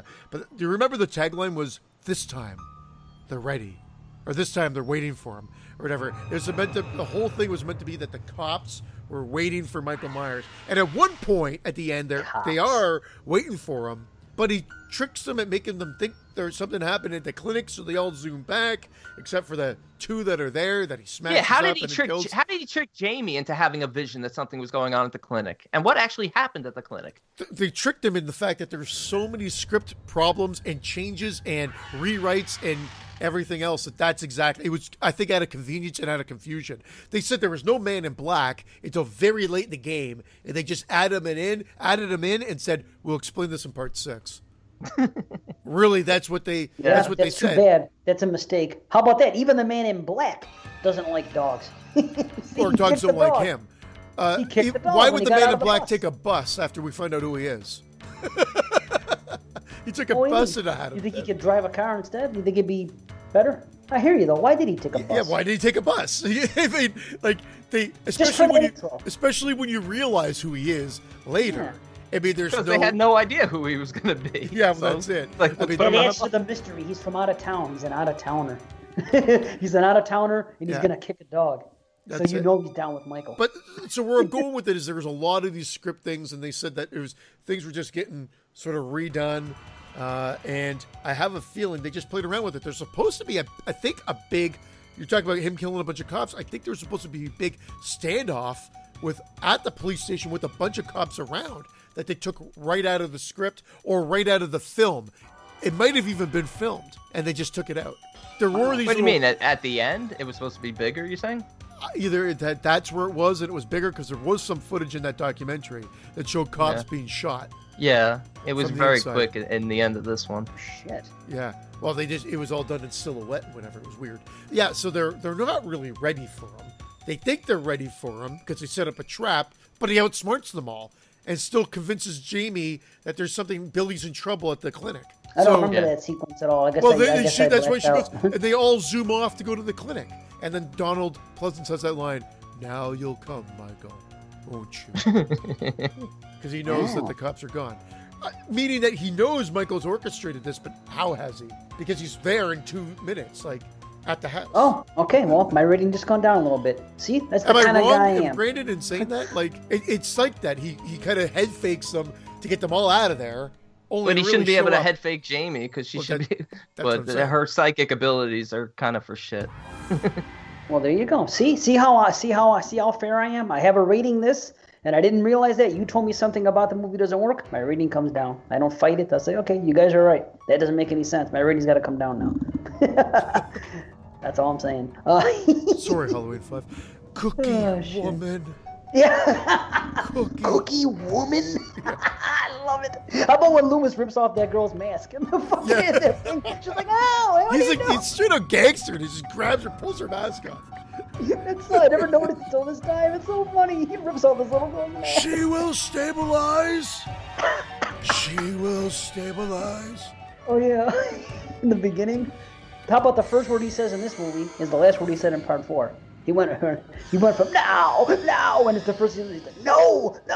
It's the first word he says. I love it. That's good. I didn't even realize that. That's hilarious. It's just fucking. It picks him up. It picks up where he left off. Yep. No. Everything burned, but the face of Michael. Yeah.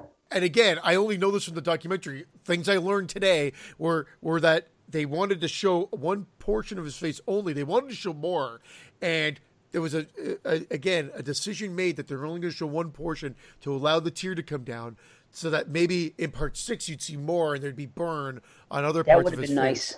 However, we never did see that, and there's so minimal, if any, burn effect put on there. It just looks like his pigmentation is different, and then you see that tear, which I actually thought was a kind of a cool element. I know he's supposed to be pure evil, so would it? What, in the attic? I don't hate it. At the I don't hate it. You get to see his crafts at work again. I mean, he set up a nice diorama again upstairs. Where did he get the picture? Where did he get the picture of Jamie? He has a picture there. The same way Jamie had a picture of him. Exactly. See, it's just as bad. You're right. It's fucking ridiculous. Picture day at school. he ordered a couple of wallet size. How about Loomis? He's like, Uncle. There's a 9-year-old coffin, and he's like, what do you think he's going to do with that? Why did she make the decision to get in the coffin in the first place? She just figures she tries to pull a Ginny on him. I don't know. She just tries to do a little psychological. This is Uncle. I see. It's a rather good scene, even though I hate the fact he has no burn on his face. Yeah, it's silly. Maybe he had the cosmetic surgery also. Him and Loomis went in together. Is that a Mustang he has, or was that was that a Camaro? Either way, would it be stick? Oh, I don't know. I gotta go back and watch it. We'll have to see. There might be some inconsistencies here. Maybe Michael learned how to drive stick between part 1 and part 5. That's true. He was in a coma for 10 years. In part 3, when he was off for that segment, he learned how to drive stick. He was in a coma for 10 years. Maybe somebody around there taught him. Subliminally. So, Michael, the first thing you want to do, hit the brake. Yeah, he's fucking getting in there. Put your foot on the clutch. He's into it. Here's what's ridiculous. Would those kids play a prank on cops with a Michael Myers mask? They are best friends with the fucking family that just got attacked by Michael Myers last year. This girl, Tina, is best buddies with this little girl who's his niece, and she's stalking them, and he's caused all this misery. Let's just make fun of the situation. What the fuck? Even Spitz, the actor, said that he had no clue. There's Spitz. This is where Spitz came. Is that what I called the chief in the other? No, you called him Slimer or some shit. Yeah, Slimer. After No, Squirmer or something. Whatever. Anyway, so Spitz says he didn't even know what Michael Myers looked like. So how would he know when I even pulled the prank? Well, they all know what Michael Myers looks like. I mean, they still sell the masks in the fucking store. Imagine that, like on Halloween 4, they're selling a Michael Myers mask in the store. Yeah, wouldn't they pull the masks? Wouldn't you figure at this point that they weren't going to sell They them anymore? cancel Halloween, but even when they bring it back, they still have the masks. Yeah, and of course they know what he looks like because the kids in Part 4 were teasing the cops with Michael Myers masks on. So everyone in the town knows. Either and way. Spitz continues to pull the joke even with Sammy back in the barn. Yeah. You just can't let it go. How about I do like Sammy? that pitchfork I like Sammy. Ooh, I love impalement scene. Yeah, she's I wish in it it. had gone. It should have gone all the way through. Double No, but then we impalement. wouldn't have got to see Sammy with the bloody tits in that whole sequence. Yeah. Yeah, all the way through would have sucked because then we got 2 deaths out of it. You know what I mean? We got to see Sammy half naked, looking that way, and then the other kill. I was always mad with the payoff of that kill, though. So I liked how he got it, but I was always a little disappointed with. Well, how's just a cutaway? It's just a cutaway and some. It was a splash of cutaway, blood. but I like seeing her run around like that, half naked. But, you know, I guess I'm a sick fuck. I don't know. Michael can drive, manual and stick, but he can't open a laundry chute. Yeah, He just could not get that open. No, it was his own house too. I guess he never did the laundry, not one time. That's why he killed his parents. He didn't want to do laundry. Fuck you! I just want to wear this clown suit every day and never wash it. Well, what else can we say about this film? I like the hanging of the guy at the end. The deaths aren't bad. Yeah, Again- Charlie was well hung. Tranquilizing Nice. him makes sense. Seeing him in the jail cell, twiddling his thumbs, wearing the hockey mask, the Myers mask, always makes Laughable. me laugh. I- At that point, you've already unmasked Ridiculous. him. You don't have to show his face. His face could still be like in shadow. Just have him without the fucking mask on. Yep. I like when Loomis falls on top of him. Well, he's supposed Oh! to die. He's supposed. That's what I'm saying. He was supposed to have a heart attack and die on top Yeah. of him. Yeah. You know what? It sounds like he has an orgasm on Yes, top of him. and I think he does. He finally got Michael and he got together with Michael for the last time. He thought that was it. That's why in the jail cell, Michael's Oh. twiddling his hands. He's wiping the jizz off his hands. Supposedly, he whispered into Don Shanks' Myers in this one. He whispered into his ear, "I finally got it. I abused you as a child." As a joke, like when he fell on top. I'm not making this up. He said Donald Pleasance whispered this into his ear. Oh, that's Did he fun. really? It's in the documentary. Yeah, Just for fun, he probably did. Yeah. it. Didn't he For break his fun. nose too on the set? I don't know.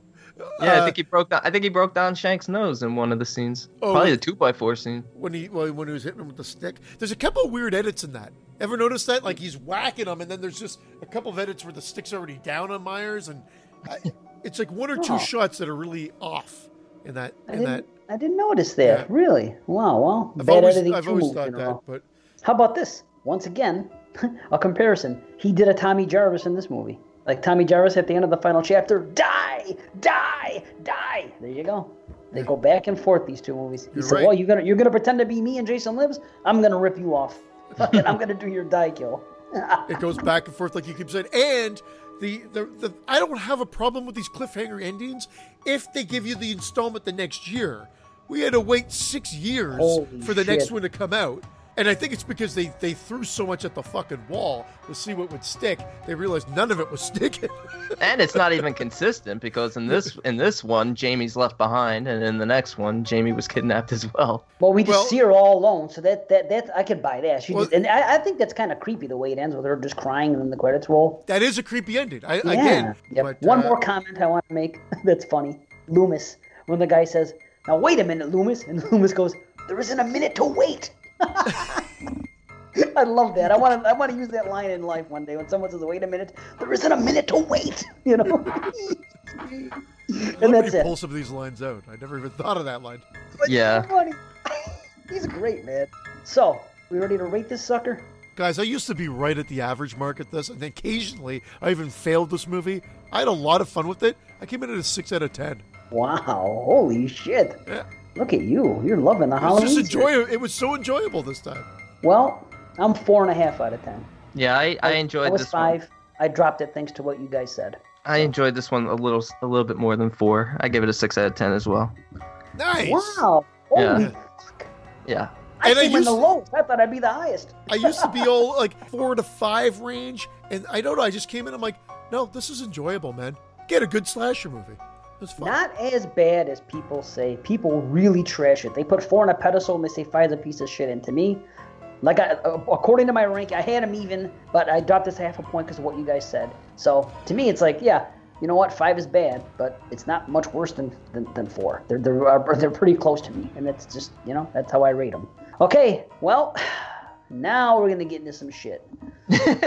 Now, I'm really excited about this actually, but let's go. Halloween Let's 6. do it. Halloween 6, The Curse of Michael Myers, 1995. 6 years after Michael Myers last terrorized Haddonfield, he returns there in pursuit of his niece, Jamie Lloyd, who has escaped with her newborn child, for which Michael and a mysterious cult have sinister plans.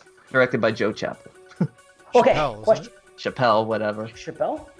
Directed by Dave Chappelle. That'd be great, huh? Bitch! Remember Tarantino was actually rumored to direct this one. Yeah. Halloween 666, he wanted to call it. Yeah, and they did on the producer's cut that was bootlegged. That's what they called it, Halloween 666. But anyway, and then Howard Stern was supposed to be in this, and then he ended up not doing it, so they had to go with the... I think they asked him, and he said no. That's It what was it supposed was. to be Barry Sims, yeah. Barry Sims. He was approached. How about Barry Sims appears in another movie as the same character? Yeah, Penny And- Dreadful. yeah. He Yeah. got the Penny same Dreadful. character name. And he was the Yeah. guy that got killed in Silent Night, Deadly Night What? with Linnea Quigley.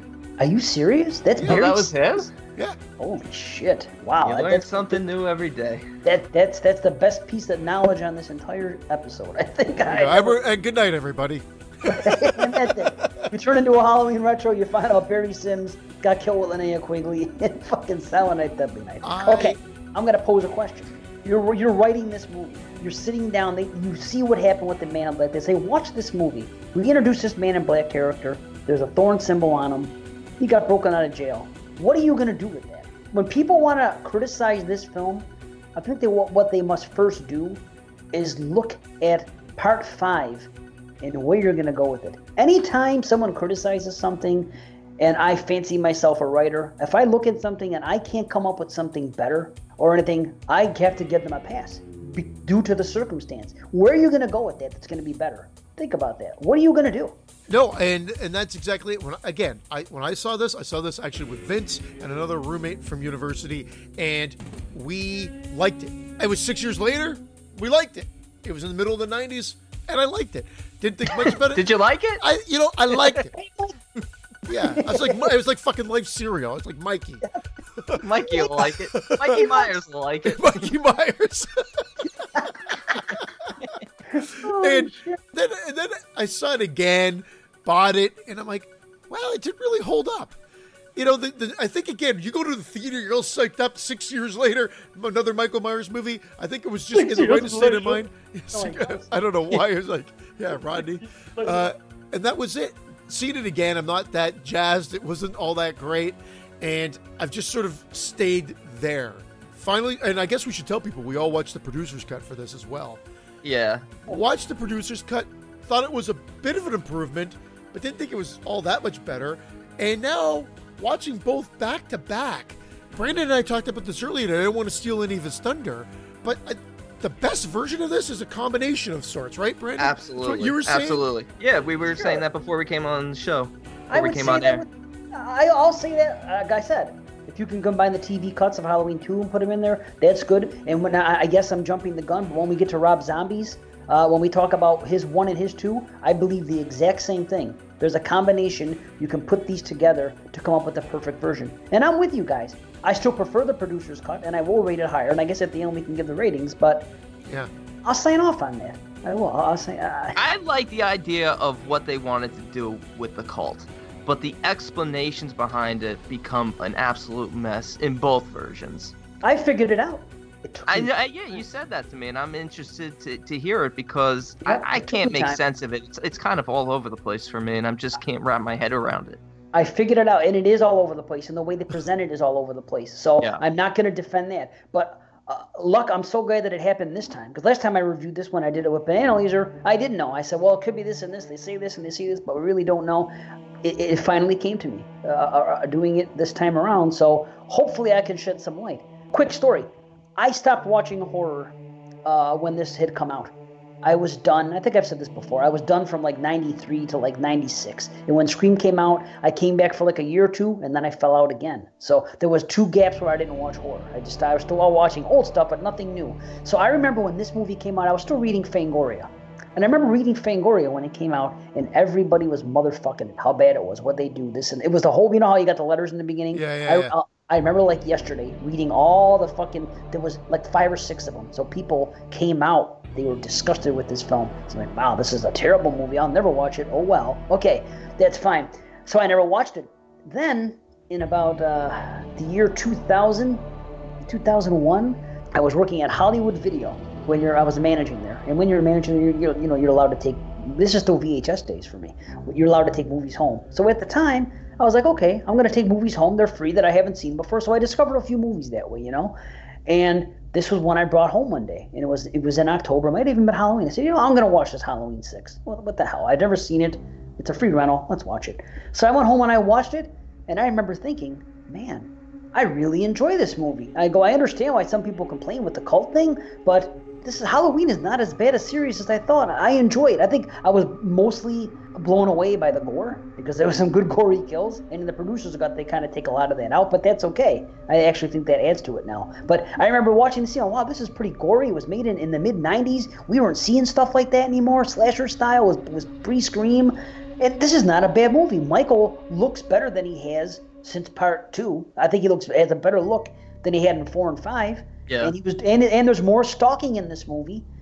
The look, the stalking. There's something else I liked about it. The soundtrack was really good. They brought back almost every musical cue from part 1. Mm-hmm. And they hadn't done that in a while. Like, wow, I really like this film. I mean, not really like it, but I like this film. It's not bad. So I had a good experience with it. And then I didn't watch it again for years. Then I bought the Blu. And then I saw the producer's cut a couple years ago when it came out. And it elevated it even more for me.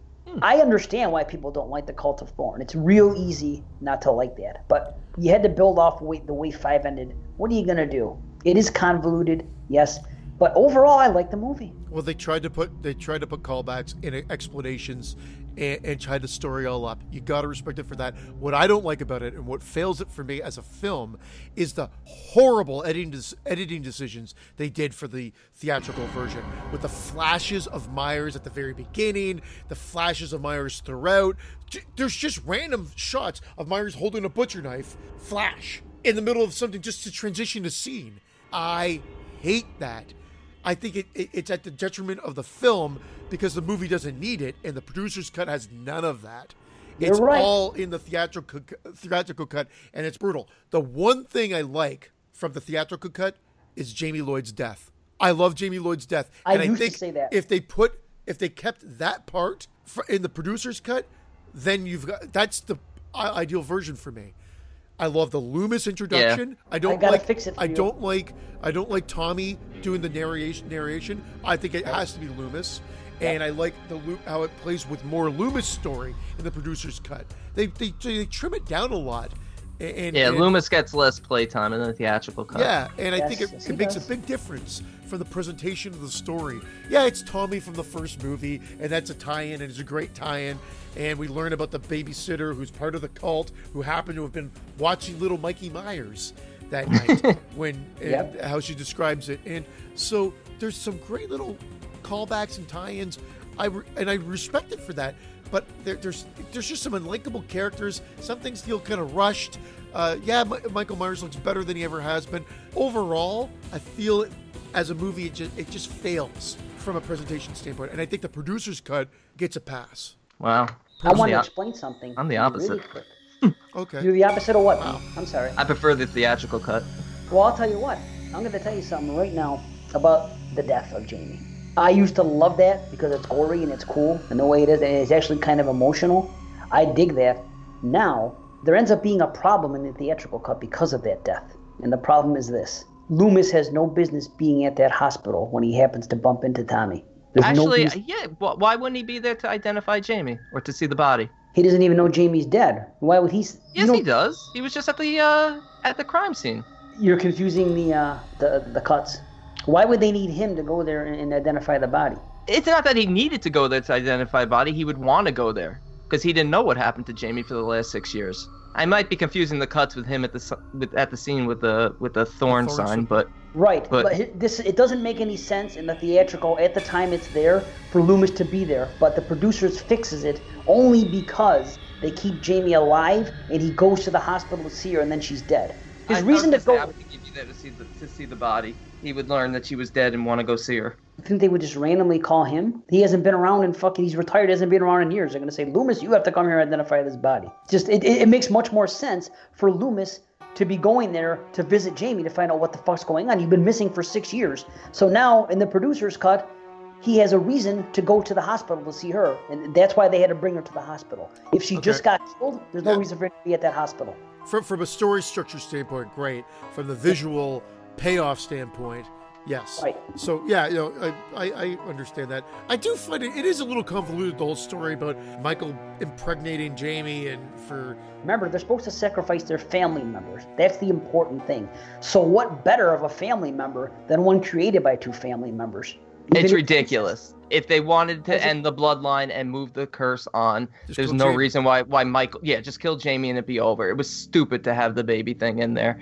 And the reason why Loomis was at the hospital is because Wynn told him to return to Smith's Grove. So he heard... That's not Smith's Grove. That's a hospital. I know, but he heard Jamie's plea on the radio station.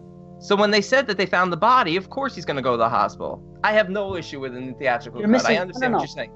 In that movie, in theatrical, he went to the place where she was because her body was there. So he already had gone there and he saw the thorn symbol there. That's where the cops were there and the ambulances, they're picking up the body. And they took the body away, and then he would probably go to the hospital to see her. That's fine. I think I'm on board with it. I really am. Okay. To me, it would have seemed like a plot hole. I mean, how did Michael get to the barn? That was more of a question. How did he know to go to the barn in the first place? Well, the psychic connection, I guess. We can keep that up forever with that shit. And the age doesn't make sense. What is she, 15 in this? She looks a lot older. Yeah, I agree. That's a mistake. But listen, hold on now. You think it's ridiculous that Michael is on his way out? It's all about killing family members, and the more you kill, and the stronger it is, that's what their cult's all about. So if you're going to kidnap Jamie and Michael and you're going to take them, by making a baby between the two of them, that is the bloodline that's the thickest. It has both of them in it. So if that's going to be his final sacrifice, make it a special one. But they don't talk about it having to be a final sacrifice. They talk about it just having to be the entire bloodline. And Jamie's the end of the bloodline. They say Michael's final sacrifice twice in the producer's cut. His final sacrifice should have been Jamie. Yeah. Yeah, but they wanted the final sacrifice to be the baby because it's more of a thing. I didn't get the impression that it was more of a thing. I just feel it's common sense. It's Michael. It's two people with the Myers bloodline. It's Michael and fucking Jamie. They both have the Myers bloodline in them. So it's the strongest thing you could get together. I get that, but it doesn't make sense. They don't talk about it making the sacrifice stronger or being more integral to their cause. True, but that's how I rationalize it. I think that is fine for it. So they just want that to be the sacrifice. They said that it's the final sacrifice. Now the boy, what's his name? Billy? Danny. Danny is the one that's going to take over Michael Myers' shoes and be next. Yeah, which is another wasted opportunity. That was weird. And the reveal of the Man in Black. See, it seems kind of wedged in. Well, the reveal of the Man in Black is he's using the voice that Danny and Jamie hear urging them to kill. So they're making it sound like the Man in Black is the voice, which is not the case. So why didn't Dr. Wynn just talk in his normal voice when he lured them in there? Well, it's silly, but it's very silly. I'm not trying to nitpick to downgrade this film. I actually really like this film. I do too. I don't mind. The violence is amped up. I think from that opening kill of the nurse, it's great. It's funny in the producer's cut. I like the kill better because you see multiple spikes on the wall as they pan through the hallway. In the theatrical cut, there's just one random spike on the wall. One random spike, exactly. Yeah. And I was like, why the hell is there one random spike there? But in the producer's cut, they have like a whole wall of spikes. I'm like, all right, that at least makes more sense. You know, like the reveal of Dr. Wynn being the Man in Black reminds me of the dude in Star Wars being the Emperor. It just, I don't know why I draw that comparison, but that's what it's like for me. And I just feel like it's just too convenient. I hear you, but like I said, they had to write around it. They had to come up with the revelation. What are you going to do? It's not easy to write that. You know, I'm okay with it. And it explains things from earlier films. Anytime a movie does that, just like I said, some ridiculous thing, Chrome Skull 2, I liked it simply because it explained the plot holes, the problems that I had with Chrome Skull 1. Anytime a movie can explain something away, give me any explanation besides me ending a sentence with a question mark, I'm happy. When I end a sentence with a question mark, I want a fucking answer. And when someone gives me an answer, I'm happy. Even if it's a little bit ludicrous, it's better than nothing. I like to fill in those gaps sometimes. You know? I think it's cool. That didn't date the movie at all, right? Dude, that and the cuts that you were speaking of earlier, which I happen to like because I like those quick edits and I like that noise more than anything. That was a sign of the times, man. They did a lot of that editing back then. I hate it. I thought that was Michael. I thought that was Michael growling. I heard a lot of. You know, they tributed it in fucking. They tributed it in American Horror Story Coven in the Halloween episode. They do that noise over and over again, and it's such an obscure thing. And because I saw that movie enough times, I knew it's a weird thing. But they do that noise from Halloween 6 in the Halloween episode of American Horror Story Coven. Go watch it. It's fucking weird, but it's true. Isn't that whole sequence that's not even in the producer's cut of the doctors getting murdered? Isn't that all in the theatrical? That's in the theatrical cut. Yeah, I don't like any of that. That makes no sense whatsoever. No. Because they have Michael in their care for 6 years, and now all of a sudden he's just deciding to slaughter them all? But you're saying you like the theatrical more, Brandon? I do. I like the violence of the kills more and stuff like that. I don't feel like the producer's cut does much to make me enjoy the cult even more. I still don't know their end game. It doesn't make any sense. Here's what I'll tell you. It does make sense. Well, and the whole Rock, Thorn? Sam Hain, and the passing of the Thorn to Loomis, yeah. I hate that. It's stupid, but it's explained. Now. It's definitely stupid. It's explained, but it's stupid. I like it better than the ending of the theatrical. That stupid pan down to the mask and the Loomis scream and whatever. I know, dude. Both endings are stupid, but I much prefer the whole third act in fucking the producer's cut. Everything from Kara. By the way, Kara Strode is my second favorite final girl in this franchise. I think she's great. She stalked the way Laura, right? She stalked the way Laura is. She's a pretty girl. She's definitely relatable. She's a good character. I really do like her. And when she stalked at the end, that is the closest thing to Laurie's final chase in part 1 that you can see in this franchise. I agree with that, but why is she on the altar to be sacrificed in the producer's cut? She's not part of the bloodline. Because it's a fucking evil cult. You can't question that shit. I don't like it. It's silly. It makes no sense. Then why didn't they kill Loomis and what's his name? Paul Rudd. Loomis is taking over, and because she is a female, you always sacrifice a female to your fucking. Yeah, but in the theatrical cut, they could have killed Loomis and what's his name? From part 1. Tommy. I couldn't remember. Paul Rudd, I liked him better this time, but I find him wooden in this role. I know that's the character in a sense. That's what makes it passable, right? It is the character. But that's I hear very you. much the character. I have no issue with that. I agree. He does seem wooden, but because of this particular role, it's actually kind of like a good convenience for him. He's traumatized. He's socially awkward. You figure Jamie should be a little bit more traumatized. This guy saw him when he was like, 8? Get over it. He hasn't seen him in decades. Right? Jamie's like gone through this like 2 Halloweens in a row. And that's why Jamie's more calm and collected, because she's been dealing with it nonstop. He just has the memories of when he's a child. I'll tell you what. Fucking guy. The credit font is better in the opening scene, the producer's cut. It's like the old school Halloween instead of that shit they give you. It's a better narration it's Loomis instead of fucking Tommy Doyle, which is 6 of 1 for me. The lament from Loomis to Win is much better.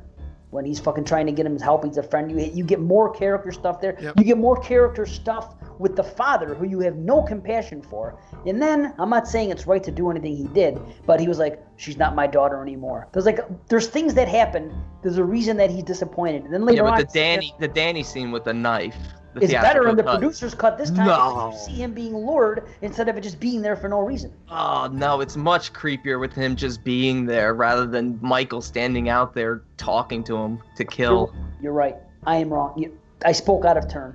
You meant the theatrical? No, I didn't mean it, but when you said it, the thought flooded in. It is better. Less is more in that situation. Yeah. I can Those see are that. the trade-offs. There's another. You are right there. That's a better example. Theatrical being a little bit more effective. How was the washing machine still running when the power was off when the father came home? Power wasn't off yet, was it? Yeah, remember the lights went off and he grabbed the flashlight and went downstairs?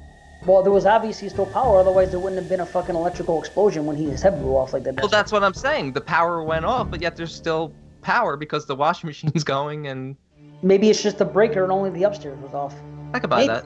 You know what I mean? That's the best I got. You know what I mean? I like that they honestly like the fact that they took the gore out. As much as I'm a gore hound, I always thought that the fucking explosion of the head... Well, the exploding head was ridiculous. As much as that's what our show is. It's ridiculous, but it's an exploding head, so how can you not love it? This is true. It doesn't fit this movie. That's the problem. But it fits. Well, the gore does fit this particular movie, but they were trying to make this film, more like part one. They were trying to go with more stalk and slash and atmosphere, and they got it. And I gotta tell you, this movie definitely has more Halloween atmosphere than 4 and 5 to me. Just, as a matter of fact, all these 5 movies we discussed tonight, this is where it ends. I'll say it right now. Before we get to part 2 and the next episode of this podcast comes out, that feeling is gone. To me, these 5 movies are, you know what? Look at it this way. It's like the Paramount Friday the 13th films compared to the line films. This is like the end of it for me. And I'm not saying that the rest of the movies are bad, because you'll hear that they're not. I mean, I had H2O as my number 50 slasher, so I like that movie. But the Halloween atmosphere ends here. This is the last one of like the original Halloweens to me. I don't know. I'm kind of nostalgic about that. I like that. It feels good in this film, kind of. You know. I think part 4 has it, and I agree with you on this one as well. And it's the color palette. It's just some of the scenes. It's got these orangey hues, and it just adds a warmth, and it just kind of adds to that whole mood of the time of year. It's nice. And that one shot when you see him walking in slow motion outside that party, and all that shit going on in the background. You know, when Phil Rudd is walking, Tommy Doyle, and they're waiting for the Barry Sims show, and everybody's there in Halloween costumes, and they got all that shit going on. There's some good stuff here, man. It's People raining really red. Hey, Bobby. It's raining red. It's a little ridiculous. Another scene that's better in the theatrical cut. At least she's not singing it. Yeah. It's raining red. Hallelujah. It's raining red. Amen. Hot, wet, all on my head. It's raining red. So where was the headquarters for the cult? Where are they at the beginning? Smith Grove. They are at Smith Grove. Because it's Wynn. Oh, or Smith Grove if you go by the Halloween. I forgot to mention this. In Halloween 4, it's the only movie of all of them where for some reason when the ambulance, the one that gets into the accident, it doesn't say Smith Grove. It says Smith Grove. Maybe the S fell off in the accident. Halloween 4. Leave off the last S for savings. For shittiness. Oh, shit. See, I like that. And like in the producer's cut, they don't have that ridiculous shit at the end. In the theatrical, they're like, the guy says, oh, you can take off your costumes now. Halloween is over. Then none of that ever made any sense to me, that whole sequence. Like, in the producer's cut, it's all cult all the time. And that's the thing. They got rid of it. It's almost like they were embarrassed by the cult stuff, which they kind of need for the story. So they just got rid of it completely. So they're all running around, no cult shit in the theatrical version. And then the producer's cut's all cult shit. Yeah. And they do need it for the story. They do. I'm not crazy about it. Who is? But yeah. You had to go somewhere, and they wanted to explain. And in a way, it does make sense. There's a tie-in to fucking Sam Hain and Michael writing it on the thing in part 2. And even Halloween 3, there's a hookup with fucking him saying that she has to meet Mrs. Blankenship. And here's Mrs. Blankenship. And again, they brought up Sam Hain. Well, and they brought up the fact that the stars aligned in the symbol of the thorn on the 1978. Then again 10 years later, and then a year later after that. Yeah, like they really wedged, like that's the story being wedged in to make it all make They sense. wedged that was in the theatrical cut too. Yeah, it was. Yeah. They explain it more on the producers, but yes, you get the gist of what they're doing here. But I don't like the ritual with the runes at the end, with the runes of light. I don't like it. I agree, but it unfortunately fits into the story we're told. But I feel you. It is ridiculous, and I understand why purists hate it, and it's better that he's pure evil. But sometimes you just got to cast that stuff aside and focus on what's good. And And to me, But I don't mind the theatrical cut with them presenting themselves as a cult and then turning it into a mad scientist thing, even though I don't know what the hell's going on with all those babies. But, neither one of it makes sense to me, so it doesn't matter. I was But at able to least make the core sense. stamped up. I was able to make sense of it with the final sacrifice, the two of them together, two Myers Bloods, kill him, Michael's done, and Danny's taken over. To me, I was like, okay, I could buy that now. But before, I never really could figure out what they were trying to do with each kid. So, because I made that decision, I rationalized that I'm okay with it. But I've always had a soft spot for this movie. I've always liked it better than 4 and 5. And that hasn't changed. Yeah, I like this more than 4 and 5 as well. Do you? Yeah. Wow, I'm the other way. It's still my least favorite, but I had a lot more fun with this time. I still, like I said, I still can't justify it. I find that theatrical cut very messy. Yeah, the theatrical is kind of messy. I don't know if we're there yet. I don't know if you want to shoot your ratings or not, but was there anything else you guys wanted to say first? No, I'll say it when I give my rating. I'll just throw a few things out. Okay, well, I already mentioned the reasoning why I didn't like the theatrical as much, and I've had this lower than this. But I really said, you know what? I think I was just too hard on it. I did get that Halloween vibe. I do find some of the characters are just they're not given a lot of meat and potatoes. Even the brother and his girlfriend. The best part of when they're getting killed is the fact that the sister's looking through the telescope over and is trying to warn them. And I think that makes it so much better. But I feel like they're just wedged in there to add a couple more deaths. But ultimately, I do fail the theatrical cut. I give it a 4.5 out of 10. And I find the producer's cut, I give a 5.5 out of 10.